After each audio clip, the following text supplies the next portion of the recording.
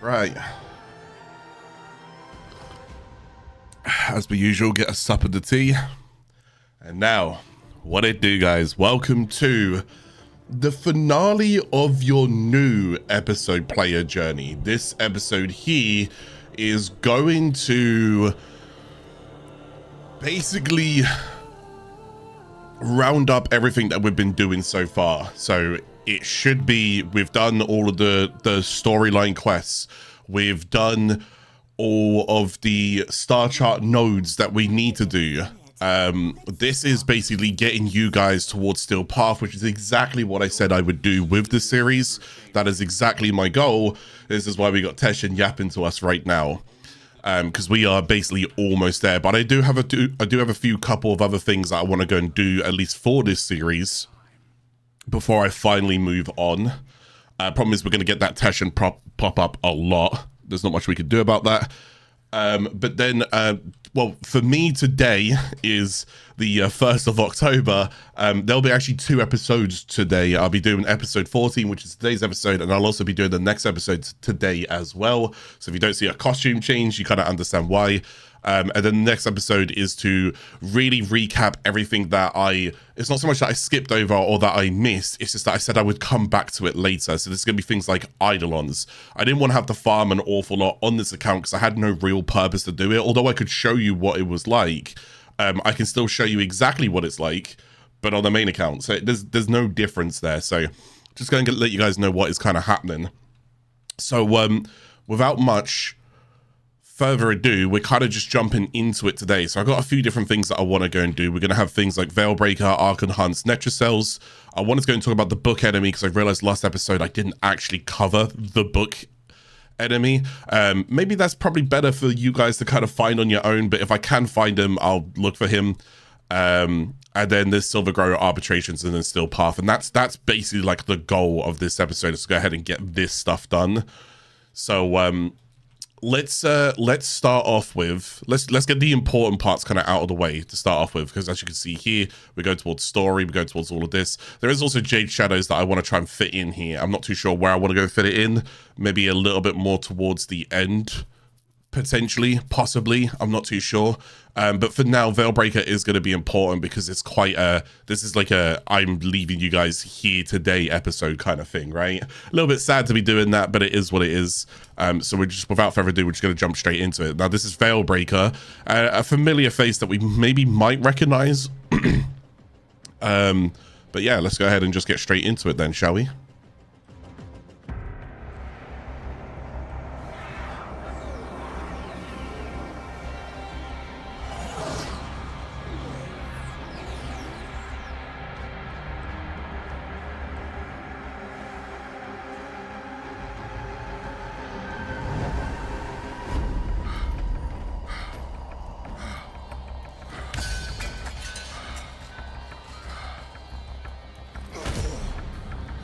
So we know these as Nama Veils from the new war. We know these as like mind controlling devices. We see a Grakator there.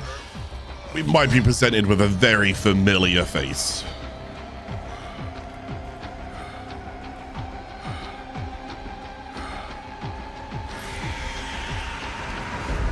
So it looks like our boy, somehow, the last that we saw of him was in the new war quests. Nora Knight keeps saying Narmer isn't dead. Someone new is at the top. All she knows is a name. Hazul. Well, guess what, Tenno? I have a lead. I detected a dot code signal broadcast from inside a Murex. It only says one thing over and over again. Need reinforcements. It's probably one of the freedom fighters Nora keeps talking about. If they made it into a Murex, they have to know about Hazul. Come on, Tenno, say you'll help. I don't know how they could add this online music to Dora at this point, because it's so catchy. I can't pay any attention to what she's saying. Under the neon lights, it's the party of a lifetime.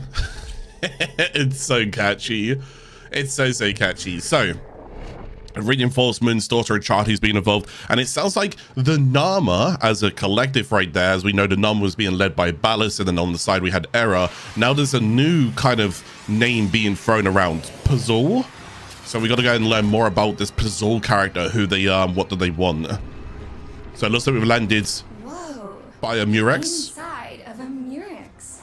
Organic scaffolds, node-based circulation. But on a scale I never thought possible. The Medusa network means I'm scanner blind in here. Knock it out, and I'll pinpoint the location of our messenger. The sentient has adapted to your damage. Is it? Because it's kind of dead. When Ballast and Narmer struck the system, I was ready to do something. Anything. But no. The family said we had to. I don't think I even need to hit these guys really, do I? Heart of Delos. I spent the entire war laying low in the Necrolisk, listening to Noranite talk about those brave few fighters who were out there doing exciting things. Not this time. So she wants to get involved now. She's done laying low. Tenno, I think that's the central hub of the Medusa network. Without a scanner feed, you'll need to figure out how to disable it on your own. Yeah, so how do we do that then? It's like we're familiar with these with the new war.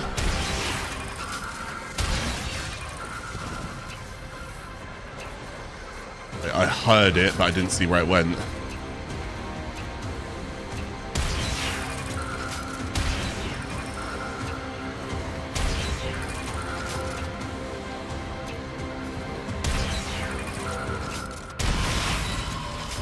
That was pretty good there, actually, because I did completely lose track of that. But I heard it go to my left. Triangulating distress beacon. There. The signal originates from the other side of the Murex. Right, okay. I hope they're not too frightened to talk.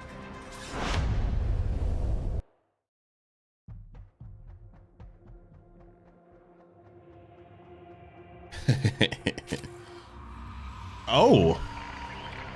Don't be afraid. We're here to call not afraid.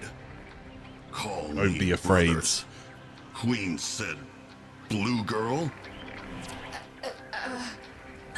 That rat? I can't believe I expected to find out who Pazul is. I'm an idiot. Call no Pazul. Oh. Excuse me? Call need gun. Find call gun. Call tell about Pazul. Of course. Call, was it? There. Marking a weapon signature. So it's actually kind of funny there. Her first words to Cole was, don't be afraid. Cole's last words in the new war that was kind of said to him was, don't be afraid. By Era. So when Katie says, don't be afraid, Cole instantly is just like, Cole not afraid. Like, no, Cole is a champion. I tried to back off there, but I'm going to take all of that damage. Blood all over. Can literally die here, by the way. I kid you not, I press back and C. Okay, we're good. Oh my god, that could have been really bad. So we know we're inside the Murex ship right now. Yeah, you need to bait those. So like I walked up to it and tried to pull back and it didn't work. And I got hit by every single one. I was like, oh, I can die here. Right, and we got ourselves a Krakata. You got your gun, and I will guide you out of here. But first, I need you to tell me about Pazul. So we're gonna find brothers. Fine, brothers. You help, then talk. Brothers? Brothers was not what we agreed to. You said gun. I got you your gun. Now tell me about Bazool. Find brothers. Then talk. Whoa, Cold Drive's a hard bargain, you know? Ugh, perfect. The field your brother is locked in is entangled with complex restraints. Get close. I'll use your Oh, signal you to can target get a different distribution weapons beam. during this as well. Call know what to do. Oh, I didn't know that. Not clear here. Okay. Armor not whole. I'll say things without like saying too much, you know? I didn't know you can get them during the Veilbreaker quests.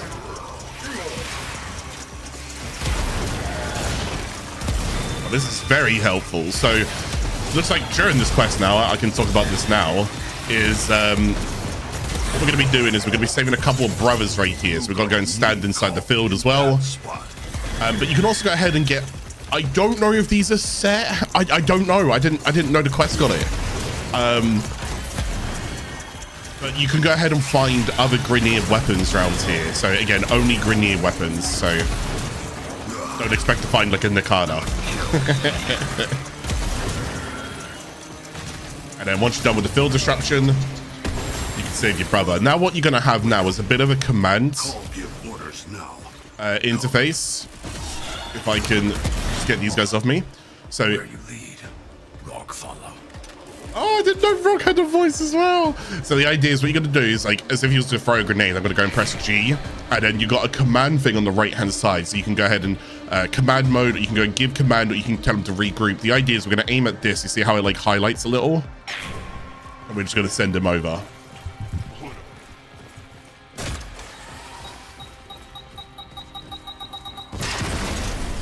Brother did good. Hold on, Rogue. Bat rats are good at destroying things. Shocking. Blue girl. Where are others? Right. Grineer have a lot of brothers. Ooh, what else did they drop We're here? not all Oh, going Jack to attack. fit I'll my take it. friend's lander. Better than a machete. Get bigger ship. Picard is so Stan's shell demanding. appears to be a Grineer dropship, but it might not even be operational. Call make work. First, find all brothers. I don't know how, but you need to find a way across. Right, okay, so search area over here. Oh, so this is how he gets this helium pack. So we can now kind of Elliot back. just move around right now. How hard could be? Call taking fire. And then we got to go and free 2 more brothers. As you can see, there's even Corpus in here as well. Call know what Veil like. Nobody deserved Veil. Dude, Cole's such a G.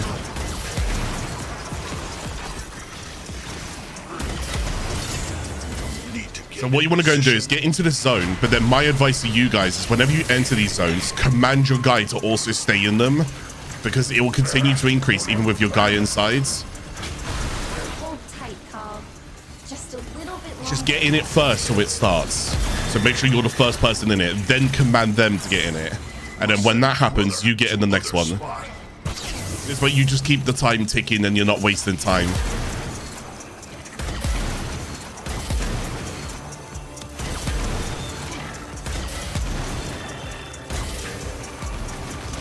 And then once this is done, go ahead and rescue this guy. You're gonna end up getting like a little army of them right now.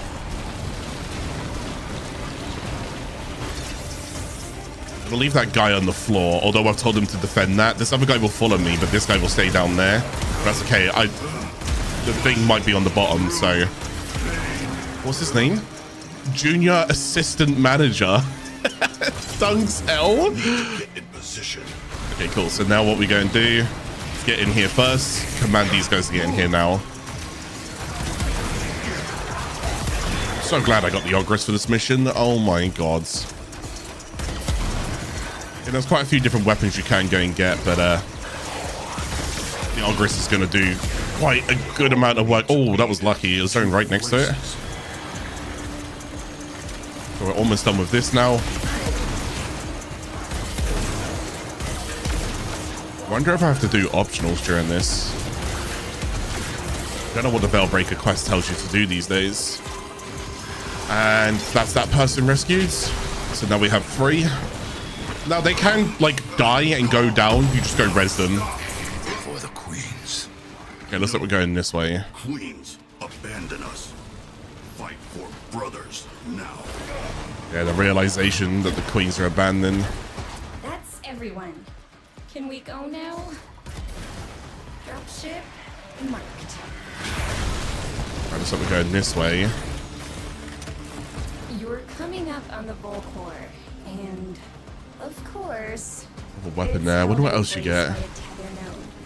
Ogress. I devised an 8-step. Oh, the plan Gorvac. to Wait, I actually like build this. security It's a for shotgun. advances. Step 1. No time, blue girl. Call to We don't actually get brothers have the Gorvac, do we? Like Warframes themselves, we don't actually get that. Anyways, what you want to go and do is see these things. They're called immunodes. The idea of immunodes, you want to go ahead and just tell them to like detonate a bomb on them. There should be 3 of them rounds here, so you're just gonna basically work yourself around like this. So again, get them to go on that one. There's an awful list over there. And then we got this one. good boom, And then whilst they do that, you just get towards the middle.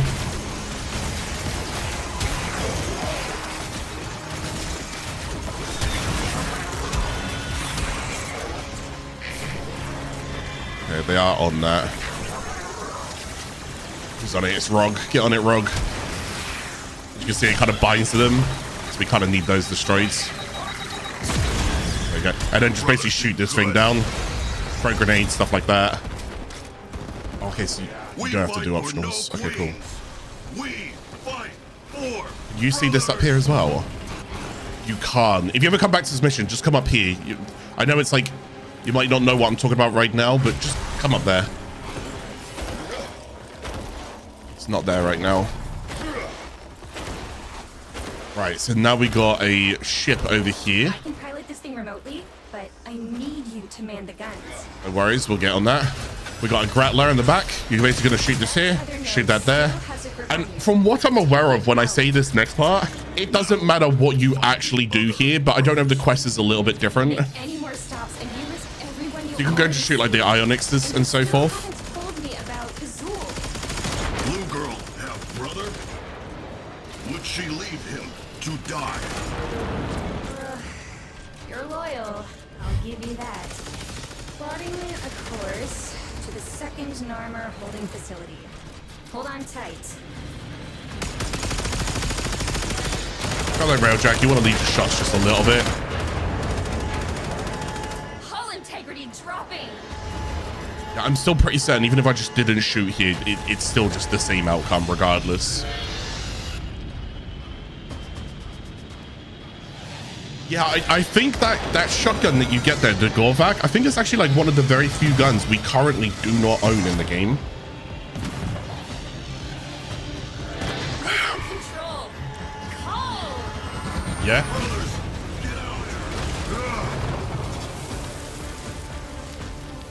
Right, so we go ahead and crash lands. We're all good. Everybody's here. About Azul. Not And now. then I'll see if there's another way to get you and your brothers. we can out. take the Grattler. You can also shoot these immunodes now rather than getting your guys to destroy them. You've now got a heavy weapon. So we're just gonna kind of push straight through all of this.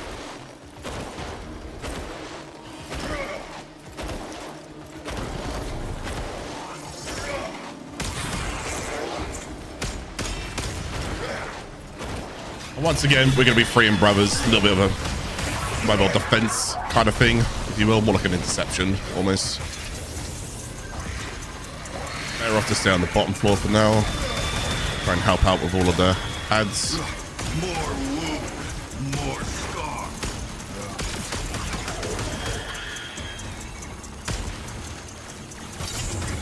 Blue girl need call in that Right, spot. get me in there quicker.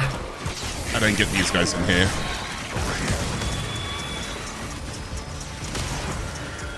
Just because you're going to be able to respond quicker than them at all points. Because you have to command them. Always make sure that you're free to move around. Pop in a second. Nice. I'm in. Call go there. Brother go there. I think they have sped these fields up a little bit. It does feel like they've sped these fields up a little bit. I swear they used to be a bit slower. Wrong one. This guy, and then one more down here. I love the title that guy has. Junior Assistant Manager.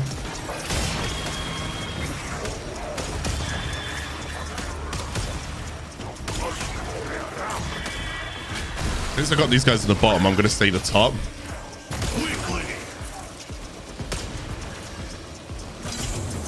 Need to get in position. I was wrong. I'm in there. Command these guys in here.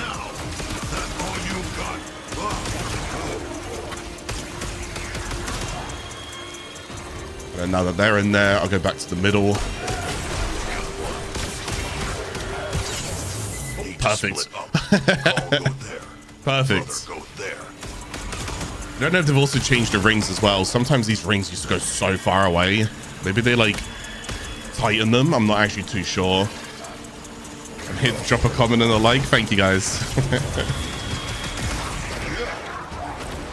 Right, let's go ahead and grab this guy. That's all of our brothers. Let's go and regroup all of them on me. Well, I've called in a favor. Get to the hangar and you just might live. Sweet.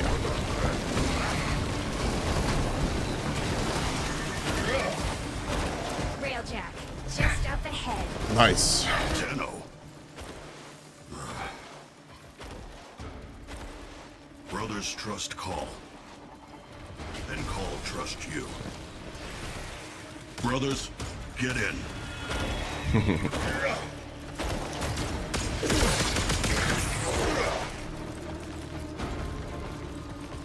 Blue girl, bring brothers aboard. Call check everything's safe. We good? Oh, okay, cool. Cool. Okay, cool. So, we just get straight into the ship. And who and what is that?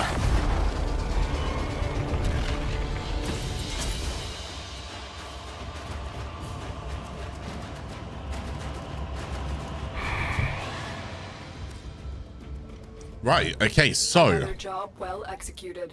now Veilbreaker asks us. Oh, This is Blue Girl. Did my friend get you all set up?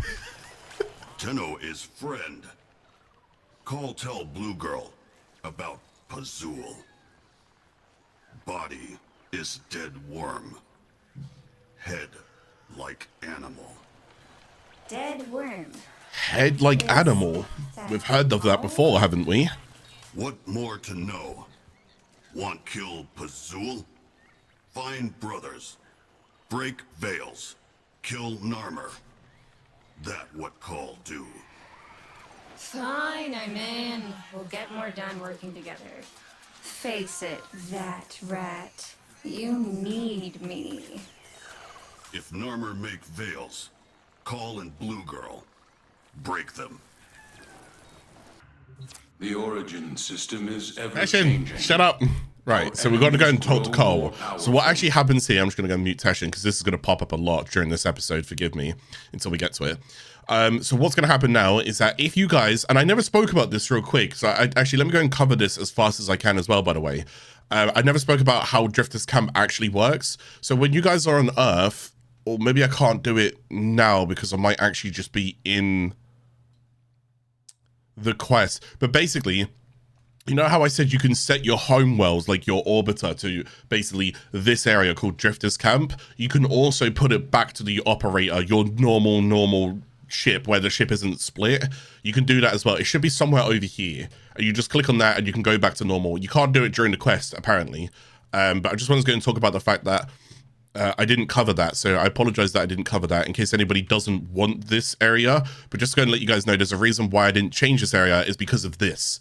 So now inside Drifter's camp, you will also get a little settlement over here, and there's Cole inside Drifter's camp hiding out. We're giving him some shelter for now. Who helped Grineer today? Not Queens, not Vahek. Tenno Not and Vahek. Blue Girl help brothers. Maggots. Other brothers still have Veil, so-called break. This camp little, but soon it get big. You see, Call not afraid, and now Call not alone. Hey. And that's Veilbreaker quests. So basically what's going to happen here now is you have now unlocked Cole for this area. So it's a nice short sweet quest, which is great. But if we now go talk to Cole, we actually now get a weekly mission. Okay, it is a weekly mission. Every week this can rotate. Now I say the word can because let me explain how this kind of works, and they've changed it since when I first did it, so I could be a little bit wrong with what I say. I hope I'm not, but let's try and go over it. So when you complete Operation Veilbreaker, you allow Cole to go and be within your camp, and you can go ahead and do Cole missions, right? And like I said, what happens here is that if I don't do this mission this week, when next week rotates, if I didn't do this mission doesn't rotate.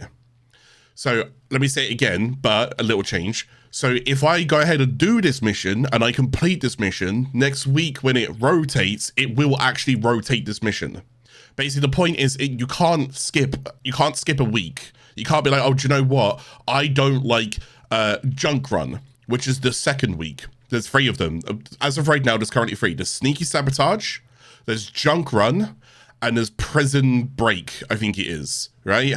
And some of them are more likable than other ones. Take your time with them and so forth. But just to realize that you can't say, hey, do you know what? I'm going to skip Sneaky Sabotage and just get Junk Run next week. No, you've got to do Sneaky Sabotage this week. You don't have to do all of the challenges. I believe you've just got to complete the mission. But if I was you, I would try to do all of the challenges. So my goal right now is to get every single one of those challenges. It could be random for you guys. It's random for me right now. I'm going to do all of those and show you what I would do and where I go with them. Okay? Now, keep in mind, I already have guides up for all 3 of these. But again, that was when they were released, and nowadays they've been improved, and some of the challenges have also changed. So for example, I want to be deathless. I need to go and blow up 10 enemies with grenades. I need to go and remove 5 veils. I need to go ahead and freeze the Arachnoid 2 times. I need to go ahead and collect 5 gene stamps, and I'll show what that is, and I need to go get 5 kills within 5 seconds. Actually, not that bad, pretty obtainable. Let's go ahead and start missions. Let's go and do Sneaky Sabotage. And like I said, these are Cole missions, okay? Which means you are playing as Cole. This is a weekly thing that you can go and do. It used to be an Endgame weekly thing to go ahead and do because he did used to go and have Archon Shards tied to him. But now Archon Shards are not tied to him, which is honestly kind of great. I prefer that they're not. I'm going to try and show you a few other things that I'm going to predict that you guys might get. Okay, I'm going to predict some stuff for you to try and help you. So if you don't see it right here, I'm going to explain that you don't see it, but I'm going to predict that if you get it, I'm going to help you right now, okay? Just because I did this a lot. I did this every week for multiple months on end, okay? So we go ahead and activate this, and we get into these cameras. Now I'm going to show you something about the cameras that's kind of cool if you're on mouse and keyboards. You do WASD to move around, yeah? But also, if you use the directional controls, you can also move around. You can actually move the camera. See how quick that takes? Now, if I use W and up arrow, yeah, together, now look how quick that is. As in, I can move the camera way quicker. Now I'm going to do just one. So you can see I'm just doing one hand. Now, if I do it again, directional. That's me doing both my hands right now on the up, down, left, right arrows, plus the WASD arrows. I don't know if you could do this on controller, but I wanted to go and show you that if you just want to go and get through it nice and quick, look how quicker I can move that camera when I'm doing both of my hands. Whereas if I do one of my hands, look at that. Just a little way to go and speed you up. Anyways, so what can happen here, the idea is that all you need to go and do is literally just click on this and it deactivates the barrier, right? Here's the thing. Sometimes you might go and have to find these like secret kind of glyph type symbols. I believe one of them might be like here or something like that, or it's here. Have a little look around. It's normally one of them is on the first camera, so that's this camera. So I think it might be up here. So normally when the camera starts, it'll be out of the way because you can't see it, so you need to kind of like move up or something, or it might be somewhere here. It's somewhere here, okay? Anyways, let's go and just left click here. We deactivate the barrier. Now in this area over here as well, all we need to go ahead and do is we are looking to basically pull this barrier down at the back. Okay, so there's 4 things over there, and we're looking for these kind of wires. They're called magna locks. So if I left click that, one of them has gone down. Now there's no other ones that I need to go and do here, but again, have a little look on your camera if you need to. Just look up, down, left, right, so forth. Now the other things you can go and do here is then open up this room if you want to, but you should do because there could be gene stamps in there. So go and click on this. That's going to open up that room. So remember, it was this, and then straight up into this camera, which is now going to change the view. There's me in there, and then I'm going to go ahead and deactivate this barrier, which deactivates my door, which allows me out. Okay, and again, that should be really all you need to go and do here. There shouldn't be anything else. Okay, so now that I've done that, now you also might go ahead and find something called here we go. Okay, that's cool. So that's stock. That's the currency that you'll be kind of earning throughout these missions, called the Coal missions. It's called stock. Stock is a currency that you'll be using on a shop later. As of right now, we don't have the shop, and I don't even know when we get the shop. So, but if you find stock, it's a good thing. Try and look for it. I think you can get 10 stock. So it's actually 5, but they come in increments of 2, if that makes sense. So basically, there's 5 2s. Okay. There's 5 of them to find, but they're all worth 2 each. So you get 10 total. I don't know if I explained that well. Anyways, other things that you can go and do is you can sometimes have to go and find like K drive pieces, and there'll be like blue tints and shines. One of them could be up here, like right here. You can also go and have a little look there. So you'll see like it's muscle memory to me at this point. Like I could do multiple challenges if I wanted to, just coming in here because I know all of the locations. It'll become muscle memory, okay? So what you want to go do here is we're going to go and check up here. Whoops, didn't mean to melee there. We're going to check out up here, and it's normally a gene stamp, or does this guy have a gene stamp? He does not. Now, in order to go and get a gene stamp, where is it? It's, oh, my camera's in the way. It's this one here. It says collect 5 gene stamps. The gene stamps are set weekly to which ones that they also are as well. So even if you failed the challenge because you missed 1 gene stamp, you can redo the mission and you can go and collect the ones that you kind of just basically did in the first place anyway, so go and like accumulate them. So it's okay. So basically I checked this body, there's no gene stamp here. Believe me, you'll know there's a gene stamp, it'll pop up. And then you can just run around, do like a little loop like that, you're done, okay? So now what we're gonna go and do, let's go down here, stealth attack this guy. He's dead, and you want to get straight, so remember when you come down these stairs, it tells you to go in there. Don't go in there. Go to the right. Go here. Click this. Do your coal hack. Your Nama hack. Lovely jubbly. Now that you've done that, now you're going to go in here, okay? I'll show you why, because that raises that platform. And now that we're in here... Oh. Oh. Okay. Oh, interesting. Okay, cool. Chipper! Go wait by ship. You, the face like a robber's dog. That thing on your wrist's a mucking threat, you weapon. Give me 10 minutes with it, and you're less likely to declose someone's head with it. Oh, me face! Okay. That's Chipper. We need him for later, so that's good. Okay, so again, we're having a little look. We're doing some things to actually remove one of the Veilbreakers up there. Anyways, so we're gonna go and click on this, and then what's gonna happen here is that because I lifted this platform, you can see that this wire was actually going in here, which is also part of the magna lock. So now we got 2 done. Okay, you can go and do that. Don't do that for now. Just reset 1. Just ignore that, and you'll see that there's also these deacons around. So what we're gonna do now is we're gonna come out here. And then my suggestion is to go this way, okay? Now, if you do see these guys, you can just go and throw your 3rd ability, and you'll kind of just knock them, like, unconscious, per se. Now, if you're looking for K-drive parts, sometimes it can be here, K-drive parts. And then what you're going to go and do is basically just drop down here. If you're looking for something called Chipper's Tools, they're normally down here as well. So you can find Chipper Tools here. Gene Stamp here. There's not one there. We're going towards this part here. Gene Stamp here, there's not one there. Narmer Veil here, there is one there. Throw the 3 at him. Remove Veil. Hold down your button. And let me talk about this button again, just in case you guys missed it in some of my previous episodes. If you guys go towards options and go towards accessibility, you can have this thing called repeated button presses. So instead of me having to mash E to take the mask off them, you can actually change that to hold. If you change that to hold, now you just got to hold E, so you don't have to mash it anymore, okay? It's a good quality of life asset because you will be removing these veils quite a lot. And then there's normally nothing in that room, I don't think there is, and you can't go that way, so there's nothing down here. So I like to go underneath into the grates, and there should be another... There isn't another guy here. No, that's fine. There could be a guy there or a guy here, but there's none. We go through there. Now there's a gene stamp coming up to my left. I can see it on the mini map. There's like a loot icon over here. So as I get closer, there it is. They're like dog tags on the ground. See that? No. Oh, they've actually, so they didn't have that originally, which is really good. So there's another guy here. We grab this guy. Hold E. Lovely jubbly. So we're currently 3 out of 5, so we're already looking really good. Don't take this elevator up. You don't need to. Just come over here. You're going to go and do this hack next, okay? This is going to lower these things here because this is important, okay? Because we need that Magna Lock. So there's a Deacon over there. I'm just going to run past him real quick. Make sure that door closes behind me so he can't see me as I do this. Right, that's 4 out of 5 veils. And there's also some stock there. He's going to chill there. I'm going to do this to him. And there's another gene stamp just down here behind this. So we're going to grab that. And then he's down. I'm now done with this area. I'm going to move out of it.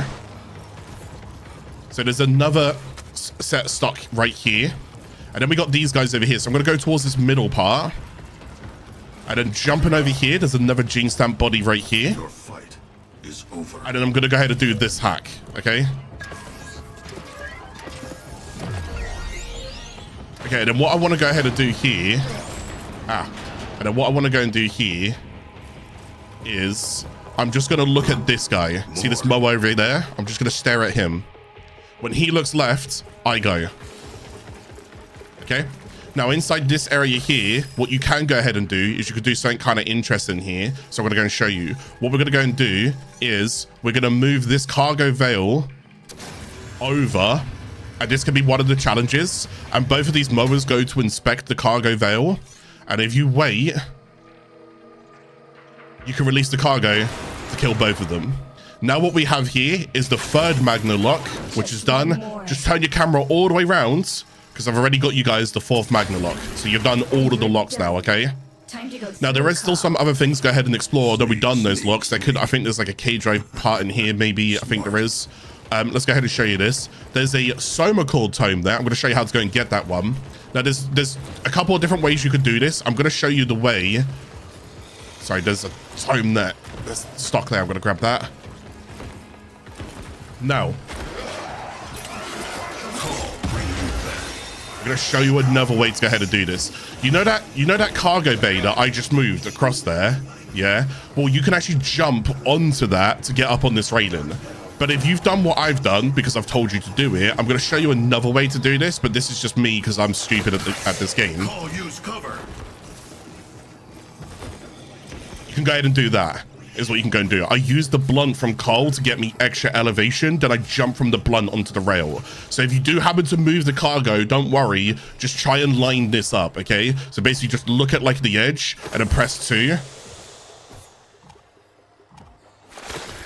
Okay, you can't do it on the rail, but that was the example. Anyways, we're up on the rail. And the reason why you want to be up on the rail is because normally there's this guy. We go and grab this. That's already an extra 15 stock. That's great. And then what we're going to go and do is go over here. And look, there's the Soma Cord tome. And boom. You only need this one time. So once you got it once, you're done with that forever. But the only other reason why you would come up here is for the extra Narmer Veil to go and remove the Slarshonite, okay? That's basically it. Now we're going to drop down here. Now there is only one other place that I didn't really show. And I'll quickly just cover that now. I'm just going to sprint over there. Missed him. It doesn't matter. He's not looking. It's just this little area here. And sometimes it could be like a cage drive part or something like that. I think around here. So remember when I dropped down there and I said, oh, chipper tools are down here and you go in the vents underneath and then so forth. Sometimes it could be like a part here, or I think it's like there. I think it's somewhere here. I don't know, but I normally skip this area because I don't normally have a reason to go there. What happens if those guys see you, by the way? They'll start shooting at you and they try and just basically like put the Nama veil on you and try and like, basically, you're still fine. You could carry on. You're just making your mission last longer. So if you do get spotted by them, throw it at them, okay? Now there's 2 mowers down here, so I'm just looking to see the position of the mower. He's looking this way, like that. So we're gonna use these boxes, and I can see on my mini-map that he's turned around. This allows me to kind of get in there and kill him quicker, because if I don't do him like this, then I have to do him another way. So there you go. Nice and easy. I can just stealth kill those 2 and move on. You don't have to stealth kill them if you don't want to. Deacon stays on the right hand side. I'm just going to jump on these boxes to go to the left, like this. And then I'm up on here. I'm going to quickly go and just stealth kill this guy. But I'm not going to continue forwards. I'm going to come back on myself. And then I'm going to look behind this box. And sometimes there could be a gene stamp in here. As you can see, another dead body. Okay, but there's no gene stamp there, so we're good to go. Now there's more stock here, and this should actually be the last bit of stock, I believe. Yeah, that should be the last bit of stock. Sometimes there could be cage drive parts like here, but we'll get to that part in a moment. Or I guess I could explore this part now. Should I explore this part now? No, I'll do it. No, I'll do it in a moment. I'll do it in a moment. Let's go upstairs. And then we're going to go into this section here. And I'll just show you how this works. And I'll show you the smoothness of it, okay? So what's going to happen is you're going to activate the combo counter. And what you're looking at here is you're looking at these symbol keys, okay? And these symbol keys need to correlate with symbols that are actually scattered around. And you'll kind of get a rough idea of positioning. Once you've got all of these correlators, you're going to go and click the middle run boot extract. I wish they would stop talking. Anyways, the way that I basically go ahead and do this is I go left first, right? So I go left, I go into this camera, and then on this camera, I look up here, I activate this key lift down, that's going to show me one of the symbols, and then I look for the other symbol, which is that one there. So then this one, I go ahead and change to that matches that, and then that one, I go and change to that matches that. So then that's 2. Then I switch over towards this camera, and then I go ahead and activate that drone, switch into the camera over here. Then I go ahead and look here. So this is this one, and this is the back one. So I'm going to change that to that, so that matches that. I'm gonna go back to this camera because I was waiting for the drone to do this part also, because we wait for the drone's gonna get things done, and then that's gonna change towards that one there, and then I can go and click this, which is the boot sequence.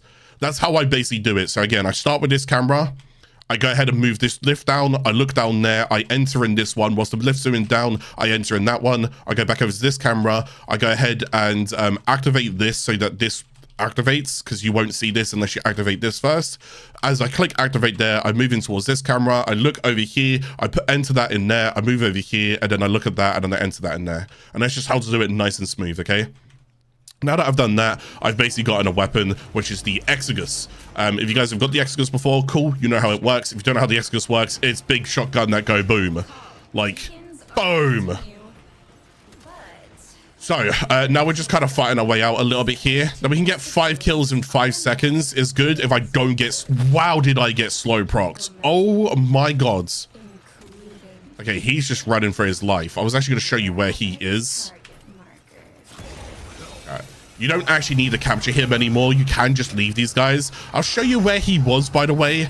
But I think he got... When they get startled, they run.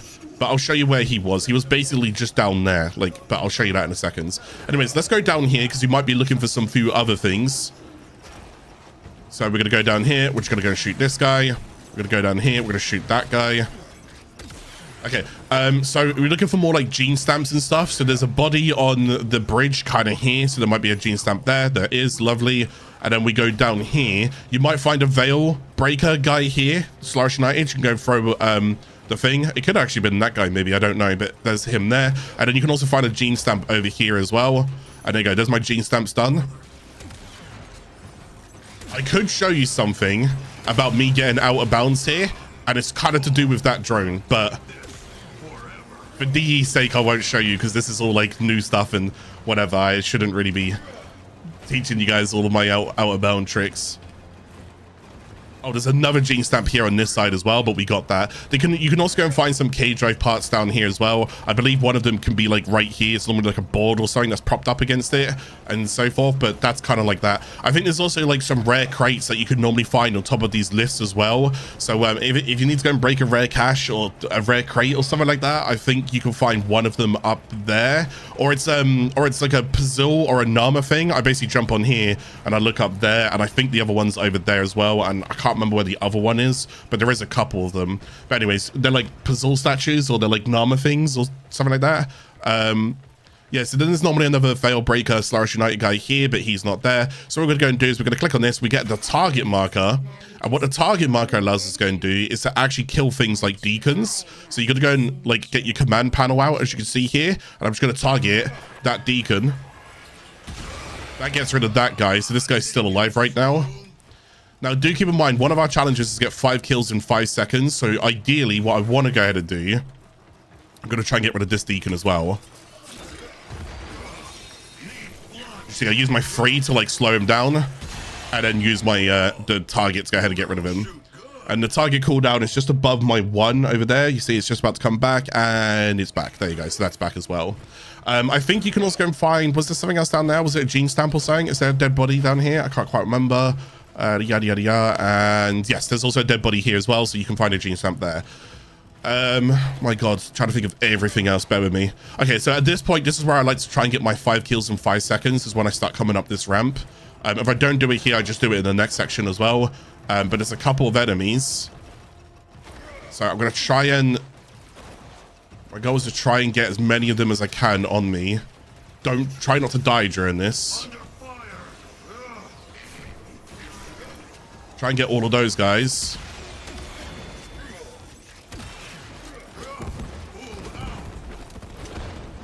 Don't know if I got it. Got about, yes, I got the 5 kills in 5 seconds. And also remember, I need grenade kills as well. Oh, I forgot all about the grenade kills. I might not actually get that challenge done.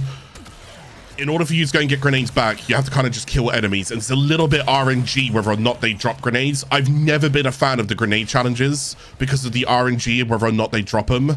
There's a grenade there. Get rid of the deacon. So I'm going to try to shoot him in his legs so I don't kill him. Oh, okay, that was a terrible jump. Yeah, I kind of deserve to die there. I'm not going to lie to you. That jump was so bad. I timed that awfully. So yeah, so there's the guy. That's what I was talking about. Are these guys all done? Okay, cool.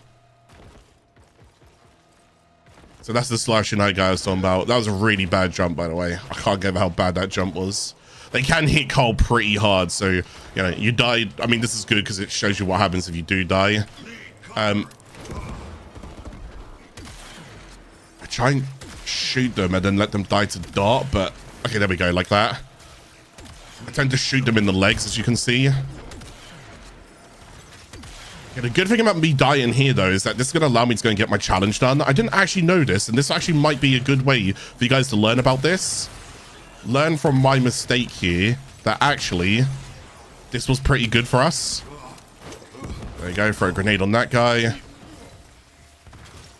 Yeah, genuinely, me dying is actually going to help me get that in one run because I'm not going to have that many enemies ahead of me.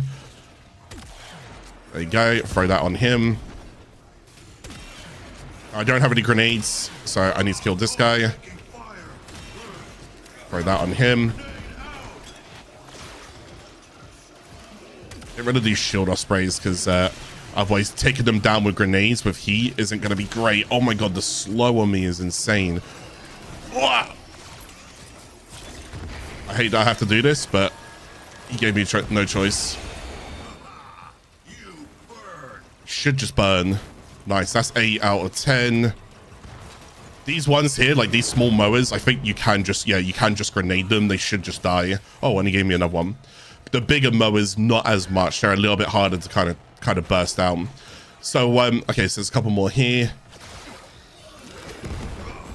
As long as I don't die there, I get that. I go ahead and throw this on this guy. At this point, if you don't need like any kills or anything, you could ignore all of this and just run and sprint through all of this section. The way that I normally sprint is as soon as I come up from that ramp over there, so you're like here and then there, I basically just, oh god, there's another.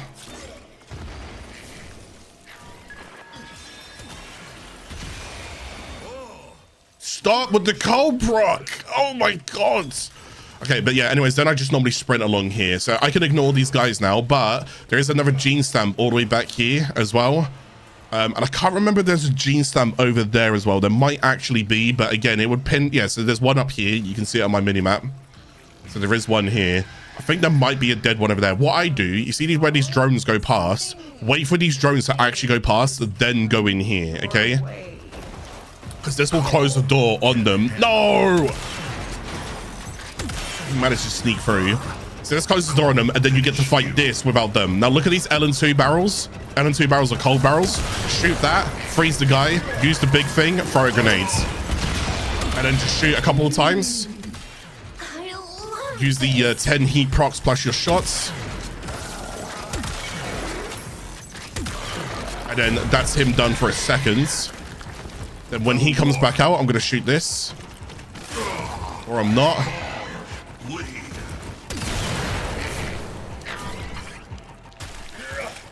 Oh my god, the fucking cold procs are insane! Oh. Anyways, I like to go and just sit in these. Okay, or I don't. Have they changed him? Normally you can just sit. Wow, wait, he's actually insane. Have they buffed him? Normally I just sit behind stuff so he can't get to me. It feels like they've buffed him, I swear. Everything going. Whereas if you want to, just keep running away and keep kiting.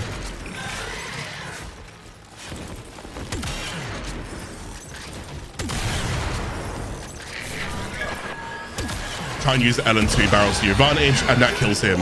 Now, sometimes you have to go ahead and do, remember those like, oh, I didn't show you any of the other ones, the secret codes, but sometimes you have those secret codes. Remember in the first camera where I said there might be like a code type thing? But when you go and do the codes, you can go ahead and loot this locker. Forgive me, just whenever you're on cameras and so forth, look for the codes. So you might have to go, you have to redo this again because I didn't do a good job of that. Now, unfortunately, I'm not going to get the incomplete one because I did die during this mission. But as you can see, I did everything else. And when you get quicker at doing this without like yapping like I am to you guys right now, see, I took 23 minutes. Now I do this in about 6 to 9 minutes. Like I blitz through here and just get all my challenges done because it becomes muscle memory. So no, it doesn't take too long, okay? Doesn't take too long. Now there are other missions. There's Junk Run and Prison Break. Prison Break takes a long time. Even when I'm blitzing through it, it can still take me over 20 minutes. It's like, ugh, it's not the nicest. But anyways, we want as much stock as possible, okay? So we got the challenge stock and we got collected stock. Now if I do want that last bit of challenge stock. Tenno, you must seek me out to walk the steel path. I will be waiting. Talk about that in a second. Oh, I didn't realize it was a segment. Am I going to need Plat to rush it? Okay, so now that we come back here, we can also see that we also got this guy over here. We'll get to him in a second. Let's talk back to Cole. We've ranked up. Solaris. And as we've ranked up, you can take whatever you want here for free. It's just for free. So take whatever you want. Let's take this. Oh no, wait, you don't even take, you get all of that. That's fine. Okay, Cole, stop talking. So basically you can see now if I wanted to go ahead, so I know that I've completed this mission. Next week when it rotates, it will rotate off this mission. It will go to a mission called Junk Run. Now unless, and it could be subject to change, now unless it does change, it goes Sneaky Sabotage, Junk Run, Prison Break. Okay, when you do Prison Break, it goes back to Sneaky Sabotage. Okay, anyways, that's how that run works. If you want to go and get ahead and get all your stock, go ahead and run it again, don't die. Okay, but again, that's all I need to do now. So learn how to speed run that, okay? Anyways, now that we've done that, we've got stock. Let's talk to Chipper. Who handles Chipper? Carl says you're a good sort. Like Stemmer's too what bulb, but you don't kill as many people as he has without learning a little something about human nature. So, guns, bits and pieces. I also do mods, all my own, actually. Stuff going into debt when a fella's got a perfectly good workshop and a handsaw lying around. Neighbours did not like the screaming, not one bit, let me tell you. Tell you how I got my head off sometime. There's a story. Anyway, what can I get you for? What can you get me for, Chipper? Now, Chipper, you are fantastic because he is a big amount of progress for your Warframe characters, okay? Now, let's go ahead and talk about, we're going to skip over mods for a second. Let's go and talk about the other things. So, appearance. You can go and get these new ephemeras right now, which are actually kind of cool. Or you can't see these ones because of, but like Fog of War ephemera. Yeah, well, okay, that's a bit harsh. You can kind of tone down how harsh it is by like changing colors to go make it maybe a little bit more, not as like pure black and pure harsh there. But there are these other ones, but these ones you need Archon Shards equipped, but we'll get to Archon Shards in a second.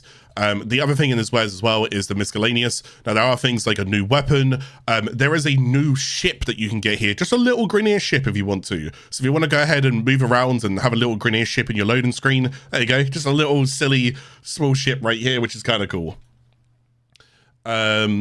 Oh, actually, this isn't the small one. Sorry, I'm thinking of Parallax. Parallax is the small one.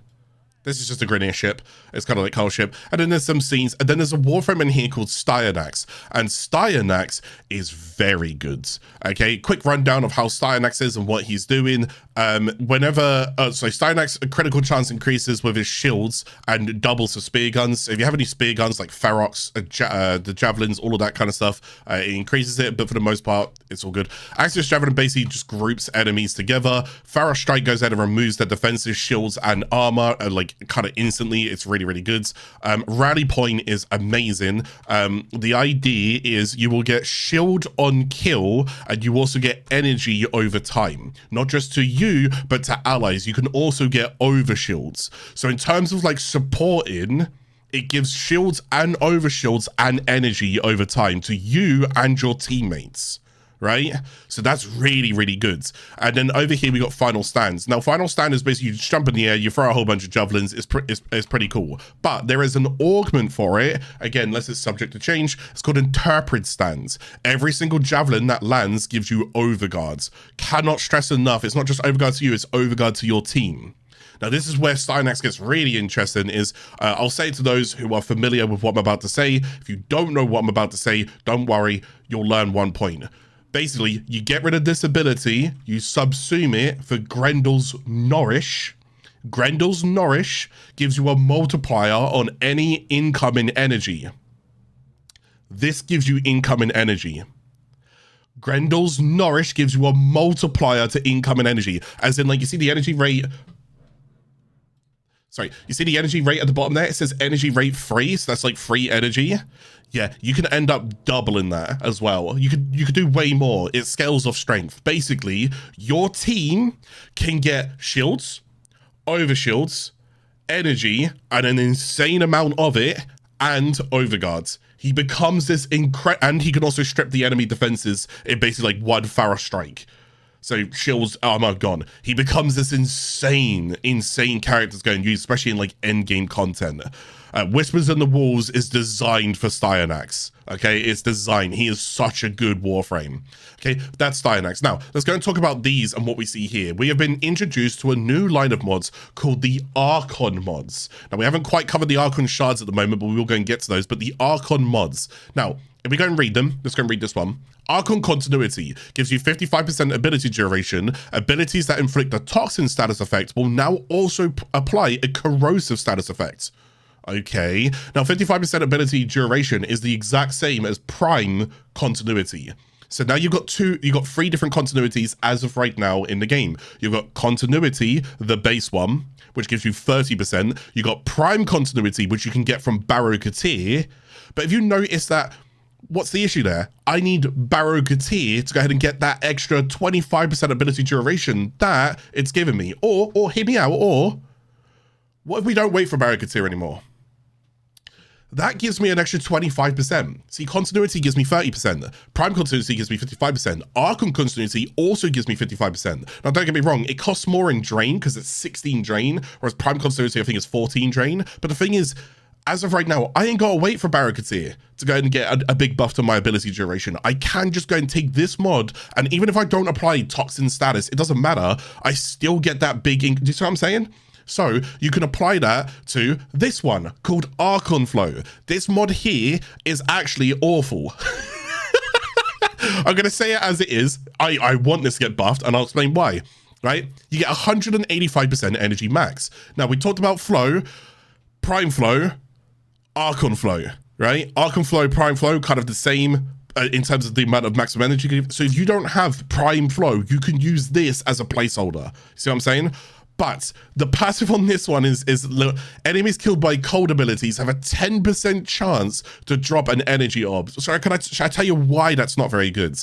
Because when you start getting towards endgame, yeah, dots and big nukes and so forth, Slash does he does these do great damage and whatnot. Maybe even like electric, potentially you have like corrosive builds, you might even have like blast builds, so forth, whatever.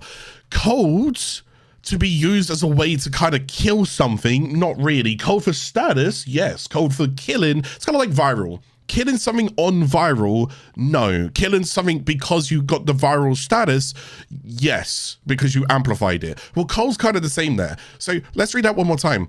Cold abilities have a 10% chance and then have a 10-second cooldown. It's a bit silly. It's a bit silly. There's no need for the cooldown if it's a 10% chance, because I'm not killing anything with cold anyways. And yes, to those out there who are like, oh, but my frost does so much damage, I bet it does. So does mine. I've got a maxed out frost. No, it doesn't though. Let's just go ahead and be real right now. The utility of the frost is way better than it is to the actual damage, okay? The armor strip, the crowd control, the debuff, the bonus towards critical, all of that stuff is way better. Cold isn't known as like a killer, so the percentages and the cooldowns here don't really add up, but anyways, just throwing that out there. Regardless, it's still 185% energy max, which is way more than your flow mods, and if you don't have prime flow, you can use this for now, okay? That's not to say that you can never use this. I still use this on my frost. I still have it. But I've spoken and I've been absolutely abundantly clear. It is once in a moon that I will notice that this has actually done anything. As in, like, once in the full cycle around the moon, I've gone, oh yeah, do you know what? That might have actually been because of Archon flow. As I've killed over 1,000 enemies. You know, that's not good. Okay. Anyways, over towards the next one's Archon Intensified. Now this one's kind of cool. 30% ability strength, but if you restore health with abilities, you grant 30% extra ability strength. So you can get 60% ability strength on an Archon Intensify. This actually makes this the strongest of the intensifies. So you got Intensify 30%, you got Umbral Intensify 44%, but it scales to, I think it does scale to 66, I think it does. But that requires 3 mods in order to go and make it scale, because you need a full Umbral set, which is very, very costly. And then there's Archon Intensify. So as a sole mod on its own, this could actually be the strongest. Here's the issue. It does say restoring health abilities. That doesn't even mean particularly at times health over time. So if you're constantly doing like hot, which is again health, you know, you got like dot damage over time, you got like hot health over time, doesn't work on weird things. Best things go and do, if you want to know like how to get more out of this, A, go to the Simulacrum and test. That's your testing arena, and test with an ability to see if it works with it. And then B, go to the Warframe Wikipedia page. Don't come asking me, I don't know all of them off the top of my head, but I'm just going to tell you guys that's how that's working, okay? So anyways, that's Archon Intensify, so it would actually be our strongest one if you can go and get the restorative health one on there. And there is an Arcane like Reconstruct, for example. I believe it might even work with that. Archon Shards, this one is actually fantastic. It's a little bit harder to kind of explain why it's fantastic. So as of right now and how this currently stands, this could be subject to change, is abilities that deal electric damage restore 2 energy over time. You'll notice that it says abilities that deal electric damage. It's a bit weird because like it can come from companions. So you can end up using like companions, like let's say like the Arc Coil on Rigger, for example. I believe that can also go ahead and transfer over to you. So although you're not actually using the abilities that deal electric damage, but your companion is, you can end up utilizing this mod to benefit from what the companion's doing. Does that make sense? It's a bit of a weirder mesh. That could be subject to change. Again, I don't know, but yes. And then finally, we got Arc of Vitality. Now, this one, out of all of these, if I had to say to you, go get one, it's this one. Lock it in. Lock it in. It's not 100% health. We don't care about that. Status effects from abilities that deal heat damage will be applied twice. What? That's almost like a faction mod. That's literally like a Rhino's Roar. But that will also stack with faction mods, and it will also stack with Rhino Roar. There's a lot of Proteus turrets, you know, her second ability, Blaze Artillery. Hildren's Blazing Pillage Augment on her third ability. I don't know. There's so many. Oh, actually, Nova is also going to end up getting heat on her first ability. There's a rework of Nova coming, so that's going to end up. There's a lot of like heat. Ember. Need I say more? Do you know what I mean? So really, really good mod. Really good mod. It gives you survivability, but the double dipping, oh my god, insane. So in terms of what I would go and pick up first, I'd go ahead and get the Archon Vitality. I'd get the Archon Flow if you don't have a Prime Flow. It's going to be pretty good there. And I'd get the Archon Continuity if you don't have a Prime Continuity. Those are still good. In terms of the other ones that you can end up utilizing, there's the Archon Stretch with Companions and so forth, but ideally grab all of them, okay? And then it's up to you what you want to go and grab in here, but grab Styanax. All right? Good? Cool. That's Chipper's Saw. All right, Gauss is also another one. Yeah, that's Chipper Sword. That's Cole. I'm done with that. Okay, but what has happened here is if I now go towards my inbox, we have now been introduced to something which is really, really important. But I also might need someone in chat in a second to save me, because otherwise this series is going to be paused, and I don't want it to be paused. So let the Archon hunts begin. Heard that you're going to start Archons now. That sounds exciting. What if I told you that Archon Shards can be used to enhance your Warframes, right? Really interesting. My brother's designed a new helmet segment for you. Build it and install it, then give it a shard to work with. Enjoy. Now, this is very interesting. We have now got the Helminth Archon Shard segment. Now, I'm actually glad I did it in this angle, by the way, because I didn't have any Enchanted Lanthorns. Now I do have them, so I got a little bit lucky there. And I actually have some Devolved Namalon. So, the Devolved Namalon, the Sporulate Sac, those are going to be coming from Deimos, I believe. The Frax Plasm comes from Angels of Zariman or like a few other areas, but mostly Angels of Zariman. It's not Lure Frax Plasm, so it's not from the moon. And then the Enchanted Lanthorns, I believe, come from Whispers in the Wall, and I can't remember if any of them actually come from Angels of Zariman. I think it might just be Whispers in the Wall, but I might be wrong on that one. So we've now got this blueprint, right? Please tell me it's 24 hours. Chat, I might need someone to save me in a second. I'm gonna have to rush this for the episode because I am not waiting on this. Is there anybody in chat who can save me? I might need 50 platinum off you. I will double your platinum. I need help. Is there anyone who can give me 50 platinum and I'll give you 100 platinum back? Can you just first come, first serve? Somebody just send me an invite. Send me an invite, trade me, and I will double your platinum. Okay, 100%. Hand on my heart. I got you. I'll have to do it after this episode, but I got you. Don't worry. Oh, dearie me. So you'd build the Archon segment and then it takes 24 hours. I'm sorry that I'm rushing things right now. Tomorrow, for anybody who wants to kind of know, like on these episodes, I've got a big day tomorrow, really big day. Kome and the 5 Fates update for Warframe releases. I've got a lot to cover in these 2 episodes. I'm not waiting. Okay, I've got this episode, and once this episode is done, I've got next episode, which I'm also filming today as well. So your boy's busy, but I'm making sure that I don't skip a beat for any of these new players, because these new players need to get in this game. All right. Wait, is it because I had that on? Sorry. Let's try that again now. I think it's because I was on solo. Anybody send me an invite? You could just invite Warframe Noob 24. And we're going to go ahead and rush this segment down, and let's go ahead and talk about it. Noah, thank you, Noah. And just bring me to a dojo if you can, please.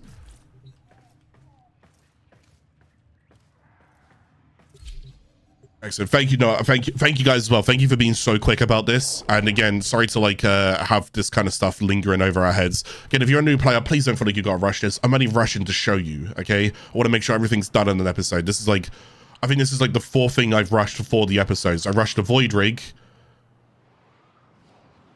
I rushed the Helminth segment.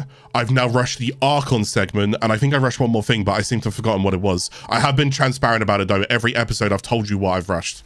Okay, I wouldn't normally rush. Okay, there's no reason to normally rush. Let me go and search by duplicates. And I will give you an ammo drum. Okay, after this episode, Noah, I'm going to write you down as well, by the way. Was it Z-I-M Noah? I got you, okay? I'm going to double your plat for you. Thank you so much, brother. I really do appreciate this. See, Warframe's got an amazing community. They help me, I help them. It's all good. Thank you, brother. Right, let's get straight into it. So we're going to go towards the Helminth section. Oh, sorry, we're going to go towards the Foundry section now. And let's go ahead and just rush this down real quick. Tenno, You must seek me Okay, out so we see this to here. walk So as you the can see, steel this is what I'm spending it on. Don't spend it on anything else. Boom, lovely jubbly. We've now got the Archon Shards segment. Now, this is phenomenal, and this right now is end game, okay? It is end game, right? So, remember during, I think it was like 2 episodes ago or something like that, I think it was, where I was showing you guys about the Helminth. Now I'm going to be showing you an extra addition onto the Helminth. I also don't see the flower from Rhino. I don't even know where that flower went. Anyways, let's go ahead and go on this. We're going to install the segment. Helminth Archon Shards segment installed. So we've got, you guys understand all of this because I've explained all of it in the prior episodes. Okay, now if you missed that episode, please go back. I think it's episode 12 or 13. It will say Helminth in the title. Okay, so go back. You've learned all of this. I've taught you everything that you can possibly go. No, I think I have. Right, this one, Archon Shards. Right. Oh my god. Never thought this account would even get to Archon Shards, so I'm so happy for it. The series has gone pretty well. Okay, anyways, stop gassing myself up. Right. So when it comes towards it, Archon Shards. What are Archon Shards? How do they work? And what can you go and do with them? Archon Shards are kind of like arcanes, right? Do you understand what I mean by that though? So Archon Shards are also like mods. My point is that mods are mods in their selective categories. Nothing else can go over where a mod can go in. As in, like, if this is accessible for modding, only mods can go in there. Arcanes are arcanes. Nothing else can go in an arcane slot. Right, Archon Shards. If I hover over this real quick, a Crimson Archon Shards gives me an opportunity to install it onto my Warframe, and I can choose any of these. I can take 25% melee critical damage, or I can take 25% primary status chance, or I could take 25% critical chance. Here's the next ones. Look how crazy this is. Ability strength. As in, if I had 5 of these Crimson Shards, I could get 50% ability strength. Without even putting a mod on my Warframe, I have gotten 50% ability strength. That is a lot of ability strength. What's even crazier is that these shards get even better as well. They have something called Talforge Shards. So a Talforge Shard is actually worth, in this case, so you see where it says ability strength, a Talforge Shard is worth 15 ability strength. Now, Talforge Shards, as you can imagine, are rarer to get. Now, you can not only, so you can still get them as rewards. I'll show you how to go and get them as rewards, because we need to go talk about Netracells as well, which is what part of today's episode is going to be about. But yeah, that's basically going to be that. Anyways, you can hover over it and you can read the rest. Maximum, if you guys want me to run down like what's actually pretty good here, I'll just run it down real quick. First 3 are okay, but the niche, ignore them. Ability strength is crazy and ability duration is crazy. Really, really good shards. Okay, next shard is Amber. Energy maximum filled on spawn is actually genuinely such a crazy good quality of life to go and have, especially if you don't have the preparation mods, or if you can't fit the preparation mod onto your builds. Preparation mod means that you start with full energy. So if you put a prime flow on your build and a preparation mods, you start with full energy when you load the mission. Or you could just put in one of these shards and get 30% of it. And again, a Talforge shard will give you more than 30%. Effectiveness on health orbs, effectiveness on energy orbs, Casting speed, brother, hello. Some abilities in this game are so long to cast and they bind you to a spot and you're vulnerable when you're bound because you're just standing still trying to cast an ability, right? Casting speed for free? For free? Don't mind me. I will take that. There's only a few ways to go and get casting speed nowadays. There's casting speed from these. There's casting speed as a mod called Natural Talent and things like Speed Drift. I don't know if there's any other mods. And then there's also Mad Array Focus School where you switch and transfer into your Warframe. You also go and get casting speed. Besides from that, I don't think you get casting speed from anything else. I could be wrong. Anyways, but then we also got Particle Velocity and that's also good as well. So then we got the blue shards. Now the blue shards are not as good on their own because health is like shield capacity is also kind of Now there are some things where shield capacity is like, yeah, but what about Hildren, Clarke? You're not wrong. You're not wrong. Hildren, there you go. Energy max is actually pretty good though. There are some Warframes that have really, really low energy and energy max can absolutely change their build. I'll give you one example, Frost. Frost has terrible starting energy. Even if you put a prime flow on him, I think you only get like 300 energy. Which is crazy when you put a prime, like most people get like 450. Some people get like 600s and he gets 300s. It's so little. So bumping up the energy max is actually pretty good. Armor, there's some armor situations where it's good. Now I won't lie to you and I'm just going to say this right now and I'm going to make a prediction. Warframe armor will change in the future. I'm making that prediction because Warframe shields changed and they kept up to date with Steel Path. Warframe armor was never updated to Steel Path. I have a solution for armor, and I still want to run it by a dev and kind of show them what I'm talking about. It'll be diminishing returns, that your armor starts off stronger, but the more that you get hit, the weaker it becomes. And you might be thinking, well, that sounds awful. No, because armor automatically right now in Steel Path is just not very good. It's just not. So there's already a bit of an issue with it. So if I can make it stronger, but it has to have diminishing returns, you'd be thinking, why? Because you can't just have passive tankiness at all points. At some point, it's got to be corroded and whittled down. If I held like a ballistic shield in front of you and you bashed it for 24 hours, do you think that ballistic shield's going to be anywhere near as strong as what it was 24 hours prior? No. Something's got to be, it's got to be whittled down. And I would like to see armor in a much stronger spot to help armor builds inside Steel Path scale and do better, but it has to work at a diminishing factor. I haven't solved the next part after that, but I still believe that anyways. And then there's health regen and so forth, so forth. Regardless, these are your shards for now. What have I told you? What if I told you there was more than these 3 shards? Stick around, we will get to that. Okay, so these are Archon Shards. Now, you might be thinking, okay, but Clarke, how do I get an Archon Shard? That looks kind of cool. I want loads of them. I bet you do, because I want loads of them, baby. They are some of the best things that ever got introduced to this game. Helminth, as an entire factor, is incredible. Also, somebody did go and say about the Helminth invigorations. I didn't really explain the invigorations. I don't think I can even get invigorations right now, but basically you can buff Warframes, like, and it rotates, like, per weekly, and you can get, like, different buffs, but I haven't covered that. I'm sorry I haven't covered that, but I don't even use it myself. I won't lie to you. I don't really like the system, but anyways. Oh no, let's keep that chat there so I can see it for later. Right, anyways. So what we've unlocked now, and there is no way in heck am I going to be able to solo this. There's just absolutely zero way I'm going to be able to do this. But what we've unlocked is something here next to Salties called Archon Hunts. Now you will notice straight away, you should notice exactly who that is. We have seen Nira. We have fought Nira. But this is actually like the true strength of Nira now. Or Nira, whatever we go call her. She's going to be so hard to take on now because, again, this isn't New War anymore. So what we've now got is a weekly mission to go and do Archon Hunts. And there is a guaranteed loot of an Archon Shard with a 20% chance that it could be a Talforged Shard.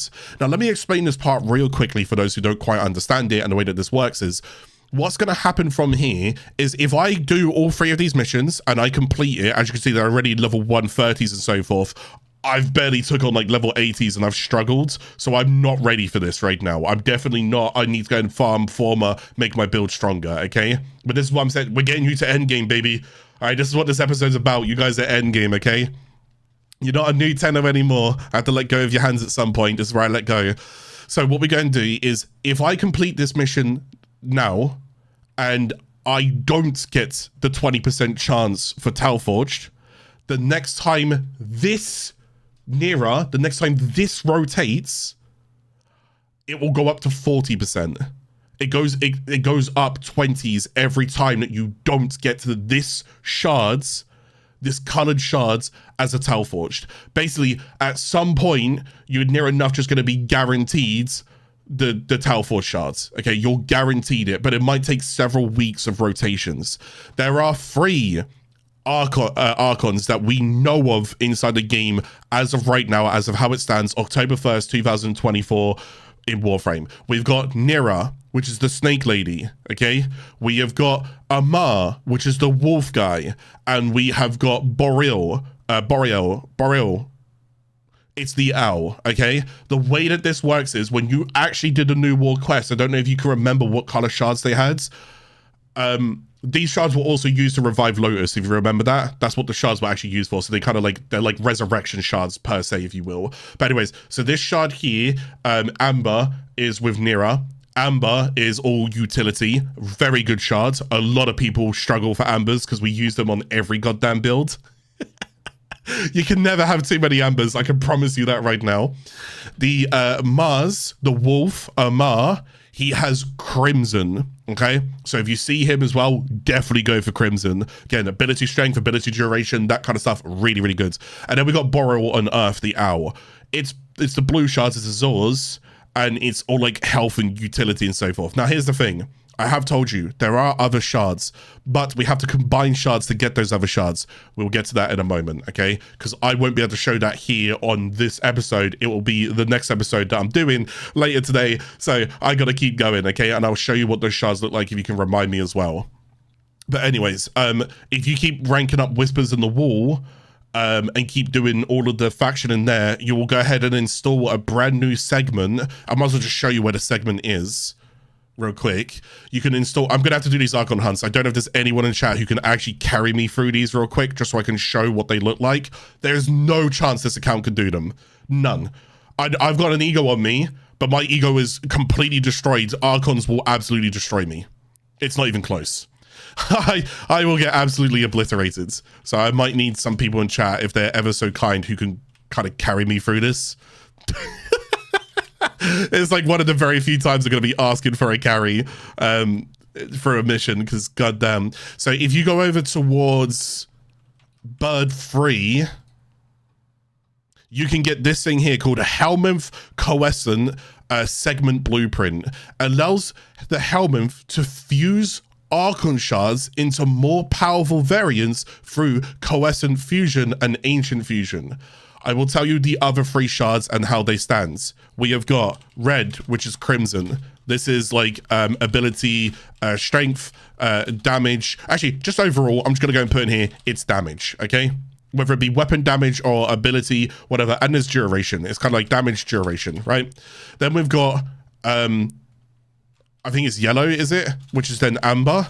And then this is kind of like quality of life, all right?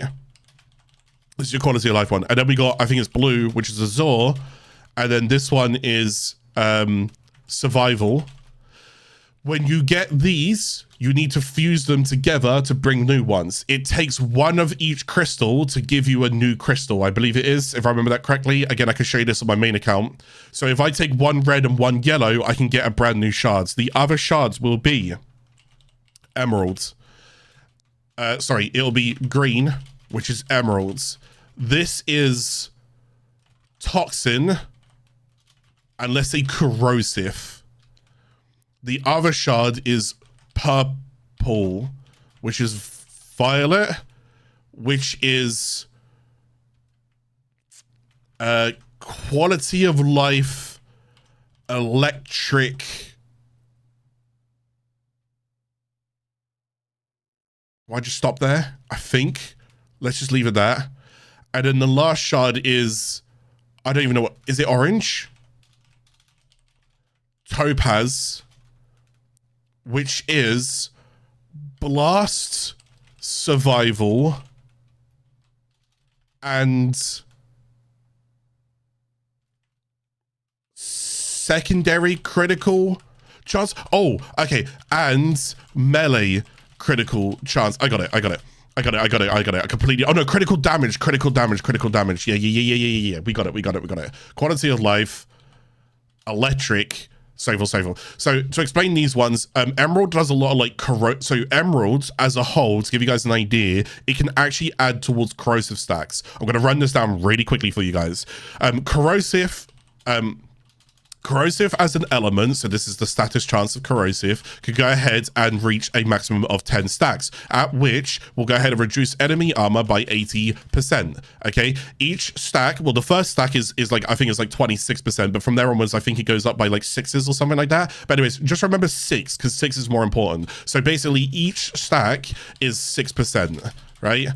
Each stack is 6%. Again, the very first stack is not 6%, because otherwise you would not get it's 80 here. Okay, I can't remember what it is. I think it's 26. I might be wrong, but anyways, each stack is 6%. Basically, what happens here is that the emerald shards can basically add towards the maximum amount of corrosive stacks. So each emerald shards, if you do go ahead and choose this option, can go ahead and give you a +2 to corrosive stacks. Now, a +2 means that at this point, I'll put it in the bracket, that would take us to 92% as a whole. So if we went ahead and did 2 times emerald for corrosive stacks, right, for a total of +4 corrosive stacks, we would end up reaching a whole new value of 104%, but that doesn't mean anything because 100% is cap.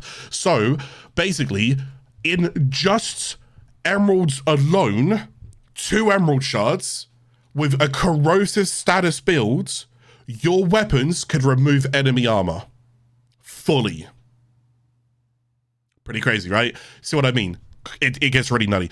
This purple one for violet, to give you an example of how this works. The first stack's 26%. Okay, thank you. So the way that it works for violet is violet, if you have over, I think it's 500 energy, your melee critical damage that you take here doubles. So each shard that you slot in, which I think is 25%, then actually goes to 50%, and then you do 50 by 5, right? Which is then 250% critical damage, yeah? Now imagine Tau Forged. You can actually bump it up. I think it then goes to like 37.5, and then that's multiplied by 2 because of the thing, and then it's like 75% each, and then you multiply that by 5, and I think it's 375%, question mark, critical damage on your melee weapons. Imagine that with Culervo, who gives you additive critical chance. Yeah, hello.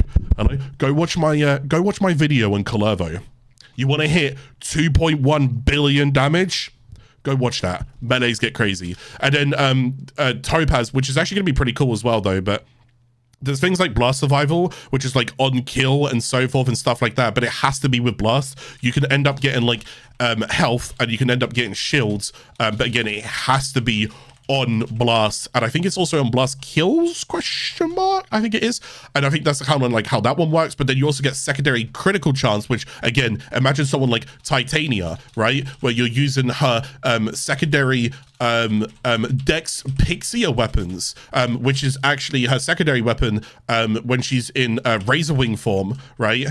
So you're flying around like a little pixie, like all of this, and then you go and take the Topaz shards, and then I think each shard goes ahead and gives you 50% scaling. So I think it's like for each kill adds 1% to each shards, which then totals, if you have 5 shards, it then totals, or five shards, it then totals up to 250% critical chance that you could go put on there. Now, it's not just Titania. What's another Warframe that has secondary weapons to go ahead and just blitz everything down? Yeah, you ready? Anybody in chat? Mesa. Don't mind if I do. Right, anyways, those are the shards, okay? Sorry that I don't have like a visual kind of thing here, but as you can see, I'm nerdy for it. So that's how they kind of break down, and that's what you're looking at as well. Is this worth getting? Absolutely. What, do I need to explain that to you? Did I not just explain this to you? Okay, go get it. What are you doing? Why are you still watching? Pause the damn video, get farming. What are you doing? Go. Okay, so that's what you want to be doing Whispers on the Wall for, is that as well, okay? But anyways, we need to go do those Archon hunts, and then we're going to come back here and do Netracells after the Archon hunts. We got a lot to do this episode. Keep the energy high, guys, all right? Keep the energy high. Is there anybody in chat who could please volunteer, put their names forward, and help me with the Archon hunts? Anybody, put your username in chat, and I'll go ahead and invite you. I need some help. Help me, please. Somebody, somebody help me get this done. Oh my goodness. Right, I'm gonna go and do Archon hunts because I want to go and show what they're like. Right, Muzz is gonna help me. You gonna log in? Thank you. I need as much help as I can get. No, you don't want to help me? Okay. That's just toxic, brother. Okay, that's just toxic. All right. If not, I'll just put myself on public anyways. So the way that this is going to go ahead and compose, I suck at Archons, I'm working. No, don't, it's all good. Don't worry. Don't worry. Yes, Alex is in here as well. There we go. All right, we've already got like a good team looking right now. You're not accepting invitations? It's not doing this again, is it, Alex? Can you just double check that you're accepting invitations? Might be on solo. You want solo? I'll try again because I think the stream would have caught up by now. Oh no, never mind. Once more.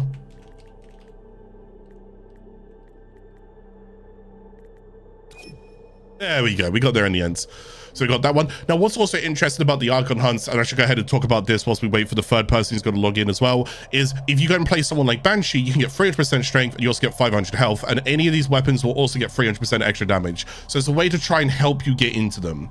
Now, take these at your own accord, do these at your own time, all right? If you can't quite do them, there is no shame. Listen to me when I say this. Each time he cleans something. There is no shame in just going public and getting yourself carried. All right, getting yourself carried. Can I just offer one thing? And I want all of you guys to hear this. One thing.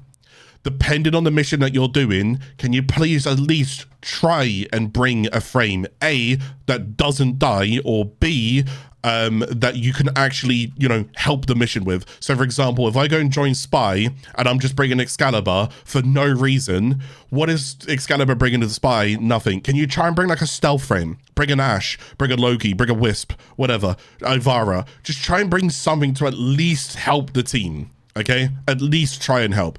So many times we'll do defense missions and we've got people running like hypothetically, and there's no like shots fired here, they'll run like Banshee, but I don't see where Banshee is actually technically helping with defense right now.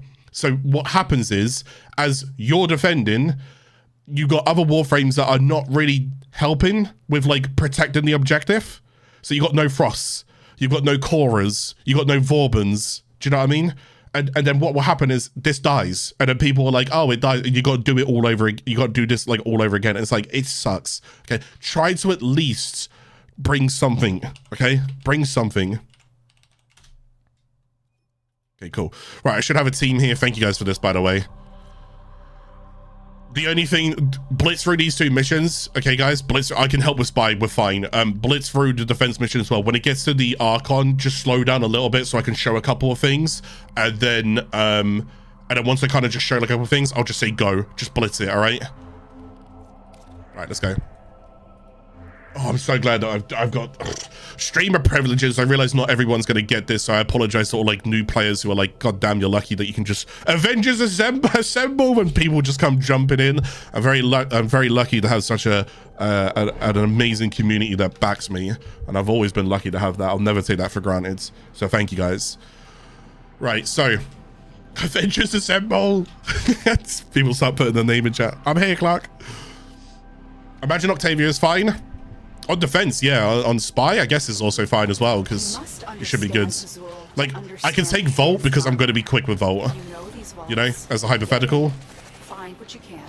Plus, I know what I'm doing here, so I'm not going to be as much of a burden. I am no mere cipher to be cracked. I mean, I'm leading right now. I'm just throwing it out there, right? Abase yourself. Oh my God, they're tanky for me. Will understand.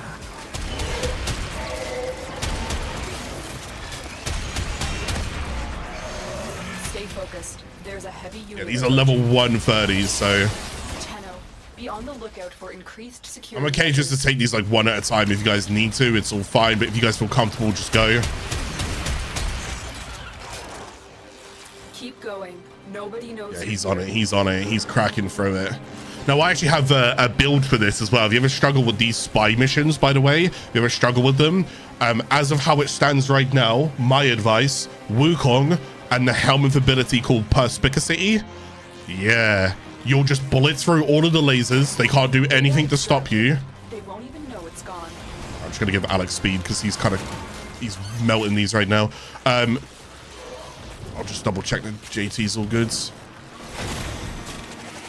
Wukong and Perspicacity can hack these Nama hacks. So you see how like he's sitting there like doing the Nama hack? If you run Perspicacity, it will auto hack for you.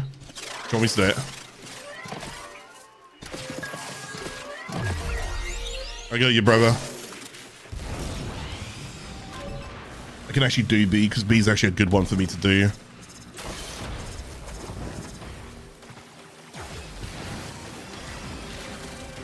It's just always a set route that I take through this. See that? Nice and quick. There we go. And we're straight in. There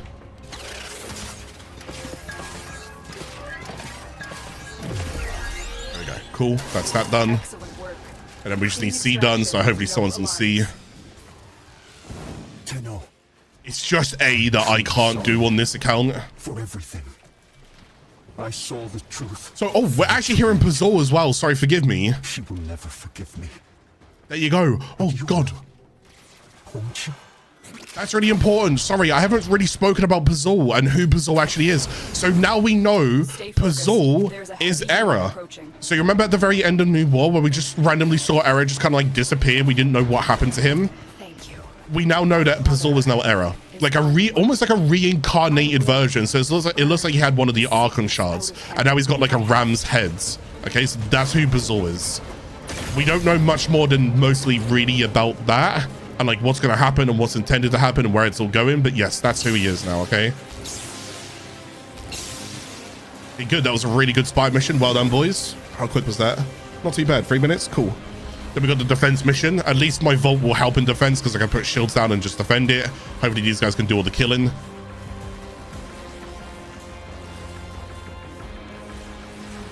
So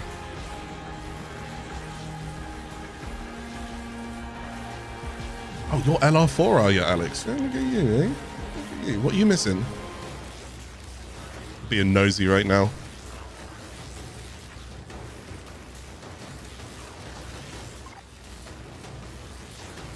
Oh, okay. Oh, that's fine. Yeah, that's not too bad.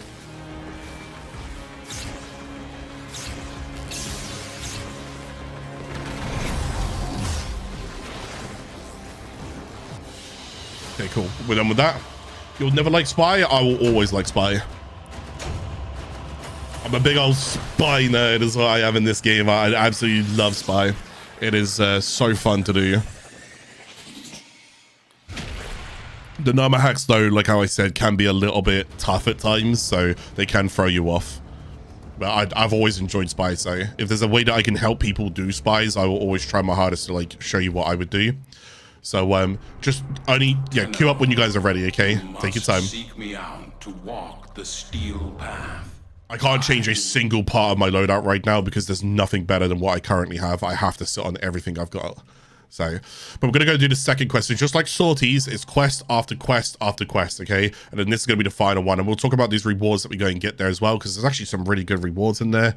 But not too far off basically being the same thing. But with the guaranteed reward at the bottom is the Amber Archon Shards. So we're going to go get the Archon Shards.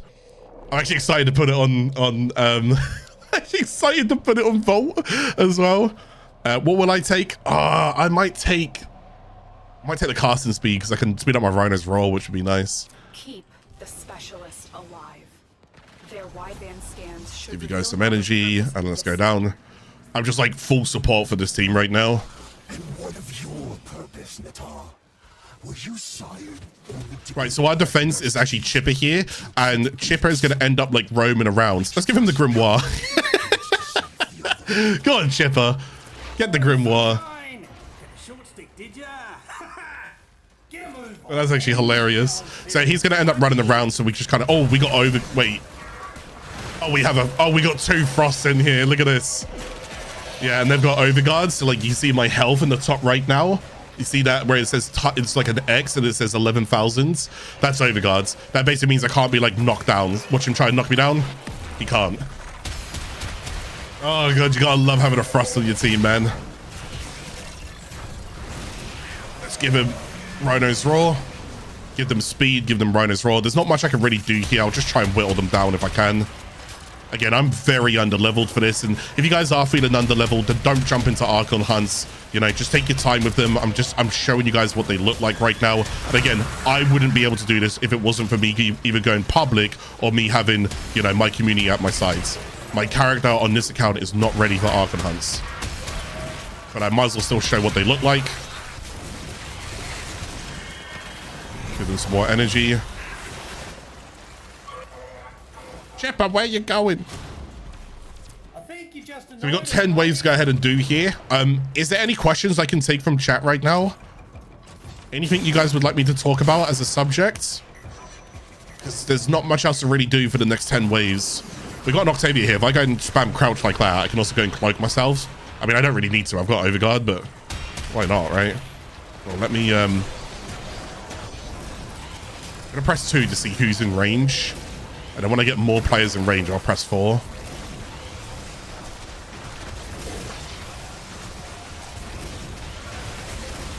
As soon as I see that that works there. So that I could go put, because I can't spam Rhino's Roar. I can't, but I can use my second ability to keep refreshing it to see when I've got all 3 people in range.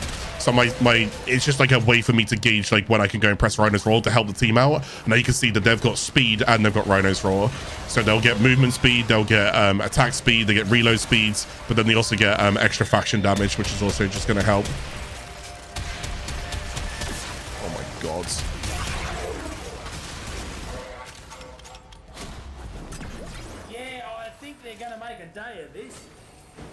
Yeah, so any questions?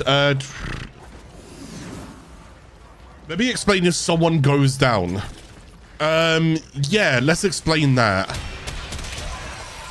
You want to explain that to me? Because I actually don't know. They're out of the mission, aren't they? If they go down and you don't revive them, they're out. It's something like that, no?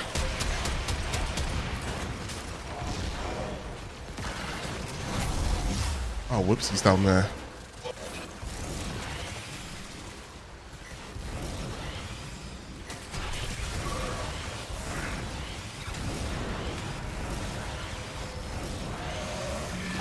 Oh, I only gave Rhino Roll to one of them. God damn it. Yeah, so I think if your allies go down here, you really do need to prioritize the res. If an ally goes down and you don't revive the ally, that ally will be kicked out of the mission. Like, that ally is officially out. That's it. You're now down an ally. That is a good thing to go and cover. Yes, I'm glad that you asked that question.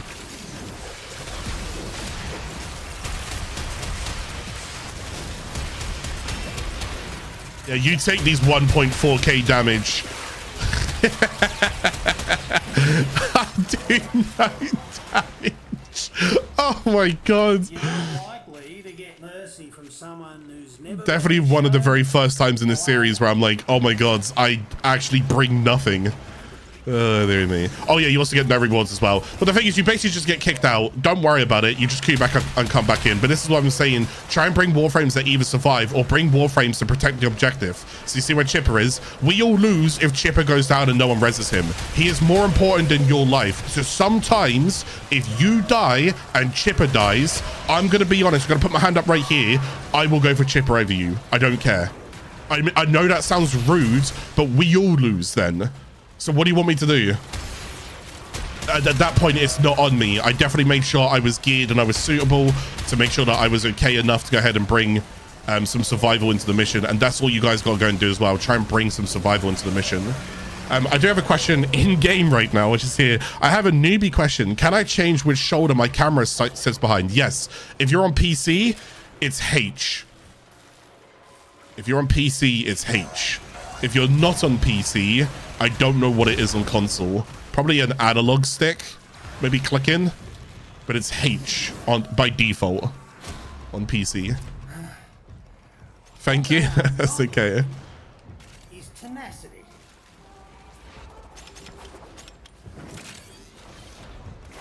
Is there any other questions? Because we still got 6 waves. Is there anything I could talk about real quick? Let's get this guy's energy and strength. It's been messing with your jump in. Oh, I see. That's okay. Wait, what? Oh, he's there. You can't on console. You can't shoulder swap on console. Wow, that's so weird.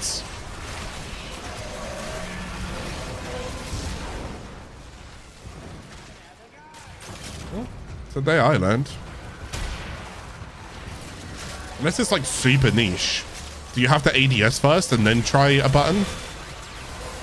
I don't know.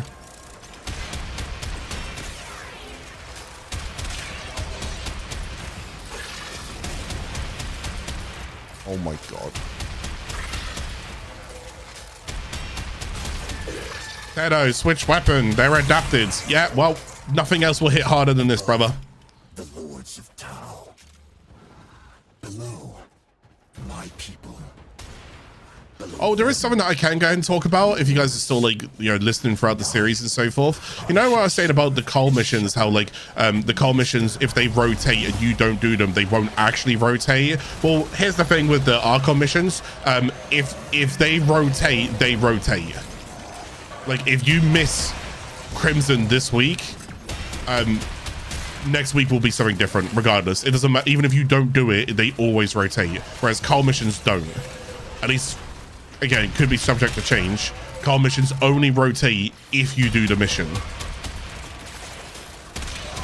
I won't lie to you, I never actually understood why that was. I guess, I actually, now that I think about it, it's probably because people wouldn't do Prison Break. They would just probably go ahead and do sneaky sabotage. But then I would argue, like, if people are looking for a way to skip something, doesn't that mean that there's a problem with something? You know? Doesn't that mean that maybe you should like re-look at it if you know that people might go ahead and skip it and just wait for a better week? I don't know. Did he just say wanker?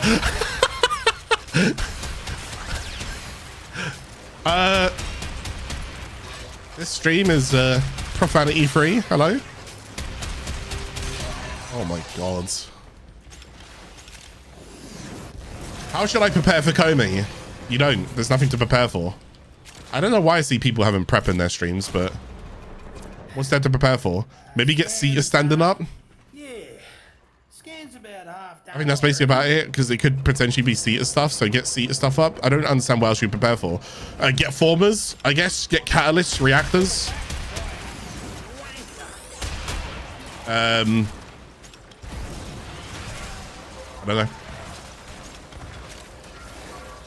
I don't know.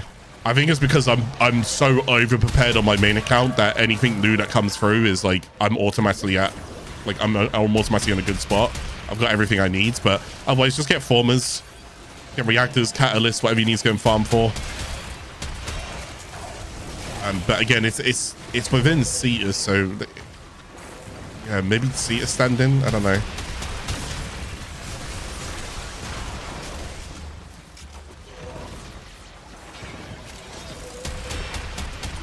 Oh yeah, actually, I mean, for companion mods and whatnot, there might be a lot of tags to go ahead and get from animal conservation. But yeah. Is Wisp Prime worth getting? Yes. Just a very quick answer for that. Yes. Wisp might arguably be one of the best Warframes. She's just too good at what she does. I don't think there will ever be a time where you look in your group and you go, oh god, I've got a Wisp. You'll look in your group and you'll be like, oh yes, we've got a Wisp. Maybe if you have 2 Wisps in the group, you might be like, okay, well that's a bit, we don't need 2 Wisps, but having a Wisp in your team is so nice. Yeah, I think if I said to people, what's your top 5 frames, I wouldn't be surprised that there would be quite a lot of people. I wouldn't say everyone, but there might be quite a lot of people, especially if I said to like, let's say you unlocked everything in the game and then I asked you, what's your top 5 frames? There'll be a lot of people who would say Whispers in the top 5. A lot of people. But if you're newer to the game, when I said what's your top 5 frames, it would be all over the shop because you're newer to the game. You haven't tried everything and got everything, you know? Am I making builds like updated Nova and everything? Yes. As of tomorrow, I go into like YouTube modes. I'm already in YouTube modes. I'm going to finish off this series today. I'm actually kind of sad to finish it. I'm a little bit sentimental. But I'm also excited for the next things. Tomorrow, I now start working on builds and Comey and arcanes and galvanized mods and everything. So I've got 5 new incarnate weapons to go and make videos about. I've got Comey builds going to do. I've got Caliban builds going to do. I've got a Nova build to go ahead and do. I'm just going to knuckle down and get them done. Okay. Gonna knuckle down and get them done.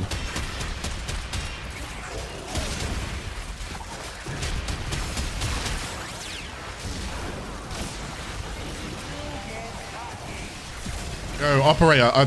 Oh my god. Look at Chipper. Look at Chipper. He needs overguard. Look at Chipper. He needs overguards. Someone look at Chipper, he needs overguards. Oh wait, he's got overguard. Wait, what am I looking at? Okay, I don't know. It's not overguard then. Anyways, he was getting beasted. That's all I know. Yeah, we're good. We're good. We're good. We're good. So always pay attention to Chipper's health, okay? Again, over anything, Chipper is the... If Chipper dies and goes down and you don't res him, that's your run done. I don't know if we have any Warframes that can heal him. Probably not. See, now they're just taking it personal. Do we know what time the update's coming out? No. What kind of weapon are you most excited about? Sicarus. Sicarus was my favorite secondary weapon for a long time. So I'm very excited to go ahead and see Sicarus. There's also new augments. Yes, we've already covered that. Where have you been, Palmer? I don't see as much these days. Any idea on what incarnates you want to take your first two? Assuming it's circuit based? I don't think it's circuit based. I don't... Oh, I see what you're saying. Oh my god, please don't be circuit based. They can't add more things to the circuit, guys. Like, they can't. They physically can't. Oh, please. No, it can't be circuit based. There's no way.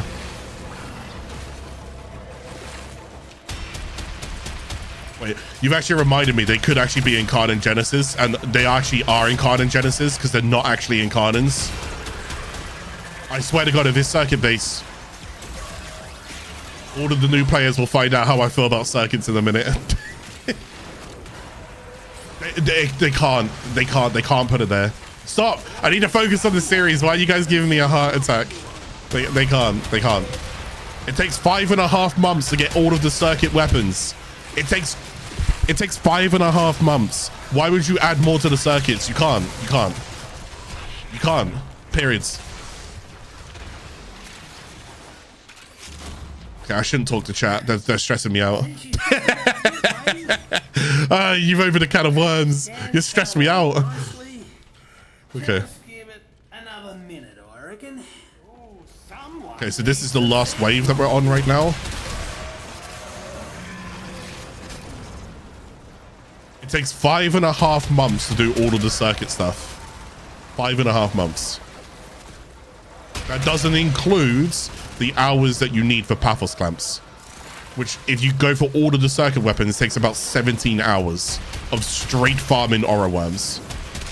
We did it. We did the math. We went over all of it. It is excruciating.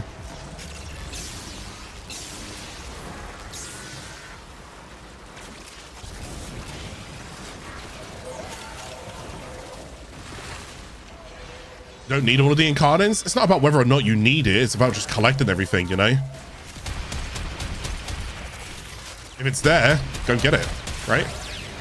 We're talking about Warframe here. Don't we just collect things that even if we're never going to use? Like, that's like the whole purpose of playing Warframe is just collecting stuff that we just never really use. Like,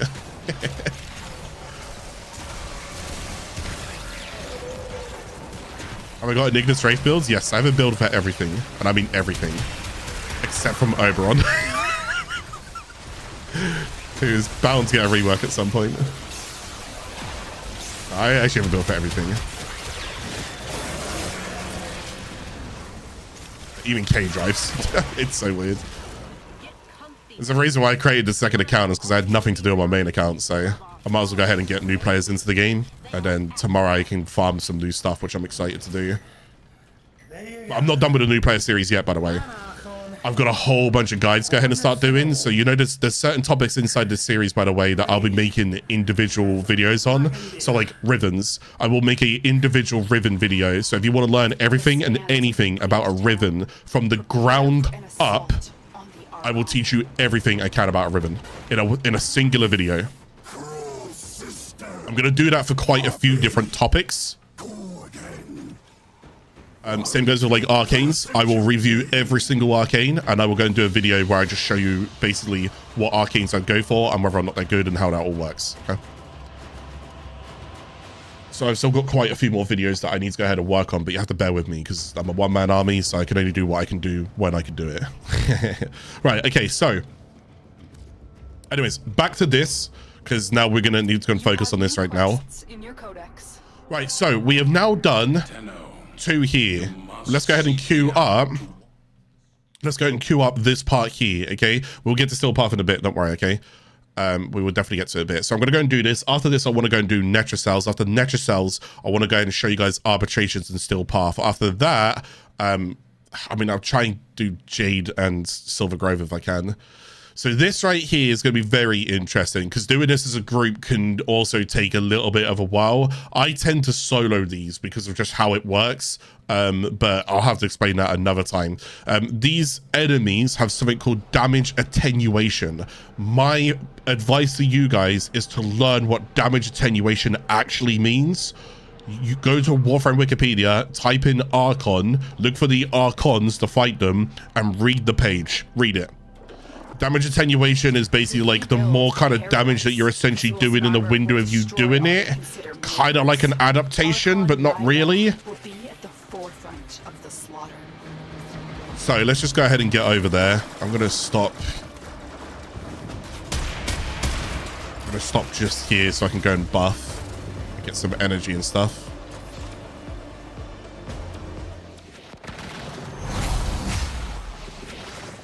Chill here for a second, get some energy in. I'll go and give these guys some buffs. So let's go ahead and explain the Nira. Can you guys please not skip the cutscene? Please don't skip the cutscene. Don't skip the cutscene, okay? Do not skip the cutscene. Okay, cool. Oh, I didn't grab my shield, whatever. So this is going to be one of the first Archons you'll be taking on. Yours might be different at the time. Mine's going to be Nira right now. You can see the shard in her neck. Now, there's two weak points here. There's the top of our heads, and there is also the shards. Okay, you can shoot either of those. Now, mechanic-wise, you'll kind of just, I guess, kind of like learn over time. For now, if you guys just want to keep killing, just keep killing. It's mostly the gaze is the one that you have to worry about. And then when you've killed, when you've shot... Okay, they skip cutscenes. I asked them to not skip cutscenes. It's so easy to do. Don't worry, I'm not going to have a go at them. It's just so easy to like switch off and skip. But the idea here is there's going to be two phases. Now, thankfully, nowadays, Archons are definitely a little bit easier to take on. But the damage attenuation was so tough to take on in the past. It was brutal. Anyways, once you've now beat that stage, again, take it out of your own time. You'll basically come down here and you're going to need deacons. So I'm going to go for B.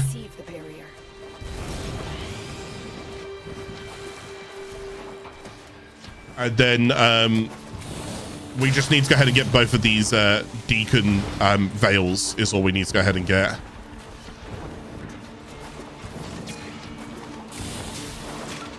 Hopefully I can survive and can kill these. So deacons just kind of bind themselves onto enemies. Oh, he hasn't bound himself onto anyone. But if he does bind himself onto someone, you have to kill the other thing first. So far, he's not binded onto anyone, so this is actually quite easy. Okay, he just did not want to bind onto an enemy, but he'll basically drop his, like, face kind of mask, if you will, his veil. And we need to go ahead and get that. Doing this in the group is actually a little bit quicker. If you do the solo, you have to do both of this on either sides.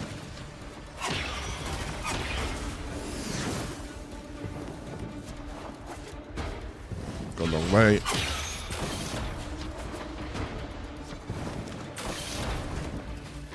Can you skip the second phase by one shot in them?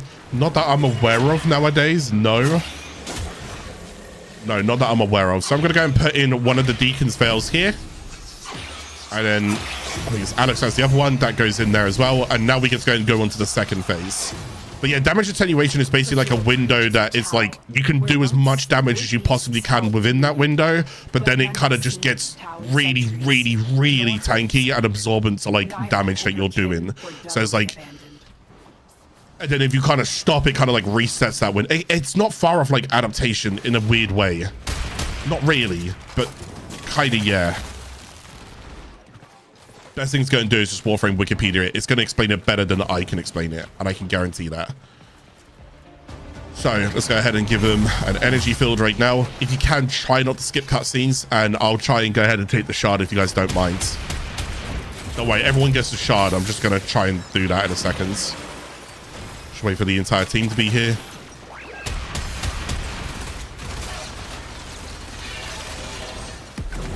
If you can pick up my shields, feel free to shoot through them, because you'll get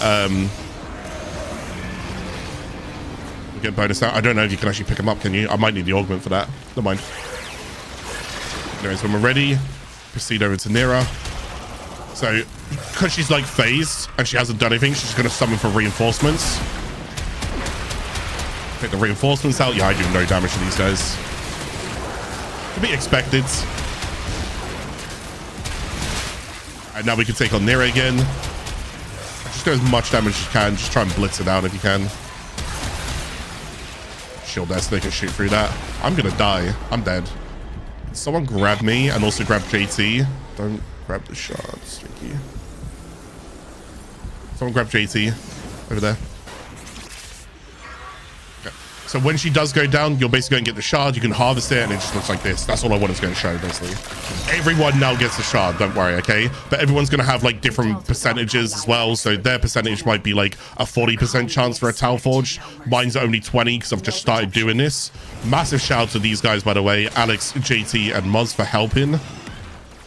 Not even helping, literally just carrying. I do no damage on this account. So at least I can show you what Archon hunts look like.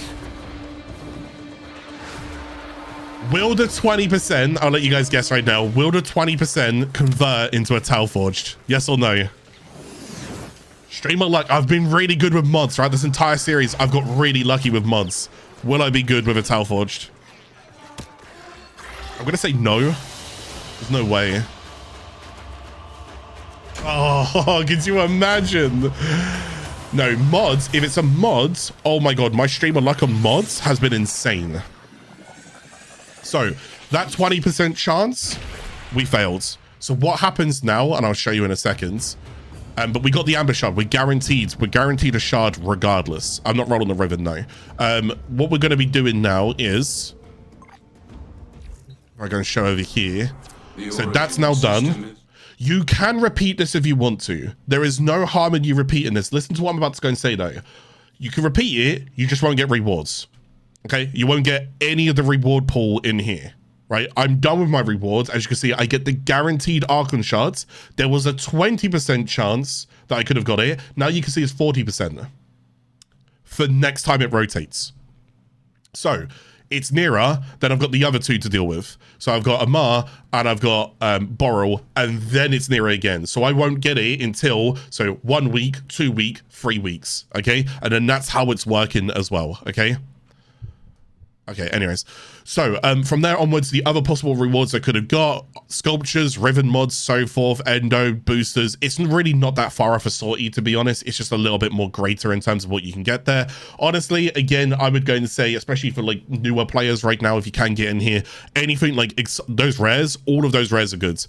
Catalyst, reactors, adapters, and formers are all goods. Top ones, again, ribbons, some people like them, some people don't. So, but the sculpture is always going to be good because we need endo. And then on the uncommons 3-day boosters, it really just depends on the booster. Again, some people might actually need the credits, so they want to go do credit farming, stuff like that, so forth. You can also go ahead and get, I don't know if it's on this one that you can get it. I don't know if someone wants to fact check me on this one and maybe Warframe Wikipedia it. There is also another booster that you don't see on the market, and it's called a mod booster. And if you get a mod booster, Endo, you know Endo, when enemies drop it, did you know that that's coded the same as mods? If you didn't know that, you know that now. So if you ever get a mod booster, not a credit booster, not a resource booster, not a resource drop chance booster, not an affinity booster, a mod booster. If you ever get a mod booster, you want to try and do endo farms because you can actually manipulate the amount of endo you're getting from enemies. This is where things like, you'll hear this, it's called like Rafa Marina, Sedna for Janoi. This is where a lot of people start going here when they have things as well. You can buy them. You can buy mod things. Can you? Where?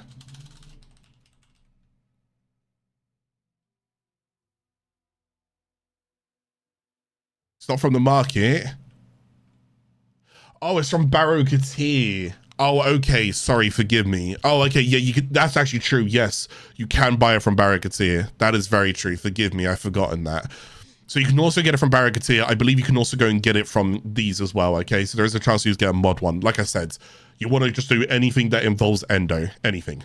All right, so but just let you know how that kind of goes. So as you can see, we're now done with this. You can read through all of this as well, so like respawns, all of this stuff. We have now got our Archon Shards. Let's go towards the Helminth, and let's show you guys an Archon Shards. As you can see, I've got one up here. Now you can put these in any slot that you want to. Is there any order that you're going to put them in? No, there's no order, okay? Okay, so there's no order as well. Okay, so it's okay. Circuits can give it as well. Thanks, guys. Thanks. Okay, stop spamming me. Okay, I'm sorry, I missed it. Circuits can also give it. Anyways, back towards the shards. Right, we got the amber as well. Okay, so you can put this in any order. It doesn't matter where you're going. If you want to slot it in here, slot it in there. If you want to slot it in here, slot it in there. There's no like mixture of where you put them and more rewards that you put them. I'm not gonna lie to you, I have a certain way that I do them, but again, you will all have your own habits and whatnot. For now, because it's the only one that I've got, I'm just gonna go and pop it in here. So when I click on it, as you can see here, I can now put any of these on here. So particle velocity is actually pretty good because I've got a lot of speed here as well. It'll actually help my rolls and my bullet jumps and stuff like that go ahead and be a lot quicker. And then this is more like for sprint speed and so forth, so that's also nice. Casting speed is going to be pretty good, but mostly on the Rhino Raw, because you can see it takes a little bit of time to go ahead and cast, so that's not too bad. The effectiveness on health or energy orbs is also pretty, well, it's okay for now. At some point it's not okay, but I guess for like new players it's not too bad. I wouldn't really do the effectiveness on health orbs though. Maybe the effectiveness on energy orbs isn't too bad for like a beginning player. So you pick up the energy orbs and you get even more from them. So 50% of 25 is an extra 12. So I think every energy orb becomes 37.5 or a 37. So you get way more energy on energy orbs now because every energy orb is 25. So half that is 12. So 12 plus 25 is 37, so it'll be around that. And then there's maximum energy on spawn as well, which is going to help your energy in certain missions. So some missions you just want to spawn in and go get the objective done and get out, and sometimes your energy is a little bit low. Remember, your energy and your energy that you start off with, I'm just going to show you this one more time real quick just because I can, so I'm going to go and do it, is it scales on how much capacity you have left over. So you see here I have 4 capacity left over. If I hover over energy, I will now start my missions with 70 energy. Now I'm not going to do anything here, but watch this. I'm going to take this out, and now look, I've got 14 capacity. It's 120 energy. So you see how like just by taking a mod out there and adding the mods, the remaining capacity affects how much starting energy you have on a mission. All right, so if you're using all your capacity and you barely have any at the end, and you don't have a mod called Preparation, which is this mod here, this mod here, 100% maximum energy is filled on spawn, and it's an Exilus mod, so you can put it in the top right of your builds. So like up here, whoops, up here, so you can put it in here. Yeah, if you don't have that mod, then obviously starting energy wouldn't actually be that bad. An extra 30% would be pretty damn good. All right, so it's up to you what you want to go put on it. For now, I'm just going to go and do the casting speed, because again, casting speed you can never really go wrong with. However, let me go and show you the next point of this. So now that I've infused it onto my Warframe now has its very first Archon Shards. Hey, good stuff. We got a Subsume. So we did all of the Helminth. We got Raw on, we got Raw in him. And now we also got our Archon Shard. This is excellent, right? So from there onwards though, let's say I now don't want this. Can you guys remember on the Helminth, if I don't want Rhino's Raw, I can actually remove it for free. Yeah. Can you guys also remember when I was telling you guys about how Bile is a pain in the butt? Yeah? Do you want to see why it's a pain in the butt? If you put a shard on your frame, it's okay, you could take it off your frame. However, unfortunately, it costs 30%. It used to cost 50%. So 30, 60, 90, 120, 150% of Bile you're going to have to take off if you end up wanting to change your entire shard setup. So it's costly. Put on what you're comfortable putting on. Again, ability strength, ability duration, you can't go wrong with. Casting speeds, you can't really go wrong with. Maximum energy, for now, you can't really go wrong with. And then things like energy max, you also can't really go wrong with. The others, in my humble opinion, are more niche about when I'm mostly taking them. It just depends, okay? But anyways, there's your rundown of Archon Shards here, okay? Oh, sorry. There is 2 other things going to say with Archon Shards. Forgive me, I've just remembered them right now. The first one is, and we spoke about it, if you guys go rank up Whispers in the Wall, you'll get something called Archon Coalescent segment. Basically what happens is you have to, they can't be inserted on your frames, you have to take them off your frame. But if you have one of each shards, there'll be a system here that you can click on. I can't click on it right now, but it's kind of here, I think. You click on it and you can fuse 2 shards to get a new shard. Does that make sense? So I can get an emerald or I can get something else. But again, keep in mind, I'd have to sacrifice a crimson and an amber to go ahead and get another new shard. Okay, and there's three shards. There's green, purple, and orange. For now, there might actually be more ones maybe later in the year. I don't know, maybe Warframe 999 brings some new ones out. I'm actually okay to welcome new shards. I would love more shards. I mean, the shard system's great. But just going to let you know, that's called it's called Archon Fusion. Spit it out, Clarke. Jesus. That's called Archon Fusion. The other thing you can go ahead and do, which I also currently don't have, is you can combine...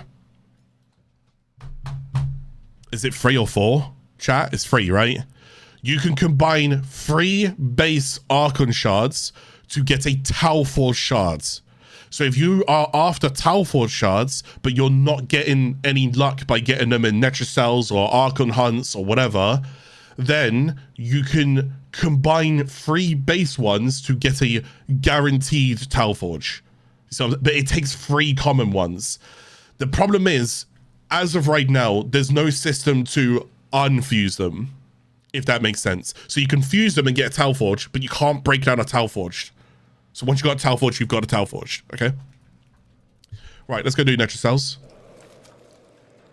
If you guys want to stay in the group and do Netracells, you can do. You're all goods. It would save me getting another group right now. So let's go and show Netracells. I think I've covered everything that I can do with Archon Shards for the Archon Hunt. I've covered coal missions. We're going to go back towards the Sanctum. And now I'm going to show you guys Netracells. There's also something else, but I don't know if I can show you it unless I go talk to Teshin first. Because we couldn't see it once we completed Whispers in the Wall. There's one more trader, but we can't see it at the minute. Remember to hand in any Voca you encounter. Yeah, okay, be quiet. For analysis. The origin system No, is still can't see it. Okay, so I still can't see it right now. I do have a feeling that it is Teshin that I will need to go ahead and get this stuff done. There is another trader here. I'm going to tell you this trader. I'm going to tell you it right now. I'm going to ask you to come back for the next episode because I will show you it. Okay, next episode is going to be... Oh, it's rank 5 of Caviar. Okay, cool. Next episode... will show you like all of these other things that I couldn't show you because I just didn't have them unlocked and whatnot. There is a trader here. It is Lloyd. It is Necroloid. So that's Lloyd down there, original Lloyd. Necroloid will sit here now. You can do the end game thing. As in like, as of right now in Warframe, there's nothing more end game than what is here. This is the pinnacle of end game. It is brutal. Like it is actually brutal. It's called Deep Arc Media, but then there's something called Elite Deep Arc Media, and it will basically, it's kind of like Circuits and Deviri Paradox, where you don't really control what you have. You kind of do, you kind of don't. I do have a video on this, or you can just wait for next episode where I'll go and show it. This is really good rewards, basically, because these also share keys with the Netracell keys down here. So that's important to realize as well. Also, just real quick, if you talk to Bird now, I need to go and be rank 5 Illuminate, but you can also get a weekly shard from him for 30,000 stand-in of Caviar. So this is now another weekly thing for you to go and do. So I showed you Archon Hunts. There was also the coal missions, but you don't have to do them every week from here onwards anymore. Bird is going to have these as well. Okay, so you want that. And then the other thing you want to go and do down here is Netracells. Okay, so down here. We're going to do 1 Netracell on this new account. We're going to talk to Tagfa. We're going to click on Netracells. And you know when I was saying the Deep Arc Media, this is kind of how it looks like, but there's a lot more to it. But pay attention to this. You see these search pulses, 5 out of 5? Call these keys if you will. It's secured by Keyglyphs to the anchor holds. If you do Deep Arc Media, which is way, way, way harder than Netracells, and I mean brutally harder. There's people who refuse to do them every week because it's that hard. It's hard. It's Endgame. Let it be Endgame, okay? Don't ask for it to be nerfed or like buffed down to like dainty content. No, you got enough dainty content in the game. You want some challenging content, Deep Arc Media. It's hard. Well, they share the same keys as these. In order to do Deep Arc Media, you have to spend 2 keys, which means if you spend 2 keys there to unlock it, you then spend 3 keys here for a total of 5 keys. Does that make sense? I know I can't show you because I don't have it unlocked. I need to be rank 5 of Caviar then. I'll show you it on my main account next episode. I will do a, whatever it is, I will just do it, okay? I'll grit my teeth and I'll just go do it, okay? So, as of right now, though, we can use one of these pulses. Let's go ahead and enter the anchor holds. I'll show you everything that's happening when we get in there because there's like a couple of random conditions, but you actually know what Netracells are because you've done a Netracell because Whispers in the Wall quest introduces Netracells to you. Okay, so you know the hacking, killing things when you're in the zone, all of that. Okay, so let's go ahead and start Netracells. If you guys don't mind when we get inside, I'm just talking to my team. If you guys don't mind when we get inside, we got a Dante. Huge, thank you. I was going to ask, can we get an overguard, please? If you don't mind when we get inside, can you guys not take the Keyglyphs? Just don't take any for a second. Do you mind if I just show them? Thank you, guys. Thank you very much. Okay, we're going to go and head inside. So this is Netracells. This will also be another weekly thing for you guys to go and do to get these Archon Shards. Because again, Archon Shards are kind of end game for us right now in Warframe. So as we load into here, we are now presented with 4 Keyglyphs. Now, if you guys remember Dragon Keys within Corrupted Vaults on Deimos, it's kind of like that, except from there's only 4 Dragon Keys. Okay, this one, these are random, and there's quite a few of these. Now, I already have a video. Again, my YouTube channel's got you covered. I already have a video breaking down all of these and what they all do. Okay, there is one of them that is a little bit more ugh. Now, to give you a quick rundown of this, if you can bring a frame that gives you overguards or gives your team overguards, I don't know, a frame like Dante, you're probably just going to be okay. All right. Dante is going to be insane here. Okay. So let's go and hover over it and let's go and see what it looks like. Sanguine Keyglyph. Let me move that. Sanguine Keyglyph. Each time you take damage, you will also suffer / status effect. It's kind of brutal. Let's read this one. You lose 2 energy per second for each enemy that's within 10 meters of you. Hang back. Let's read this one. Conductive. High current electric targets. High current electricity targets the bearer every few seconds. So it's going to come down and zap on you. Let's go read this one. Affecting any ability will go ahead. You'll take 50 damage upon you. Now, the reason why I said Overguard again is because Overguard is literally just so good for this. Overguard doesn't care about any of this. It just doesn't. Overguard. So this right here, I will, every time I take damage, I will suffer /. I'm going to take this. Over here, oh wait, do I have Overguard on me already? Damn, I was going to go ahead and say, if I don't have Overguard on me, I was going to show the difference. It's all cool. Don't worry though. So lose 2 energy. There's no enemies in front of me. I'm okay. This one I'll take in a second. And then this one I'll take for now. So if I now activate an ability, watch my health in the top right. I'm okay. And then this one here, when I go and take this one, should hopefully proc. I might have to go and hit the console. Okay, I think they don't. Okay, I think they've. Oh no, wait. They've changed this. You do have to hit the console now in order for any of these to proc. So this wasn't the case. You could actually test them here. This is where I did all my testing on them. So again, you can go watch that video because I tested all of them. But now you actually have to start the mission. Now you guys know how to do Netracells. Hack the console. Go find 3 consoles, hack those 3 consoles, get to the zone, stay inside yourself, stay inside the zone, kill anything. It doesn't matter if it's outside the zone or inside the zone. They have changed it for anyone who doesn't know, okay? They've changed it. You can kill things outside the zone, all right? Let's go and give everybody their buffs. Speeds. Let's go and get hacking. If you guys just want to blitz to the hacks, go for it. Oh my god, does someone else want to do that? I don't have a cipher, so I can't just speed it. And there's a cipher. See how quick a cipher is? Right, in we go. So our goal is just go and search for these terminals, okay? So we're just going to go straight there. You can ignore all these enemies. These enemies are level 225 right now. I was struggling to do Archon hunts, which were level 140s. Okay? Until I get to Steel Path, all of this is going to be really hard. I don't actually know when I'm supposed to hold this, by the way.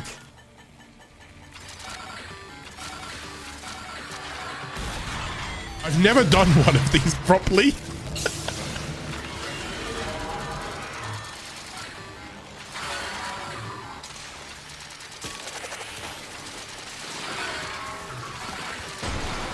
Oh, I was so close. Okay, hang on.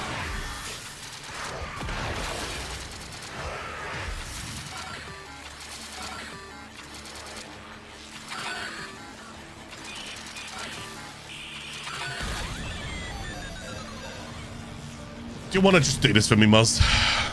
You're supposed to go and do it when it doesn't turn red, basically. Anyways, they've got ciphers. Just use ciphers on this, because this... Oh, I'll take that, thank you. Just use ciphers on it. I've actually never done one of those hacks authentically. It's like the moment I can cipher something, I'm ciphering it, okay? The moment I can cipher it. But yes, when it's red, don't hold it. When it's not red, hold it. It's basically it.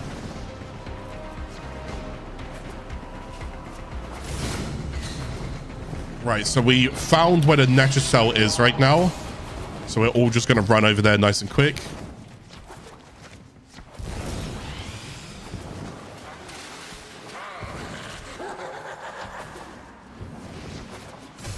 Is that Gruslin?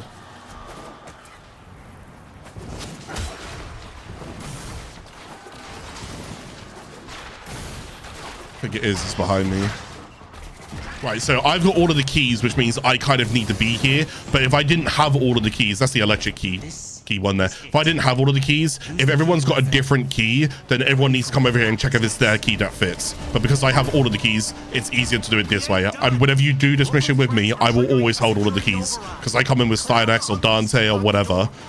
So I'm always coming in with someone who could just basically look after me and the team. So all they got to go and do now is kill. And I would love to help out.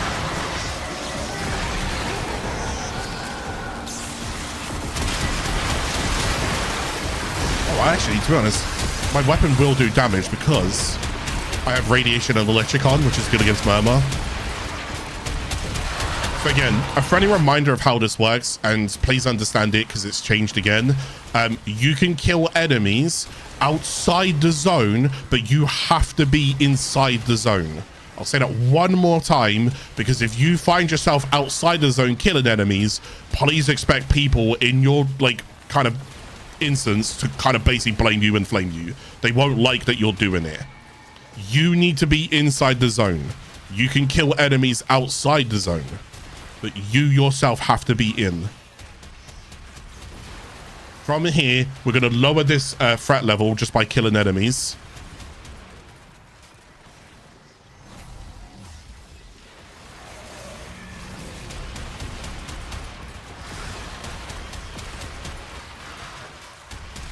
The only issue with running things like Necros here, so I'm not calling you out, but I'm going to teach you something, is Necros will send his shadows outside. These enemies are not funneling towards us because they're now going to go for the shadows. My advice, don't bring summonings.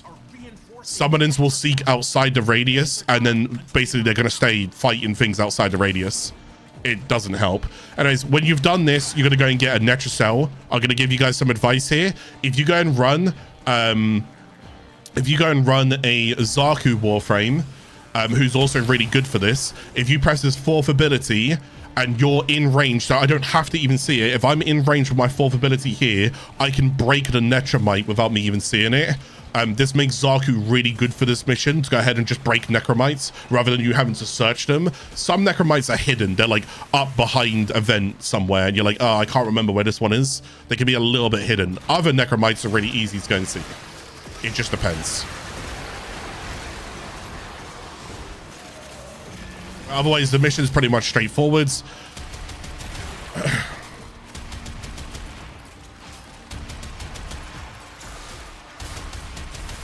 my god, I can barely even break it. Jade Xmas light right now.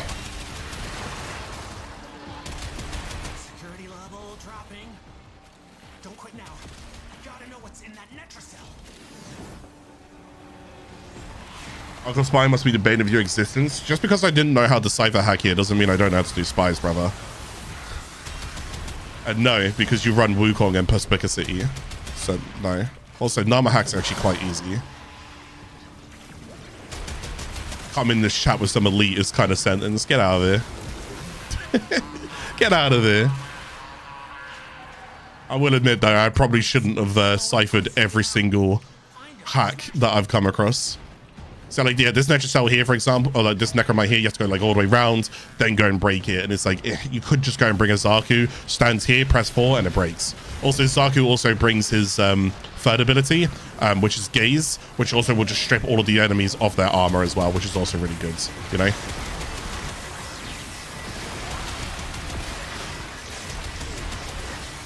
So the ability to summon our Necromechs in here, a random thing, or is there always a terminal somewhere? I believe there's always a terminal somewhere. I believe. It's just whether or not you find the terminal. But yes, you can go and summon your Necromechs inside Whispers on the Wall content, inside the laboratories. But it's just whether or not you can end up finding the panel for it. Apparently yes, and more than one. So apparently yes, and more than one, okay?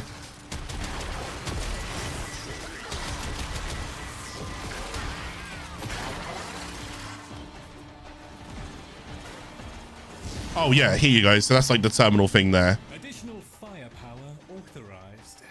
If the Murmur are capable. Yeah, again, I haven't really done much Necromech stuff inside here. Anyways, we're almost done with this mission right now because this is very important. Again, this is all your weekly stuff that you guys will be doing. So we've now done that. We're now going to go and open up the door. Anybody can open up the door now because we're already inside the key. And again, this is where Zaku's really good. See all this loot? If we have a Zaku, he literally just presses 4 and he breaks all of these caches.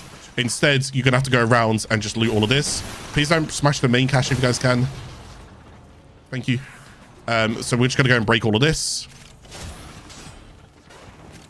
Just grab all your loot because you'll get like lots of different like obols and stuff from here. And then when you come up here, what's going to then happen is there's this one big cache right here. Now, my advice to you is if you want to and you care about scanning, go ahead and get your scans in now, okay? Do that until you go and complete your scans on it, okay? If you don't care about scanning, then the idea is you'll smash it. But keep in mind, some people do care about scanning, so just double check. If you see some people standing still, the odds are they're waiting in case you need to go and get your scan, okay?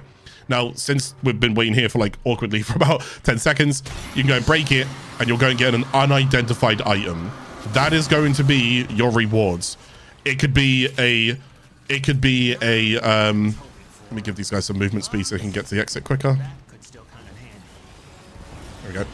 It could be a, Archon Shards. It could be a melee adapter. It could be a melee arcane.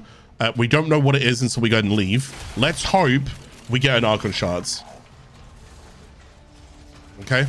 Let's hope we go ahead and get the Archon Shards. So we just go and leave here. Did that in about 11 minutes. That's not too bad. And again, remember, you can do this 5 times. If you're focusing just on Netracells, you can do it 5 times. These aren't going to be as bad to do. The Archon Hunt's going to be a little bit tougher because of the Archon itself. But, we got a melee arcane adapter. Unfortunate. Unfortunate. Okay. I don't need to show you that anymore because that's my job done now. Okay. So remember how the keys work. I'll explain this one more time how the keys work, okay? As we can now go and see here, and we click on Netracells, 4 out of 5. You can run this 5 times. However, if you go and get to rank 5 with the Caviar, you can also spend 2 of those keys on a brand new vendor over here. But I cannot, that's why these guys are standing around here, cannot express it enough.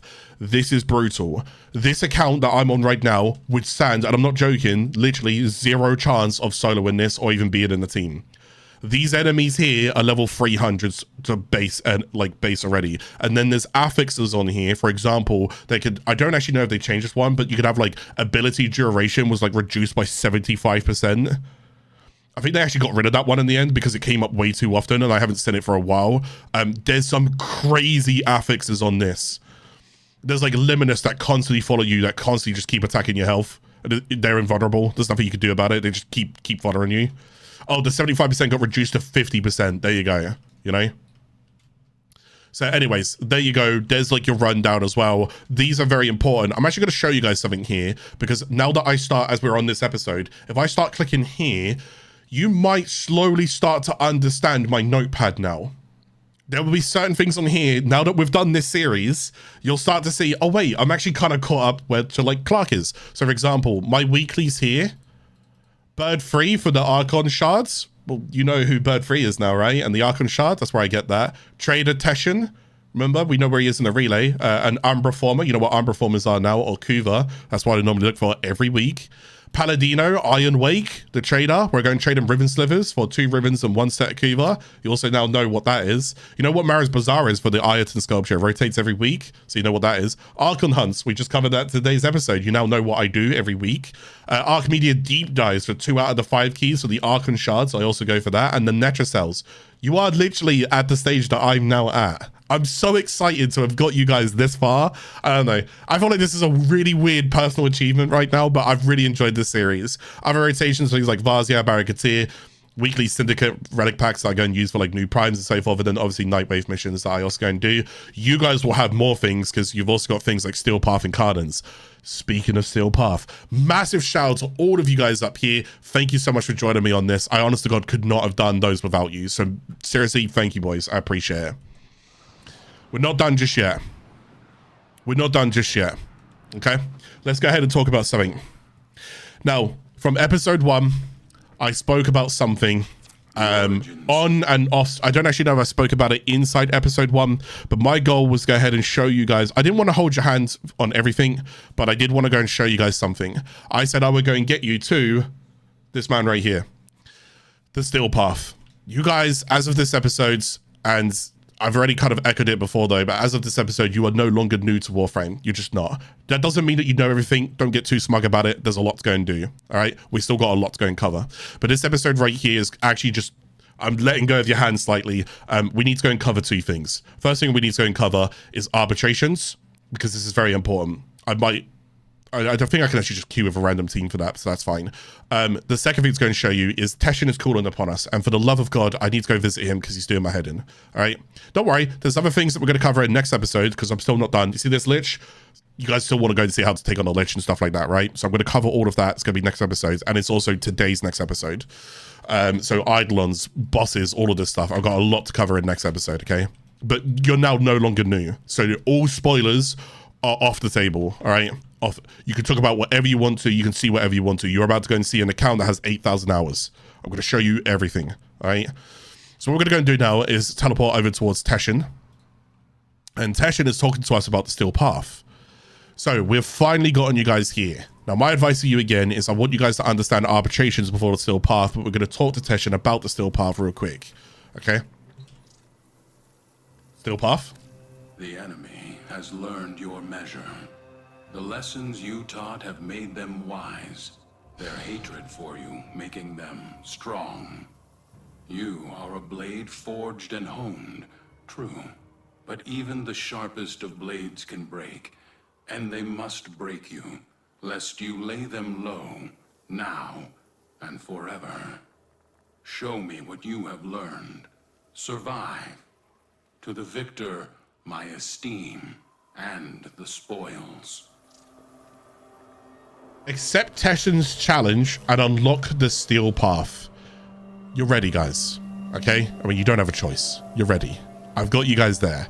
It's going to be brutal, though. Okay? It's going to be brutal, but you're going to have to take all of my advice, all my training, everything. Okay? What's this? Episode 14? You've got 13 episodes where I've walked you guys through everything I possibly could have. Okay? We're now going to leave the relay. We're going to go to the star chart. But there's not much I can do here because I won't put you guys in Steel Path until I show you one more thing. But I need to show you what it looks like when it's unlocked. Now, when we click on the navigation, we can see that everything right here has been done. You guys did a great job. I'm so proud of you guys getting this far. However, if you now notice something on the right-hand side, this is the origin system, which is normal. This is the Steel Path. Enemy levels go up on every single planet by 100 levels. Enemy health goes up by 250%. Enemy shield goes up by 250%. There's 100% more resource drop chance. There's 100% more mod drop chance. Let's click on it. And now, all my nodes have been reset. Every single one. I have got to do the entire star chart again. But even just the very first mission is level 100 enemies. Welcome to the Steel Path. That is basically where I leave you guys with the Steel Path. Yes, from here onwards, your builds matter. You need to now figure out, what are the good mods? What do I start ranking? What do I start forming? You've got all of that stuff to go ahead and figure out, okay? There's lots to go ahead and do here. Just because I got you guys through the star chart is nothing. It's absolutely nothing in terms of how much there is to do on top of it, okay? There are like new things up here as well that you can go and explore. As you can go and see here, there's things called excursions, where you can go and get this new resource called Steel Essence. Steel Essence is, you'll see me do Steel Path missions probably on my next, on the next playthrough, because I want to go and show you something that happens in Steel Path. But Steel Path Essence is a currency that you only get from doing Steel Path missions, incursions, and other things. We cover that more in next episode. My goal was going to get you here so that you would now start getting better and stronger. And this is brutal, okay? It is brutal. Just when you start it, it's going to be brutal. But don't worry, you'll get to a stage where this is nothing. I promise you, okay? Like, especially if you follow me and listen to what I'm doing. I know that sounds a bit vain. It might even sound egotistical. I don't mean it like that. I just feel like that hopefully I've kind of given you guys enough knowledge to have some level of trust in me that you guys can...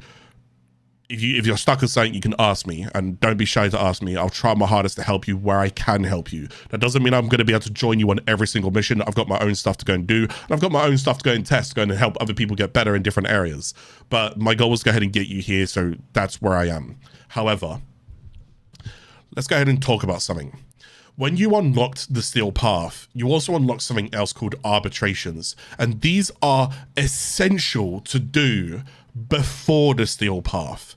And let's go and show you why. First thing we want to go and do is go to a relay, and we're looking for the Perrin sequence. No, we're not. We're looking for Arbiters of Hexus. Let me correct that real quick. Trial and discipline. Well, we've still got a little bit to go and cover this episode, so don't worry. I've still got 2 other quests that I also want to go and show.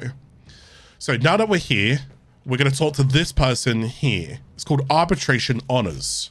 You have come to collect honors earned through arbitration. I have, yeah. This right here is so important. This is your trader for a new currency, a new kind of reward that you get called Vitus Essence. So there was Steel Path Essence, which is all Steel Path stuff.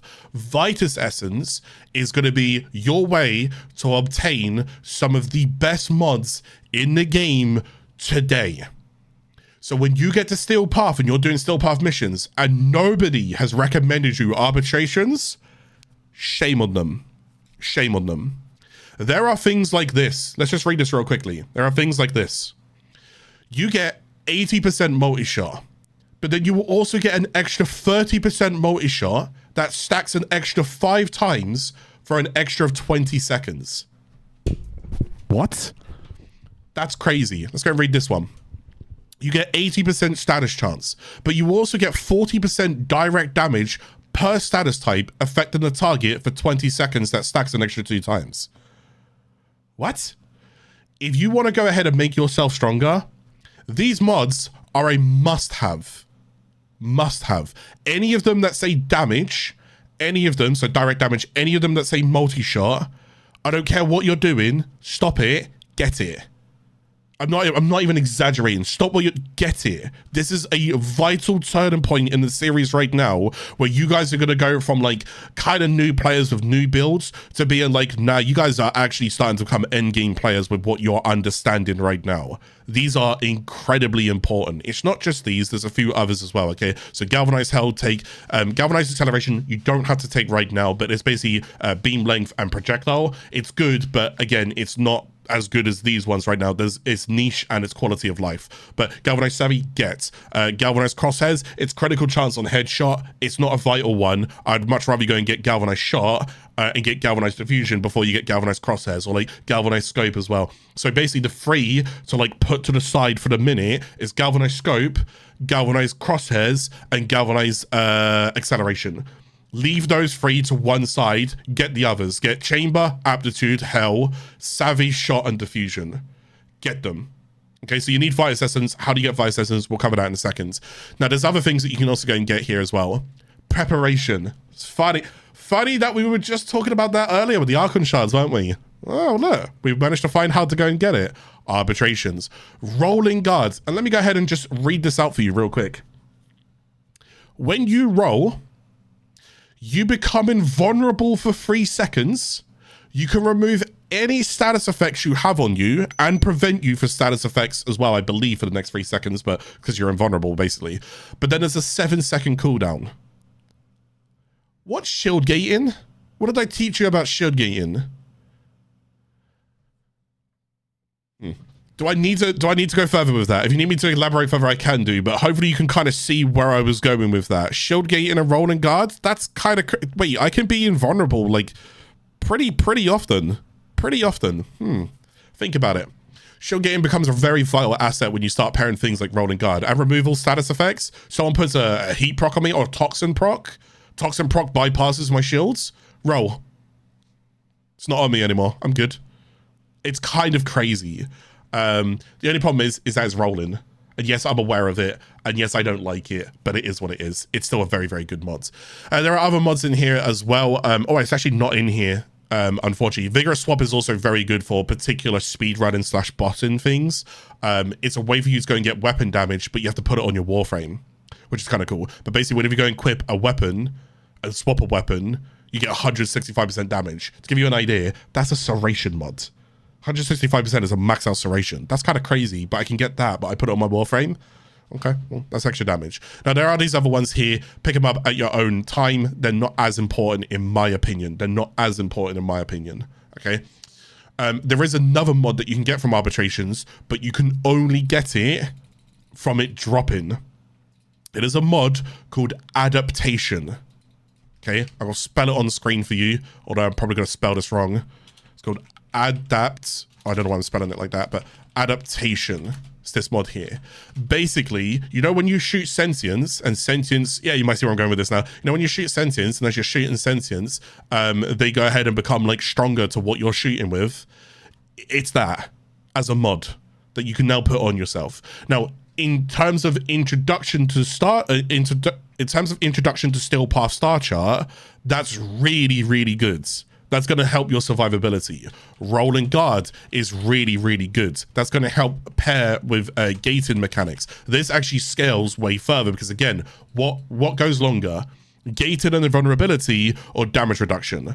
Again, for those who don't know, I say it here on this episode that when it comes towards damage reduction, an enemy can go and do 100 damage and you have 90% damage reduction, you're fine, you're probably living. But if an enemy keeps scaling, which they do in endurance missions, and those enemies reach level 9,999, now they're going to start hitting a lot harder. They might, this is a hypothetical, they may not do this, but it's a hypothetical. Let's say an enemy now hits for 1,000,000 damage. Are you going to survive that? No is the answer. Even if you have 90% damage reduction, the answer is no. What does survive that? Gating. If you can gate, you can survive, which is why gating is one of our best forms of survival. Shield gating, rolling guard, invulnerability, crowd control, and obviously enemy death. If the enemy's dead, it can't hurt you, right? But hard crowd control, root snares, taunts, blinds, stuns, anything. Things like rolling guards, operator switching. When you switch to your operator, your Warframe's now kind of immune at that point. Unless your Warframe's draining abilities per second. Otherwise, your Warframe's immune at that point. You get the idea. So adaptation's still going to be good. Rolling guard's still going to be good. Any of these galvanized mods are going to be good, but more so importantly, it's your chamber, aptitude, hell, savvy, shot, diffusion. Get those as well, okay? So this is Arbitrations. Do it before you even bother to go into that still path. Do this. Arbitrations also have other things in here. There's some ephemeras, which is kind of cool. Sigil, Talos skins, yeah. Emblem, no. Anything else in here? Statues. They also go and have their own new sculptures. So this is a sculpture you've never seen before. You can go and get this sculpture from here. It's obviously worth Endo. How much Endo's is worth is up to you. Oh my god, you can get Grendel. I don't even know if I want to bother to explain this. I'm going to try and explain this as quick as I can. Grendel is an amazing Warframe. Okay, he's amazing because if you subsume him, he's amazing. He has an ability called Nourish. And like I said, his ability, I've explained this a little bit earlier when I was talking about kind of energy return with Styanax. Basically, his ability Nourish is an energy multiplier. Any energy that you get, any source of energy that you get, so name it, energy over time, energy orbs, energy pads, name it, any energy mods, whatever. Nourish when applied, so when you use the Nourish buff, it multiplies the energy.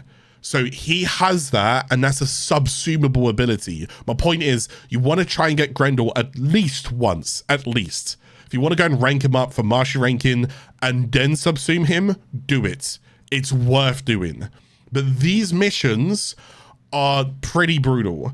The idea is that you got to do these missions, you're not allowed any mods equipped. Any mods equipped. Now, there are certain Warframes that can help do this. I believe it's things like Octavia is actually pretty good and so forth, but you're going in with like no mods. So you got to really be a little bit creative. There are certain weapons and certain Warframes that are good. I can't remember what is meta nowadays. I just remember I did it with Octavia. Okay. Take from that what you will. I did Octavia and I think I did Vacor Heck for the Syndicate proc, I think is what I did. But yeah, take what works for you. Find some research. I don't know what it is these days. I'm old, okay? But that's Grendel. Is he worth getting? Yes. Is he worth subsuming? Yes. Make sure you mastery rank him before you subsume him, though. Again, also keep in mind, you could just buy Grendel from the market. It's up to you. But yeah, he's worth getting, okay? And that's Vitus Declaration. Now that I've covered this is Arbiter of Hexus inside a relay. I'm now going to go and do just one mission of Arbitration, okay? Just one cycle. I'm just going to show you what it looks like and what's going on. And once you've done this is it. Once you get all of those mods that I've talked about right here, you are now officially ready for Steel Path, okay? There are other things that you could have done, and that's what next episode is going to cover in a moment. Eidolons. You could have done Eidolons. You could have done Orb Mothers. You could have done the Isolation Vaults and for Deimos and whatnot. You could have done Kuvalich's. You could have done Sisters of Parvos. There's a lot more that you could have done. I'm going to show you all of it on my main account, okay? Because as of in about, oh, I'm so sad. In about less than an hour, this account officially goes like inactive because I have no reason to come back to it. I might do Warframe 1999 on this account. I might. I'm not going to say yes, because that means I'm doing Warframe 99 on my main account, doing guides, builds, and all of the farming, and then I've got to do it on this account. I might be burned out, so I might do it, but otherwise this account is slowly coming towards a close. So Warframe Noob 24 has done us a good justice. Anyways, let's go ahead and do this. Hopefully there's people here. As you can see, there's strength and health and so forth and so forth. The way that arbitration missions work as well, though, is that if you go down, it's not very good for you. Try not to die, okay? People can get you back. When arbitration missions first existed, if you went down, you was out. That was it. So you don't really want to go down. So it's a defense mission right now. What we're looking for... Is it just us two? So what we're looking to go and do is defend this guy. They're only level 60s. Okay, well, this is good. I'm actually strong enough for this. Kind of strong. Is we're looking for arbitration drones. So every so often, you're going to find a drone. The idea is you want to kill the drone, and when you kill the drone drops Vitus Essence. Okay? I don't know if it's guaranteed drop. It's been a while since I've done this. Is it guaranteed drop for Vitus Essence on drones? It used to be a really good weapon for this. I guess it's still okay to use nowadays, but you could go and use things like Catch Moon. Honestly, you could probably go and use Spore Laser. That there, that's Vitus Essence. See that? You want to collect that. So I've now got 1 Vitus Essence. I'm going to need 20 for a Galvanized mod. Just 20 for a Galvanized mod. I want to see if I can... There it is. That there. This drone. See that? Break the drone. Okay, it's a chance for Vitus Assassins. It's a 15 to 20% chance, I'm being told. Okay, but as we continue to cycle and as we continue to do, there's one there. Oh, I got another Vitus Essence. That's good. We're off to a good start. We're off to a great start. And then, like I said, you want to defend this guy, and you want to try and survive yourself as well. Let's give these guys a buff if I can. Again, if you ever feel like that you're in content that you're like, damn, I'm just dying and I don't feel strong enough for it, just remember, try and bring any of your, like, mod for your abilities that can help allies. So here on Volt, for example, my second ability and Rhino's ability, if I mod for more range, I can help my allies from a further distance, which means I'm just playing a support Volt is all I'm doing. And that's okay, because I'm still worth being in the team. Whereas if I play this build that I'm currently playing, I'm not actually running the essence. No, I'm not actually running range on it, which means I'm not really helping my team that much. So I'm playing a bit selfish. So it would have been better off for me to go ahead and run more range. Okay, that's what I should be doing.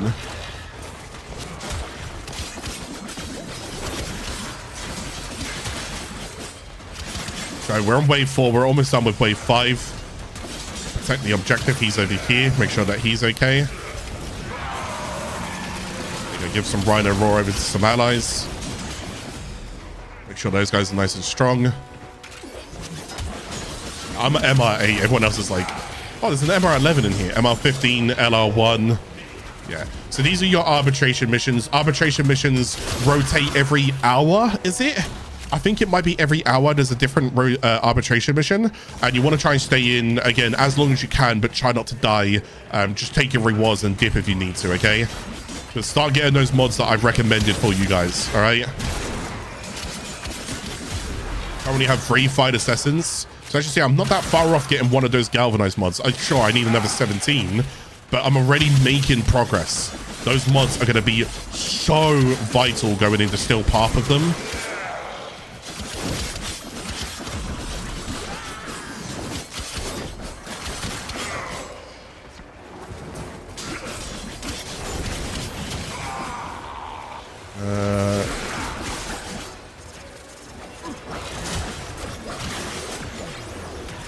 I think that's this test has only just begun. That's us done there.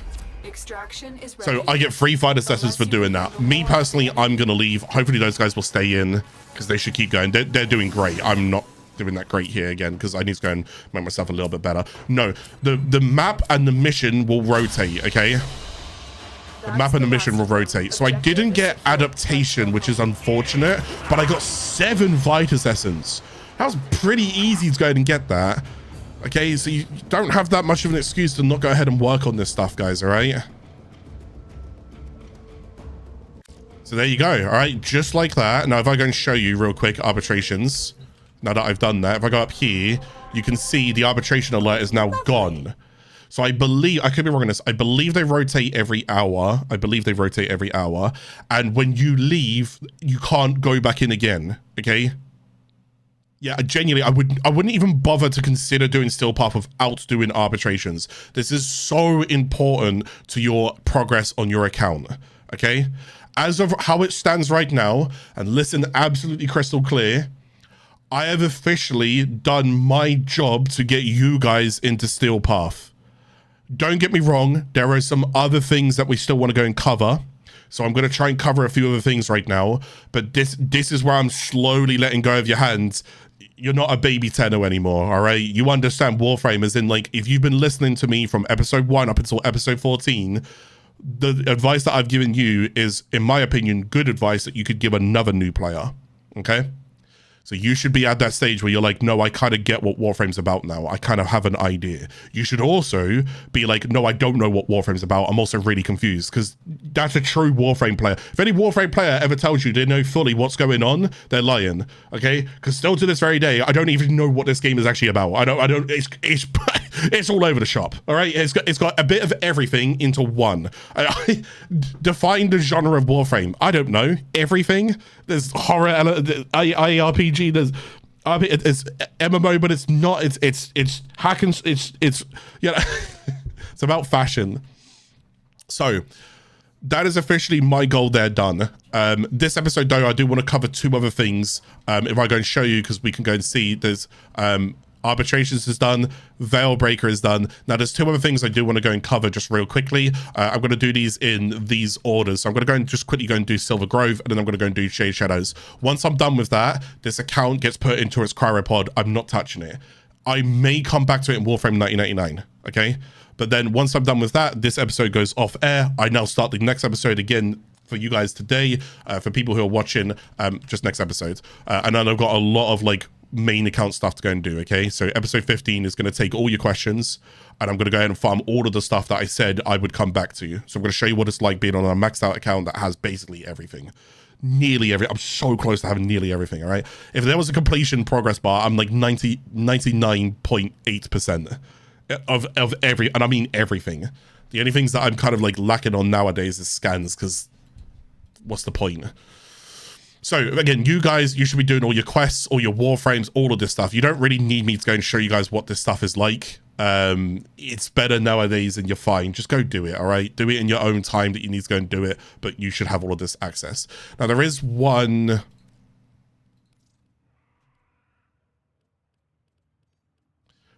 secondary, talk to New Loka. I need to go talk to New Loka. I want to go and talk about this one though, because this New Loka here. Let's visit New Loka. This quest called Silver Grove, I mentioned this in episode 1. We're on episode 14. So it's a little bit annoying that it took so long to cycle back around to, but I didn't know if it was like one of the main quests that you had to go and do, so I'm going to cover it anyways, okay? But this is Apothix, and I want to talk about Apothix regardless. Silver Grove. Do you know of the Silver Grove? Earth's oldest and most pure forest? It is home to our most sacred shrine. We've learned that the Grineer, those twisted abominations, are planning to build a factory on it. Grineer Scorch units have been deployed, intent on turning our blessed Silver Grove to ash. Generations ago, we recovered an Apothic recipe at the shrine. We believe it will reawaken the forest's legendary defenses. Gather the ingredients and deliver the Apothic to the heart of the shrine. You are the only hope for the Silver Grove and the natural purity it represents. Okay, accept quest. This is Silver Grove. So Silver Grove is going to be these plants that I was talking about. When in episode 1, we got a scanner, and I said to you guys, there are plants that you guys need to go and scan. So try and get in the habit of scanning plants. You have new quests in your codex. codex. This was the plant quest that I was on about. So I can now go towards, I think it's Warframe. I now go towards Silver Grove, and I can now go and click begin. I just want to go and show you guys this, because sometimes I guess the Apothix can be a little bit confusing. Are you ready to help our Silver Grove? I am. We need to create an Apothix to awaken its defenses, scout the system, and scan required plants, so forth, so forth. So as you can see here, oh, I don't even know if I could do this quest. I've just seen what is going on. Never mind. So this is what I was talking about. Like, this would be way better, because I've got Moonlight and Sunlight. Those are both on Earth. Dusklight is on Ceres. I think that's the Ceres plant. Sunlight Fresh. I was too off. Is it night or day on Earth right now? My bags are packed. I'm all set to leave. I can't believe I'll be working with one of my childhood heroes, Archimedian Margulis. On comms, she said she needed the best infestation biologist there was. I think my knees almost gave out. Wow. As I log this, I'm looking out the stained plastic of my field tent into the dead, yellow sky of Earth. I smell the vague sulfur and toxins leaking through the seals. Yet, somehow, I'm gonna miss this place. Leaving here feels like I'm giving up on my dream. My dream to see green and blue return to the sick and dying mother of us all. But I'm frustrated with my lack of progress. I've tried everything to accelerate the ailing vegetation, to guide and nurture the soil, but nothing comes of it. I need a change. Now I have that opportunity. And thanks to Margulis, I'm relieved I won't be drafted into some Orokin war project. The ingredients you seek will not be easy to come by. They grow in some of the system's most hostile environments. You can see why we turn to you for help. Yeah, I'm probably the wrong person to turn to because I haven't even done my scanning either, which was awful, but I hope you guys have done your scanning. Well, that's actually really cool to go and hear Margulis there as well. We know Margulis as well, right? So the idea is, I don't actually know if it's... Is there a way to see on here if it's day or night on Earth? Earth cycles rotate different than Plains of Eidolon cycles. So there's world cycles down there, but that's not what I'm looking for. Earth cycles, I believe, rotate every 4 hours, which is why, we might be stuck here because I need 2 Earth plants. One of them's day, one of them's night. Oh, okay. This might have been a bad example to go and show you guys this.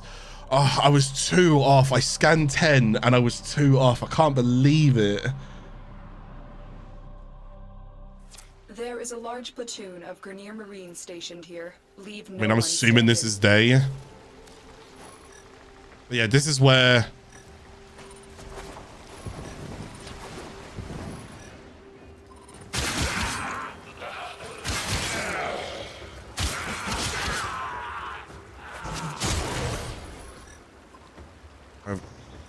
any plants that I can show.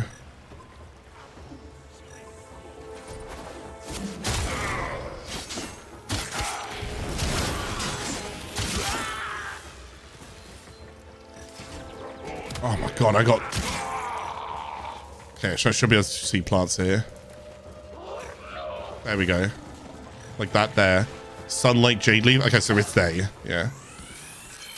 So the idea is that you want to go around and you want to go around to different planets. And you want to go and get your scun. So this is what I was missing. I was missing 2 of those fresh cones. But this is why you wanted to go and do your scanning, was for this mission. But unfortunately, I put my foot in my mouth here because I might have to show this on my main account instead. I just wanted you guys to understand Apophix. I didn't want you guys to be confused about it. And I apologize. I might have left you guys even more confused. Okay, I can't do much more there, but there are sentinels that can go and help there, but regardless, it's not my point. My point is, I just wanted to go and show you guys Apophix and what you're looking for Apophix. Now I might have an issue where I don't know if I can now do Jade Shadows because I've started this. I think I can. I should be able to. Fingers crossed I can, because if not, I've kind of messed this over and I have to do Jade Shadows on my main account. But Jade Shadows is the only story quest we have left, and I've put myself in this one. So yes, this is the Spectres for those who don't know as well. But basically, the idea is you'll go ahead and get blueprints, and they're called Apophix. See these things here, and what you'll need quite a few different Apophix. I think there's 4 in total. So you're gonna need to scan quite a few different plants on different planets. Planets like Earth, day and night, but I think Earth rotates every 4 hours, which is why I kind of screwed myself over here. Can't believe it. So Earth, day and night, because that's moonlight. Yeah, so that's nighttime. That's daytime.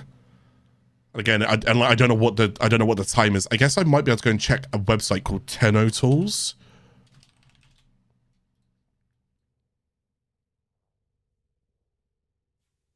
Will this show me if it's day or night right now? That's Fortuna and Cetus. I'm not really looking for that. I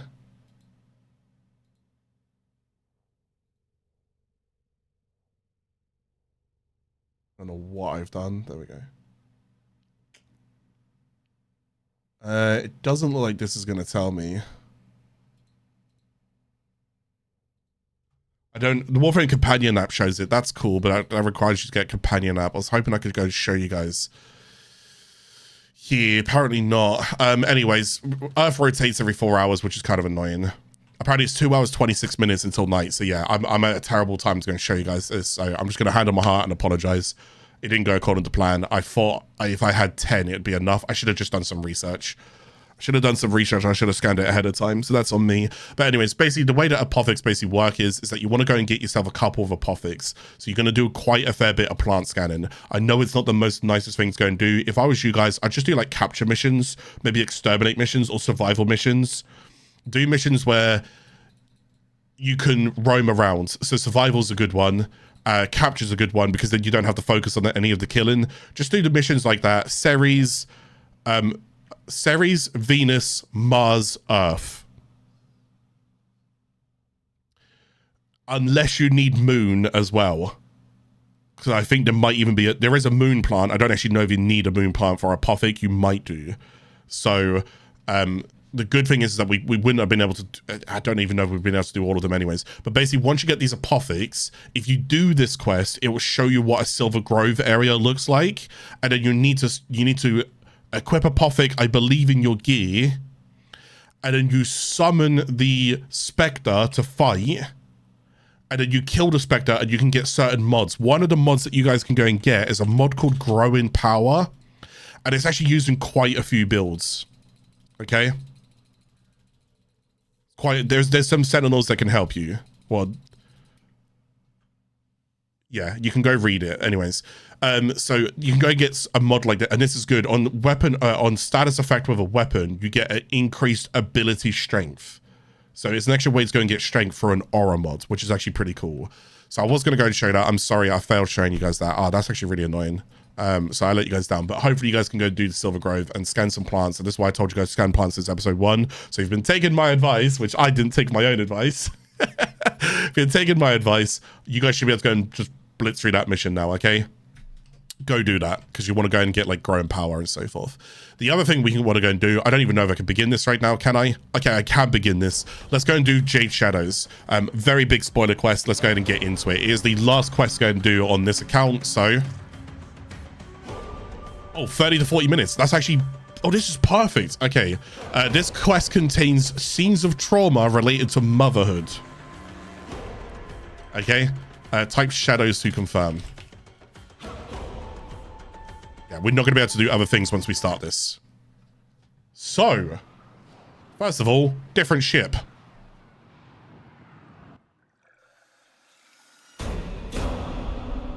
All your dreadlong life, you have lived with despair, anguish, hatred.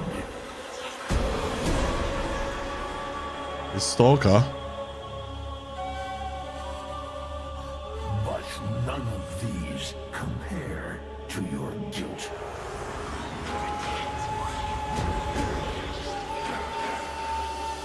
Guilt would be a cool weapon name, by the way.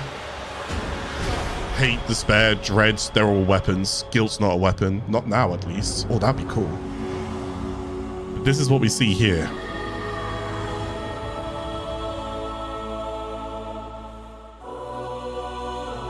Of all the gods and kings and golden lords, why was it you she saved?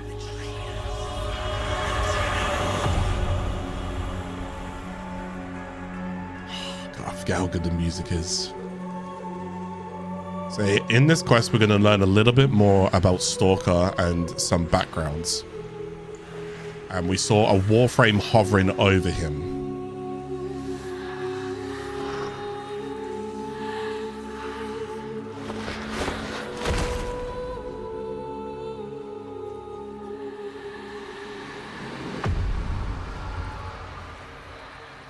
The only other time that we've really played quite a fair bit, Soren, by the way. Oh my god, that's awesome. The only other time that we've really played a Stalker is if you guys have done Deviri experience or Deviri circuits. You can go and get him if you're rank 10 opportunity. Okay, so we're gonna go and follow. I don't actually know when you collect them, but we're gonna go and follow these.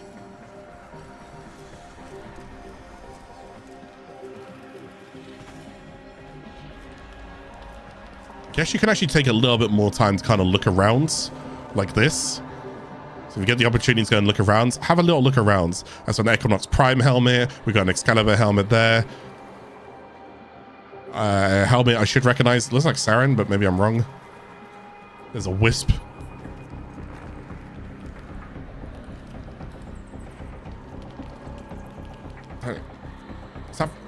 Oh, is that Nova? Base Nova, I think it might be. Yeah, we're inside what looks like to be Stalker's lair. Wait. Yeah, okay, cool. So we're gonna go over here.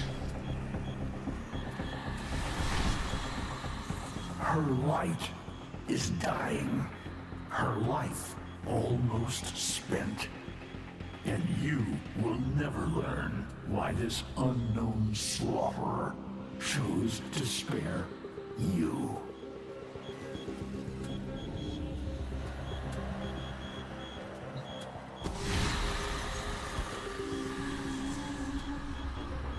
You know whose help she needs. Will you let her drown in your despair? Or will you sheathe your hate and ask them? Never.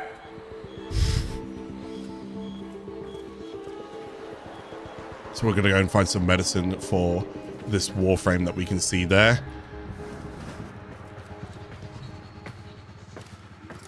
Now we begin the mission.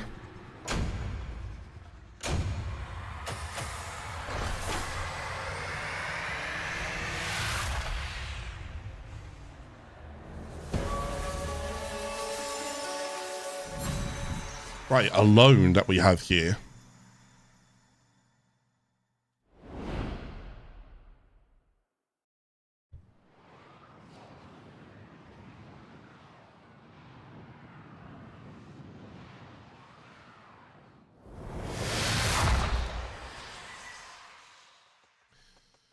Right, Corpus Spy mission. Whoa. What's this, no? Is that a sculpture literally right in front of me?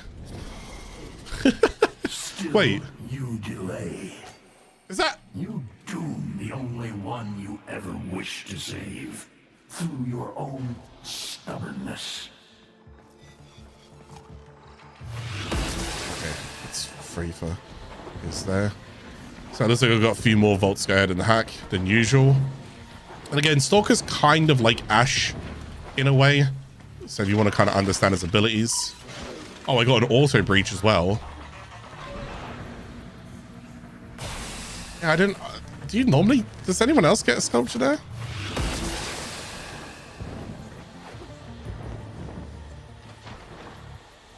Ugh. That was what I was trying to avoid, but never mind.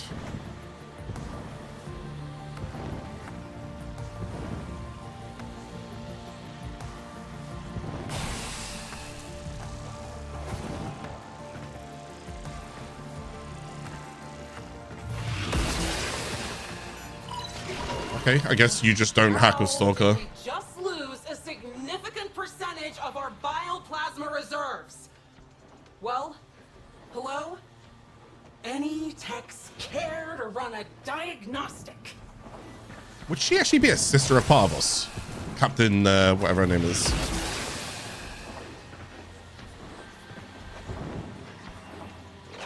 No.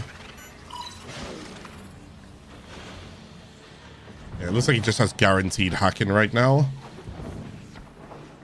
I'm gonna have to go. Oh, I could have took the vents up right. Never mind. It's kind of cool as well because I've never really shown this before, but you can see what it looks like they're working on. Oh, you can't go that way. Oh no, wait, you can.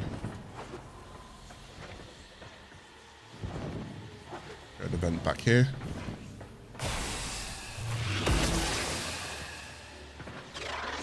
Okay, well at least this is nice and easy. That's no system fault. We've got an intruder. Okay, so I've got bioplasma right now. Triple robotic security on all vaults.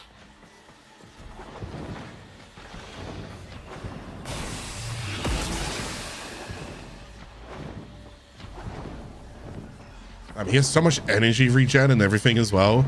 I mean, if you guys want to go ahead and take the opportunity to like use his abilities and such, definitely do so.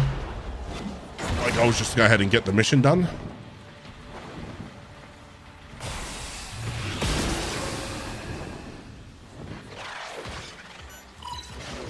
Take that.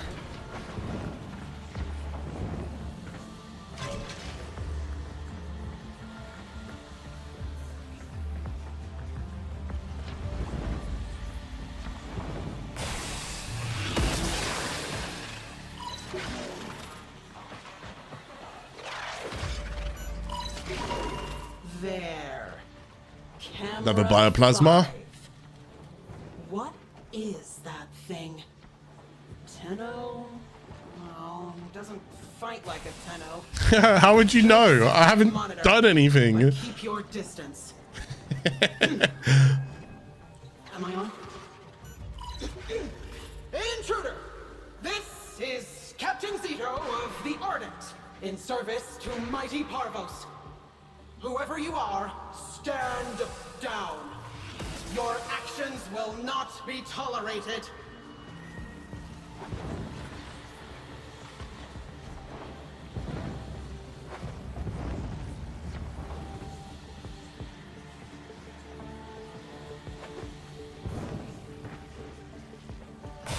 What a laser was. We're good. Another bioplasma. Well done, whatever you are. It seems you have what you came for. But why? He's a what? Read me that entry again, Ensign. But what use would the Tenno Hunter have for medical grade bioplasma? Track him. Oh, smooth. We were just straight in, got straight to the hacks and straight out. Can't really complain about that.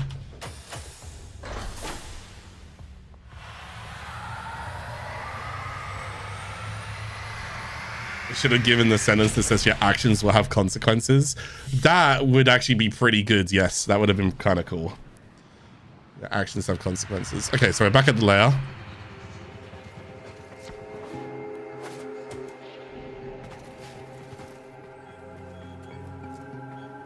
Go back to this Warframe and give her the bioplasma.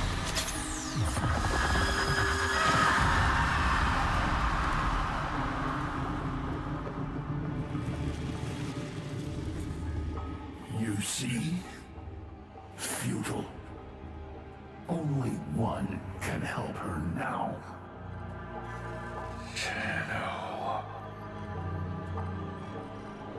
Beard the beast in its den. You know the path of old. Oh. How are you guys?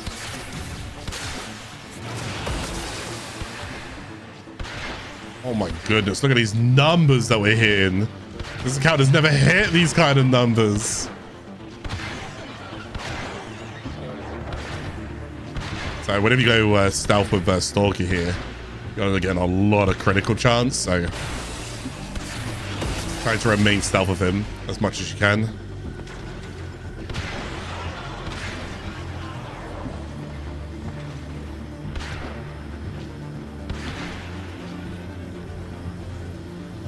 Where's this other enemy? Oh, there. Alright, we did that. Ah, damn it. Signal lost. Okay, right, and let's go and board the landing craft. Not much going to say just yet. So we're kind of just moving around right now. And I guess a little bit of a recap why Stalker doesn't like the Tennos, because they were used as instruments of war during the old war, and they kind of wiped out a lot of Oricon. Not even kind of.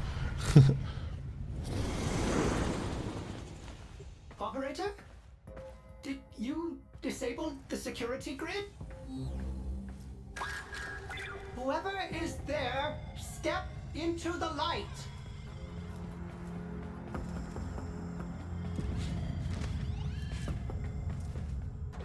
Who's there? Operator? Umbra? Hellman. Oh. I assuredly heard something just now. Gonna follow him. Otis assuredly heard something just now.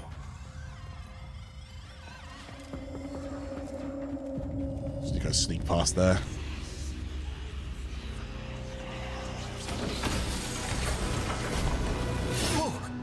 Whoa.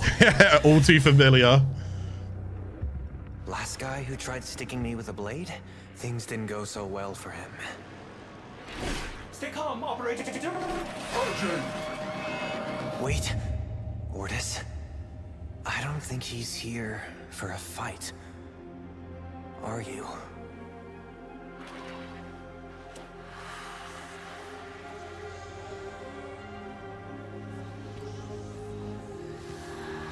That feather. Processing. It is from a Warframe. One who went missing around the time of the Oricon fall, but documentation is scarce. Almost redacted. You're here for help? For a Warframe? Why? You hate Warframes. Unless... Is this one... like... you? Orders doubts anything is left of their sanity at this point. All right, I'll help. For them. Whoever they are.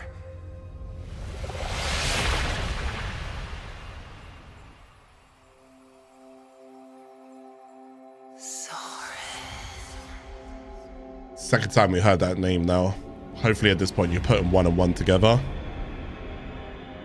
Who is Soren? A Warframe's power should last forever, but some additional factor is draining hers. I am unable to determine what. We can't let her die. To restore a depleted Warframe, Order suggests you turn to the base matter of which Warframes are made. The infestation. Go. Right.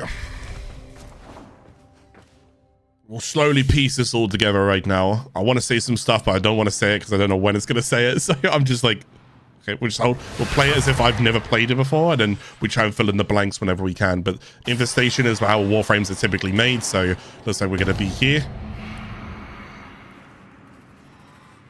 We'll turn up. If you're serious about saving her, you need to spill a lot of infested blood. Oh, okay, sure. She needs cortichrome.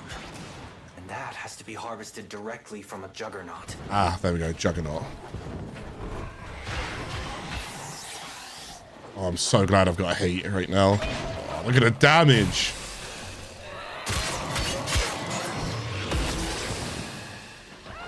So we need to just go straight towards the juggernaut over here. On a derelict.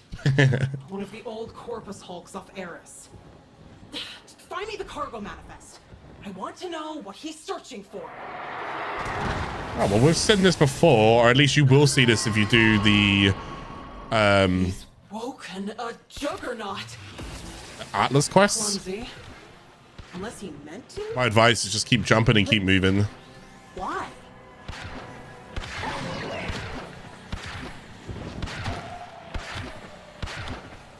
Oh, actually, if I go stealth here, will it reveal its stomach?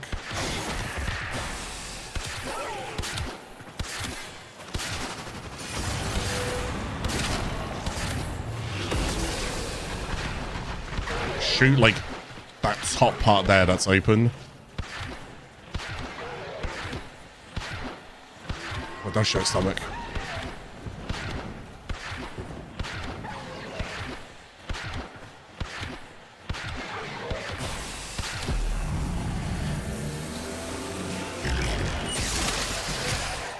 I don't know if it could take extra bleed procs. It can, but it's quite resistant. I'm better off just doing this.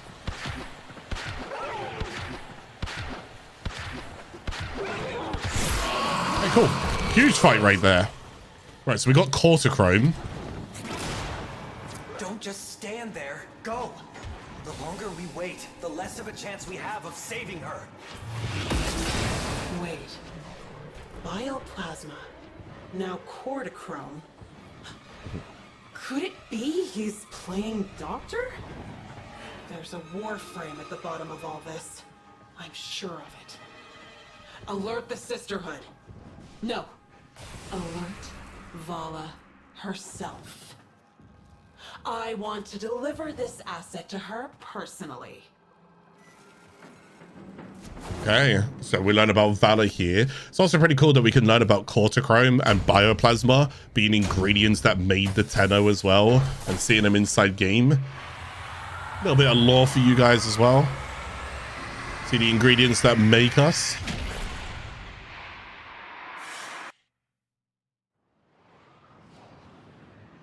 Stalker's really strong. Stalker's really strong. So we're back here. Administer the cortichrome.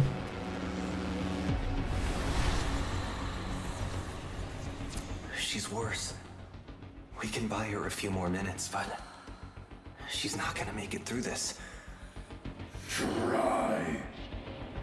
You don't understand. Whatever's been draining her, it's speeding up.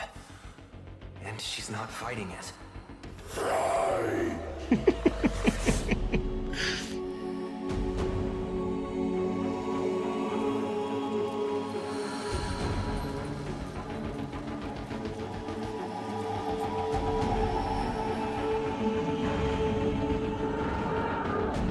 What'd you know about that?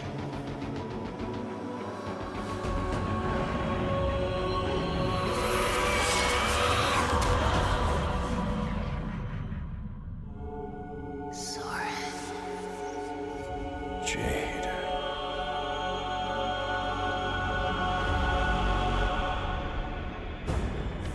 What'd you know about that?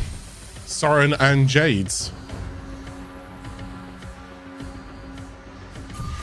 What you gotta really do is basically, I think you literally just hold space. Like, I think you're fine. You don't have to do anything else. I don't know if you tap it at the right time if it gets any quicker.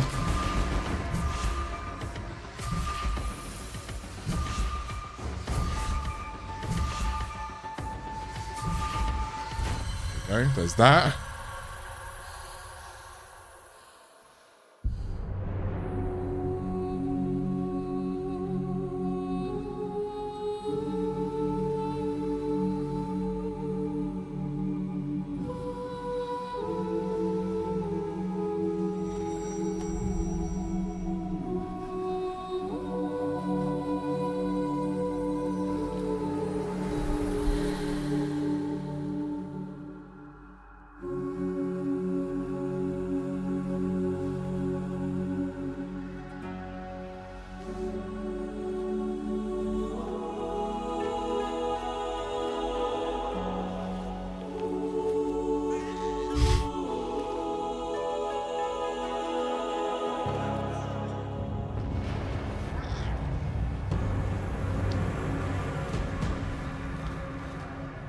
Guy's a baby stalker. What'd you know about that?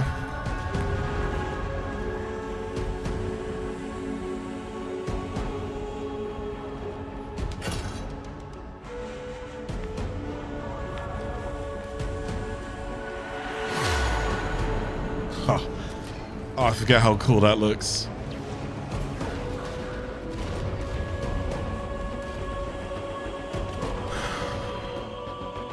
You gotta feel bad for Stalker, man. His entire history is just like, it's really cool as you can kind of shoot this out. Kind of like Excalibur's Exalted Blade right now.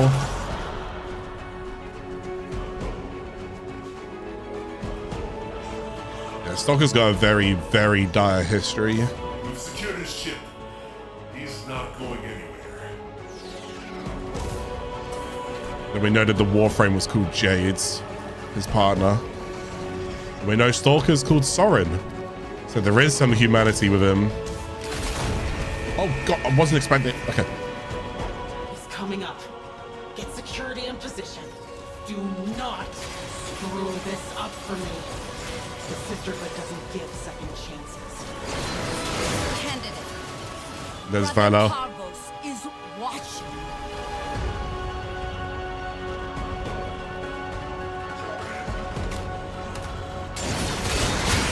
Captain, there's no Warframe down there. Just traces. Took something. Rip it from his dead hand.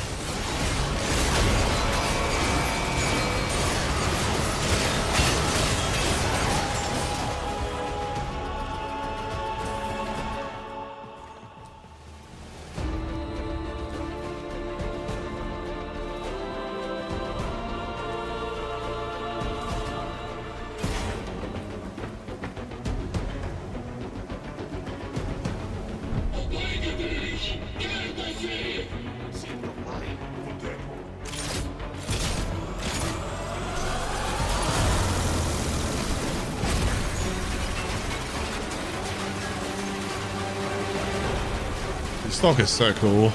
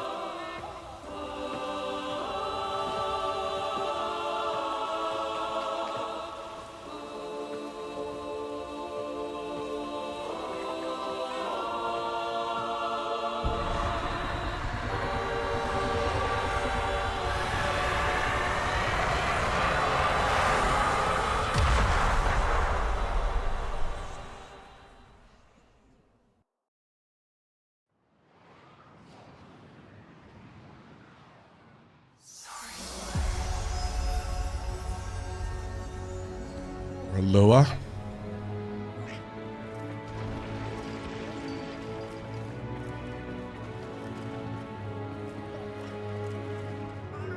You're going to be a father, Soren.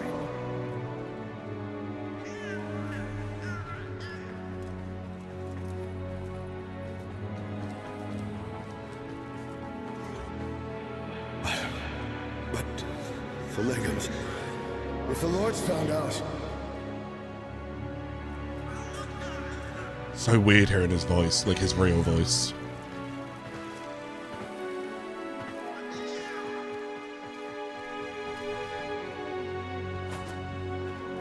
You'll take care of us. Always. Won't you?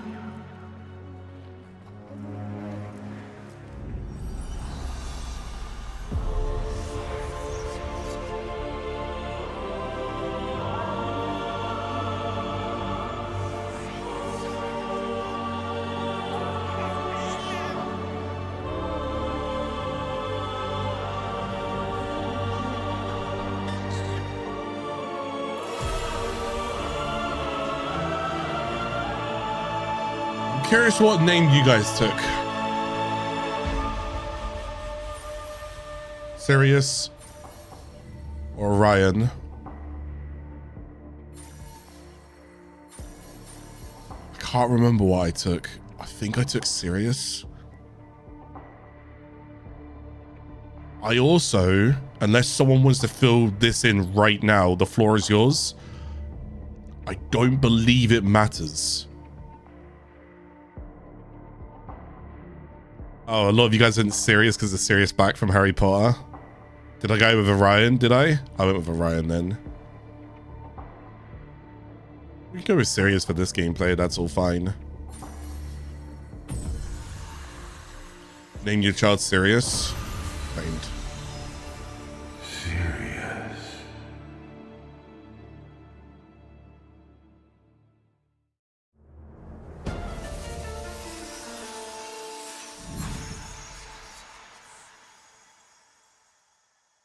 So we met Jade, we met Stalker and Soren, and now we know that Stalker now probably, this is where it gets interesting because we don't know any more than this. So you're actually kind of up to date with us now and you're up to date with me. I don't know any more about this. this is important to the story, but we don't think, at least I believe, Warframe 1999's got nothing to do with this. So this is going to be a cliffhanger for a little bit. We don't know what's really going to happen here, but it's definitely going to open up a fair bit about Stalker, because Stalker has always been something that we wanted to learn more about. So to hear the humanity side of that and the backgrounds, and hearing oh, Sirius is Jade's choice and Orion is Stalker's choice, is it? Oh, it's because of the colors. One's green, one's reds. I never noticed that, because Jade is obviously green and Stalker's reds. So yeah. Oh, I didn't actually notice that. That's an interesting little tidbit. Thank you for telling me that. So yeah, so there you go. We're gonna have to learn a lot more about what is going on there. Is that gonna be a baby Warframe at some point we'll be able to go and play with? I genuinely don't know. I don't know. But there you go. It's actually cool to learn a little bit more about Stalker, and that's also showing more about Jade. And Jade,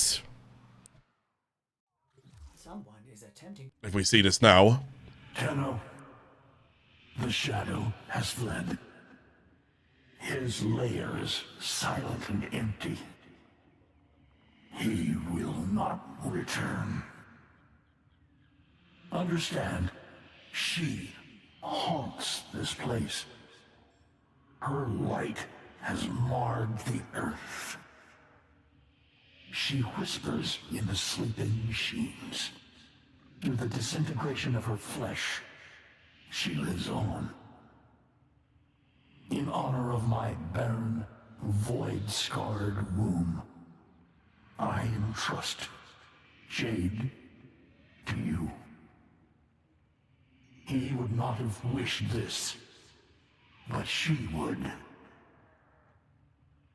I remain the great and terrible Hunhao. like we're almost seeing more emotion in Hunhao as well. This whole new war that just kind of took place has brought more humanity out of everybody, you know? I'm not going to say that it fully remains it, but it's interesting to go and see Hunhao and Stalker were once, you know, considered really dire enemies to us, so almost being like the business that we're still getting with them is it's more civil. I wouldn't say we're friends, and I wouldn't say that we trust them, but it's definitely more civil. So now we don't know where Stalker is. It's just gone. Like that. But we do know why. We do know why he's gone. Now what's actually happened here is on your star chart, you've opened up... No, you haven't. Yes, you have. There it is. You've opened up a brand new mission called Ascension. This mission... We can go run it really quick. It's fine. This mission is for you to go ahead and farm particular parts to go ahead and get Jade, her Warframe. And I'll show you which trader it is when chat reminds me. But yes, this is going to be the Ascension game modes. We're kind of familiar with this because we just did it through the quest a little bit. So we can see we're in Stalker's lair right now.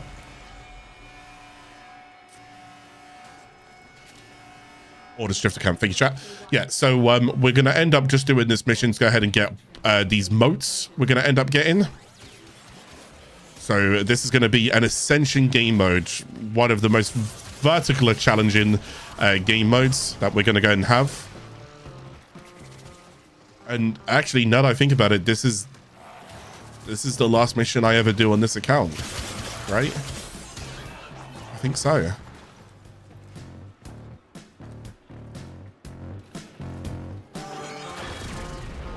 I hope that's not copyright.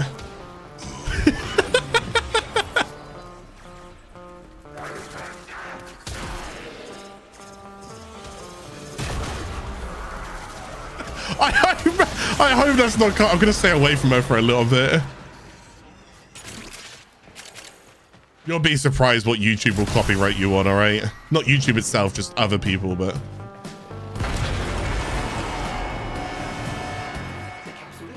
It's a song called Pumped Up Kicks. Now, actually, funny enough, this mission is actually a good place to go ahead and get sculptures. So if you guys are actually after sculptures, this mission's genuinely really good for sculptures. Don't ask me why. There's just an increased rate of sculptures on this mission, but it's only in like the first area. So what's going to happen here is that we're going to basically go up on this elevator, with these things here, but we're also looking for beacons. I don't know if I'll find the beacons, but basically you throw that onto this and the elevator's going up. Okay, so the elevator power's at the top there, optional, and then there's optional sister beacons. I'll see if I can try and help find a beacon. It's 2 out of 3, so I'll grab that in a minute.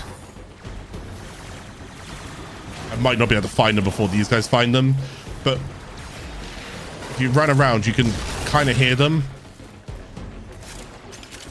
So you can either go ahead and throw these on this, like this, or if you're ever got so many of them, you can just drop it next to it. Just unequip it, basically. Switch weapons. It will unequip it.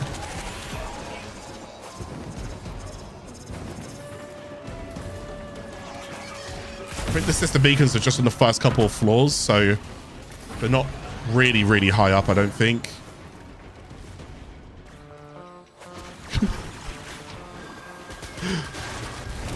Oh. I think I hear one. It's over here. Am I hearing one?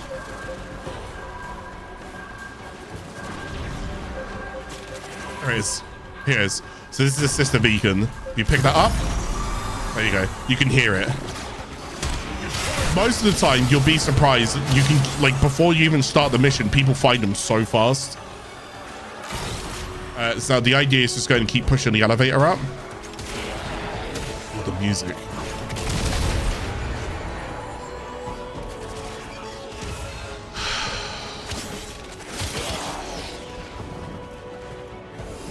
So all we're doing is, we don't have to defend it right now. We're just pushing it up. That's all we're doing. We're going to try and get to the top. Oh, the music's so good.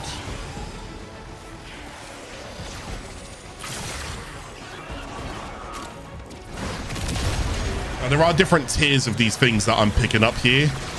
Some of them give you like a big boost. Some of them only just add a little.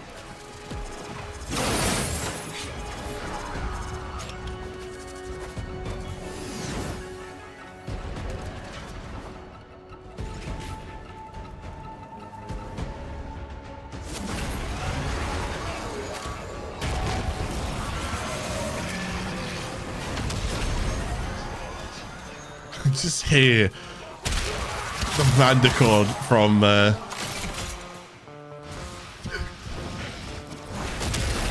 Lewis, so we don't have any boost ones right now, but you can see how high we are by the gauge of the lift there. So we're about 3/4 of the way done right now.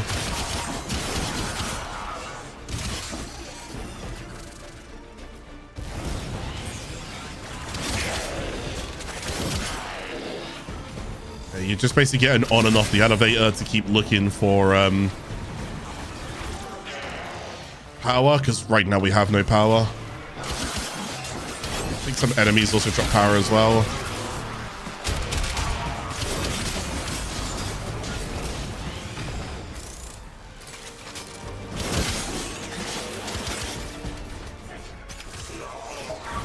So I'm gonna mute her Mandicord because it's muting the music. So you can get rid of this ally one if you want to. I'm just going to get rid of it, but you can keep yourself one if you want to. I like the music here, and every time I get closer to Octavia, it's actually overlapping the music.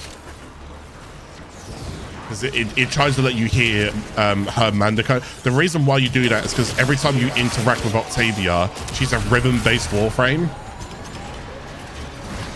So what that actually means is you kind of shoot and crouch and spam and stuff to like her movement is what happens.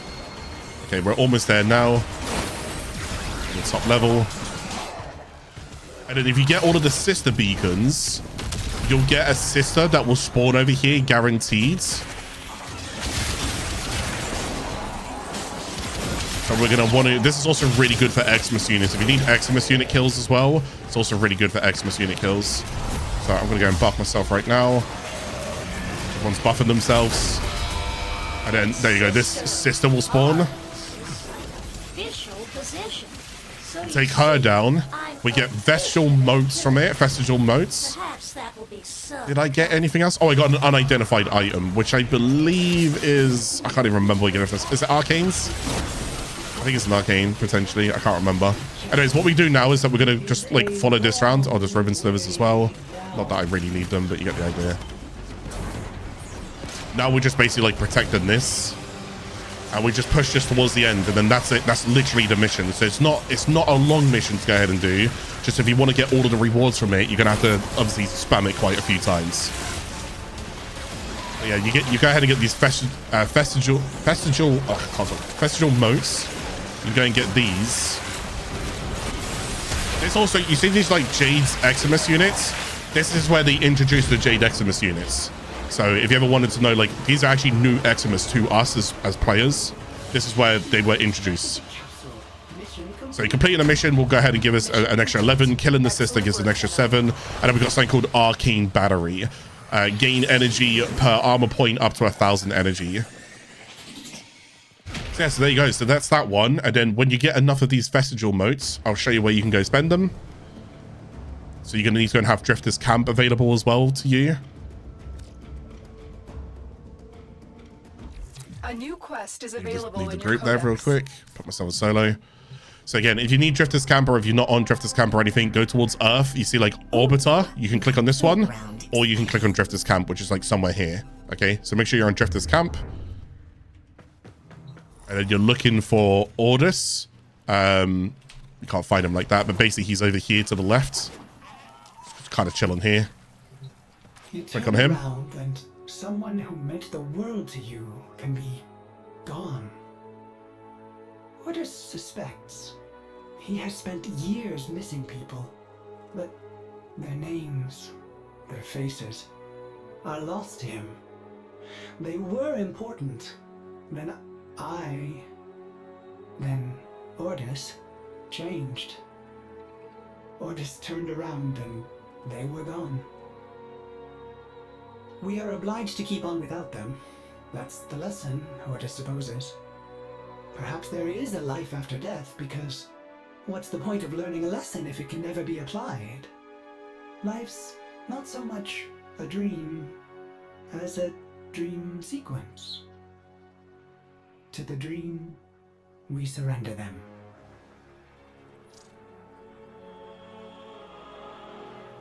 Yeah, Ordis has got like a back history because of Ordis, I believe himself was Oricon, and then he betrayed somebody, I think, something like that, and then he got turned into a Cephalon. Something like that. Anyways, we go and release the motes here with Ordis. And as you can see, all of the Jade stuff here, a brand new bow called Evensong, the Canter, Harmony, incredible weapon, and then some new arcanes that you can go and get here as well. Melee Afflictions, really, really good.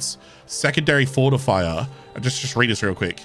You gain 1 overguard for every 100 damage dealt to enemies' overguards. As in, you start shooting Eximus with this, you're just getting overguard for fighting Eximus units.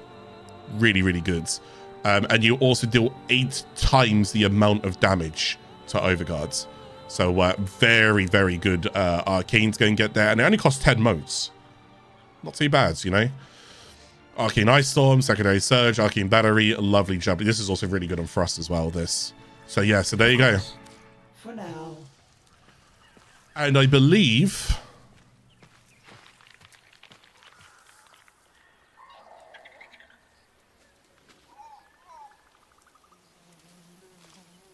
that's it. That's officially it.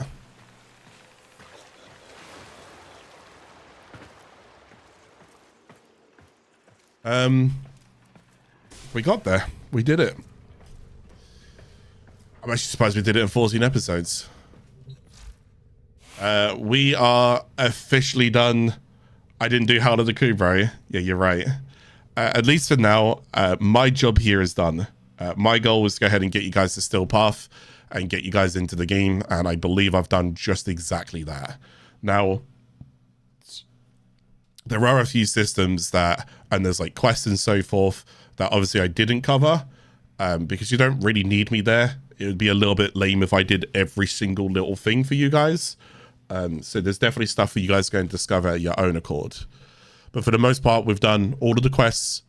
We've done all of the star chart. We got access to arbitrations, and we also got access to the Still Path. That's me done. All right. I've taught you guys relatively how to mod. There's still a few things that I could go and show you, like builds and stuff like that. I've taught you guys how to mod. I've taught you guys where to go and rank your Marshy ranking. We've done all of the open worlds. We did the very paradox. We did everything as much as what I possibly could go and do. You know, I was going to do Archon Shards, you know, the Helminth. It's mostly about it. So there are still a few things that I'd like to go and cover. And this is what the next episode is going to be about. So now if I scroll down a little bit, we got some stuff to go and cover. So if you are interested in any of this, this is what I would like the next episode to try and be about. I want to try and talk to you guys about the Incarnate weapons, because we didn't really get a chance to go ahead and cover those due to my Marshy rank being too low. At that point, hopefully your Marshy rank is a little bit higher. Elite Deep Arc Media, I did go and say I'd cycle back around to that. I want to go and cover that. There's going to be a full rundown of like builds, mods, arcanes. Now I've already actually covered basically every single arcane except from Jade right there. I covered all of the arcanes that I recommended that were good in the previous episode, episode 13. But there are some builds and mods that I'll go ahead and go over. But as of right now, you've already discovered quite a few of them, like the Archons, like the Corrupted, the Drift mods, so forth. We have gone over those. I want to go and show you what it was like when you're a bit higher of a Marshy rank and why Marshy ranking, because some people will go ahead and be like, I can't bother training. I want to go and show you why it's so good to go and get to MR30. It's nothing to do with the blessing. It's to do with the quality of life. I want to go and share other things like Eidolons, Orb Mothers, Kuva Liches, and even Sisters of Parvos as well. So this is all going to be covered in the next episode. I'm just going to jump on my main account and just blitz through all of this and show you what I would do and how it all comes together. So for you guys from here, if you don't care about that and you guys want to be left alone and you guys have followed the series up until this point, my advice to you is this, okay? Because you're now here. My advice to you is, now that you've got to the star chart, I would recommend do arbitrations as I did earlier. When you completed that and you've got all of the mods and the rewards you can get from it, as I suggested earlier in today's episode, then you want to go and start going into Steel Path, okay? But do expect resistance. They're going to be hard. It's not going to be easy. This is where you're going to want to learn to former things, start getting better weapons. And in order for you to go and do that, you need to increase your Marshy rank. Every day, whenever you can, try and do a little bit of training. You want to do some training? Sanctuary Onslaught is my advice to you for now. There are other training methods, but I'm telling you Sanctuary Onslaught. If anyone else wants to tell you anything else, go for it. That's fine. I recommend Sanctuary Onslaught. Okay, just for now. From there onwards, you want to go and get better things as well, right? Right. Well, Barricadier, we've recapped him in the previous episode. He is a trader that turns up once every fortnight, basically. So you, at least for now, could be subject to change. Start cracking your relics, okay? Start earning relics from farming missions, and then start cracking those relics open. Start getting primes. Start upgrading your weapons. Start upgrading your Warframes, your companions. This will also help you with Marshy ranking. Now, from there as well, start maxing out your focus schools. You will get way, way stronger with lots of different things by accents. And I've just got Void Strike right now. Boom. Huge. Like a huge, huge upgrade for the account, getting Void Strike. Anything else that you can go and put in here as well, just by ranking up, like, boom, there we go, and take that, whatever. Just slowly start ranking up. Now, there are these things here, and I'm happy to go and have a guide where I go and show that, because I'm also going to need to show you guys Eidolons. Again, this account can't really do them at the moment. Well, it can, but it'll take a long time. So we will go ahead and get to getting Archon Shards and so forth as well. Start maxing out your focus schools until you go and reach that point, okay? Helminth levels, subsume frames. Now, you guys have already said that as well. As you could imagine, as of how it stands right now, this is October 1st, 2024. Tomorrow, it's different because there'll be a brand new Warframe. But as of right now, there is currently 57 Warframes in the game, which means, ideally, you want to double that. You want 2 of each Warframe, ideally. Not every Warframe has a prime, okay? Not every Warframe has a prime yet. Primes take a while to come into basically fruition, if you will. It's going to take a little while for each Warframe. If there's a brand new frame that comes out tomorrow, it probably won't get a prime until like 2 or 3 years down the line. That's just how it works. They're on schedule, okay? But they will end up most unlikely getting a prime. So for now, rank up your Helminth. Keep feeding the boy. Keep subsuming. Make your build stronger. Mess about with different Warframes. Start farming more Warframes every day. Start subsuming them to the Helminth. Give him more things to go ahead and give you more access to different abilities that can help your builds as well, okay? Keep doing that. I've showed you guys how to go and do this in prior episodes. Open worlds. You guys have got a lot to do. Plains of Eidolon, Orb Valus, Cambion Drift, Deviri Paradox. There's so much going covered there, okay? So much. But I've already covered it all, but you guys now need to go and and do it, okay? Whenever you can, put your head down, try and do some stand-ins, go and rank them up. Try and get level 5 on all of them. There are also other stand-ins in there as well. So if you go and get rank 5 with Ocean inside Plains of Eidolon, does not mean you're done with Plains of Eidolon. There's also Onku Quill, which we got who we got introduced to once we had done things like War Within, okay? So there's a lot more to go ahead and do there. Same goes with Fortuna. There's 2 factions. Basically, whenever it comes to factions, I want you guys going to get in the habit of slowly maxing out every single one here. Okay, every single one. Except from you don't have to do PvP. And obviously, you can only do these at certain intervals, okay? So max them out when you can max them out, all right? You don't feel like you got to go and do them right here, right now. Okay, so just try and max them out whenever you can. Okay, max out your syndicates whenever you can. Kuva Liches and Sisters of Parvos. Now, I've not introduced you guys to Sisters of Parvos. That's going to be next episode. That's why I'm covering these things. And Kuva Liches, I've given you guys the rundown on how to do it, but I'm now going to show you as if like I got a brand new Lich myself. I'm now going to show you what I would do and how to go and get rid of it. Unfortunately, and I still put my hand up to this day, hopefully they change the system. I don't think that they introduce you to Kuva Liches very well. I don't think they do a good job about it. I feel like that because Warframe players inherently, it's okay, you can admit that you do this too, because you inherently switch off because there's so much to do, you don't really think. I know for a fact many players are guilty and are vulnerable to have captured a Lich Larvalin, but then they had no idea what a Lich was. And unfortunately, if you don't have Requiem Relics, and if you don't crack Requiem Relics open for Requiem mods, you can't even take on your Lich. And that's also quite a farm itself, which again is why I'm going to cover it one more time in next episode. I need to show you guys how to go and get rid of these Liches. Because unfortunately, the only way, probably subject to change, the only way to go and get rid of them is by taking them on. But again, you don't know Requiem mods. So I feel like they kind of need to change that a little bit to try and help you understand what is going on. But again, we'll kind of get to that. I'm going to help you guys, okay? Now, you got other things going rank up. You got Railjack missions, okay? You got Necromechs and all of the Necromech mods you need to go and get. Start building your Necromech stronger. So there's 2 Necromechs at the current moment. There's Voidrig and Bone Marrow. Bone Widow, okay?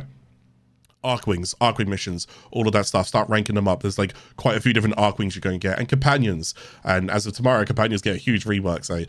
But yeah, Companions as well. Rank all of those guys up. Warframes, weapons. Again, you're ranking up marshalling and start trying everything. You never know. There might be a brand new weapon that you've just not tried yet that is really, really good and you will really click with it, okay? There's no harm with it. And I'll say this here and I'll echo this until like my final days playing Warframe. Warframe is not always about min-maxing. Don't get me wrong, that's part of my job because that's what I do. But it's not always about min-maxing. So keep this in mind. What I want you guys to go and do is play whatever you want to and just have fun with the game. Okay, and I promise you I'll keep the same sentiment as I continue to keep playing. I've kept this for 7 years, I'll keep it for longer. All right, play what you want to play, have fun. Okay, there are some stuff though that do require you to be a little bit more advanced with builds, but that's where I come in, so I can keep you guys covered for that. But for now, play what you want to and just have fun. Okay, factions, syndicates, augments, miscellaneous. We kind of spoke about that with these open worlds. So yes, there's augments and so forth that you can go ahead and get from syndicates. I want you guys to rank up your syndicates. One sec. I want you guys going to rank up your syndicates, and I want you guys to go ahead and dive into like augments as well. I want you to start understanding how to change Warframe abilities and start making different abilities even better. This will take a long time because there's a lot of augments, okay? This is just one school right now. There's a lot of augments to go over, right? But there are definitely some augments that are absolutely worth covering and going over. I won't be going over all of them right here in a beginner episode, but there's a lot. Bosses, Eidolons, Orb Mothers. There's things that you guys go ahead and do there. Bossing on the Eidolons is something that some people just go and do for fun. They've learned to min-max this insanely, like frame perfect. It's actually, you want to see something very impressive? Well, do Eidolons next episode. Go watch an Eidolon speedrunner. Frame perfect. It's crazy how good they are because they've nailed it. They just do it every single time that it comes up. They go ahead and get it done. Orb Mothers as well. I'll show you guys how to go and take on the Orb Mothers. Scanning. There's scanning if you guys want to go do it. Courier, fragments, factions, objects. This is all miscellaneous. You don't have to go and do it, but keep in mind, factions is a little bit more important than the others. And the reason why I say this is because if you guys are testing and you want to continue to test certain weapons on certain enemies, you need to scan them first in order to go and lock them inside the simulacrum. Okay. John Prodman, Happy Sephir, Wormius, Framefighter, hidden posters that they don't really, they're just locked behind particular things. John Prodman, if you survive 1 hour in the index, John Prodman spawns. Did you know that? Some people didn't. If you go ahead and, I think you can scan him, but you go ahead and kill him, he'll drop a poster, and you can put that poster on your orbiter to say, hey, I did 1 hour in index, and I killed John Prodman. It's just a little bit of a flex, but it's kind of cool. Happy Sephir. What is that? Wormius. This is for stuff that you guys go and figure out, all right? Now you got your weeklies. You'll be joining me on what my notepad looks like every week right now, okay? So you'll understand all of this because we covered that this episode. So Netracells, Elite Deep Dives, Mario Sculptures, all of that good stuff. You guys will have your own weeklies to go ahead and do, okay? Your own weeklies. So write down, have a notepad, write down what you need to go and do, and keep chasing those goals. Set smaller goals. Don't write down everything and be like, I've got to do everything. No, you have not. You are a new player to Warframe. Take everything like I have, episode by episode, bit by bit. If you do not know what to do your quests, do your star chart. Start there, do your quests, do your star chart. From there, slowly figure things out. Is there new Warframes that you've not played? Okay, well, what are they? Write them down. Figure out how to go get them. Is there new mods that you've not tried? Write them down. Figure out how to get them. New weapons. Write it down. You know what I'm saying? Look at what you can do and then slowly do it. You want more things to go and do your first ever level cap if you can. This will take you a long time. You're a new player. I don't expect you to get there. Level 9,999 enemies. Yeah. Go do that. Might be some person who's watching who's new to the series, and they're like, oh, do you know what? That sounds kind of cool. I'd love to go and see a level cap. Some people don't even need to go and do it. Unfortunately, there's no like big flex about level capping because you don't get anything for doing it. But it's still cool to go ahead and just get there at least once and be like, this is what it feels like. And the good thing about level capping is that it will also really help you identify what in your builds is going right and what in your builds is going wrong. Okay. And when all else fails, welcome to Warframe. Go do some fashion, man. Make your frames start looking very cool, because there is a lot that you can go ahead and do. And you can start changing each and every frame to make them look very nice. So, my job here is officially done. This is it. This is my final words on this account. I don't have any reason to jump on it anytime soon. There is an update tomorrow, October 2nd, 2024, with Kome and the 5 Fates. I don't really have any major reasons to go ahead and cover it. The only unfortunate thing is that you can access this a little bit early as a new player. So, but since it's not, I don't think it's a story related. So you guys should just be okay to kind of jump in and just do it. If I do get time, or if I do find the interest, or if I don't feel burned out, I could cycle back around to Kome and Warframe 1999 on this account, potentially. But as of right now, we're going to put Warframe Noob to rest. He's done everything that I could ask him to go and do. Again, there's other things that you guys can go and do. Please do it in your own time. But I want to thank you guys for getting this far in the series. Next episode is going to be, for me, I've got to record it now. So I'm gonna jump off in a moment on this episode and start next episode. Okay. But for everyone else as well, if you don't want those things, if you want to discover islands on your own, you want to discover liches on your own, you want to do all of that, that's fine. Go do it. Next episode, you can ask me questions. Best place to go and do it is because everything's spoiler free. Go ahead. All right. Ask me anything, lore, story, whatever. I'll try my hardest to go and get around to answering everything that I can. But that's it. Thank you so much for sticking with my series. Welcome to Warframe as well. You're in the deep end now. All right, I gotta let go of your hand at some point. So good luck. I hope you guys enjoy the rest of the game. If this series ever helped you and you think you could help someone else, share the videos with them. If you haven't done it and you'd like to go to do it and you think I've done a good job here, please leave a like on the videos. And again, subscribe. That's basically about it. I'm done now. All right. Good luck to all of you guys.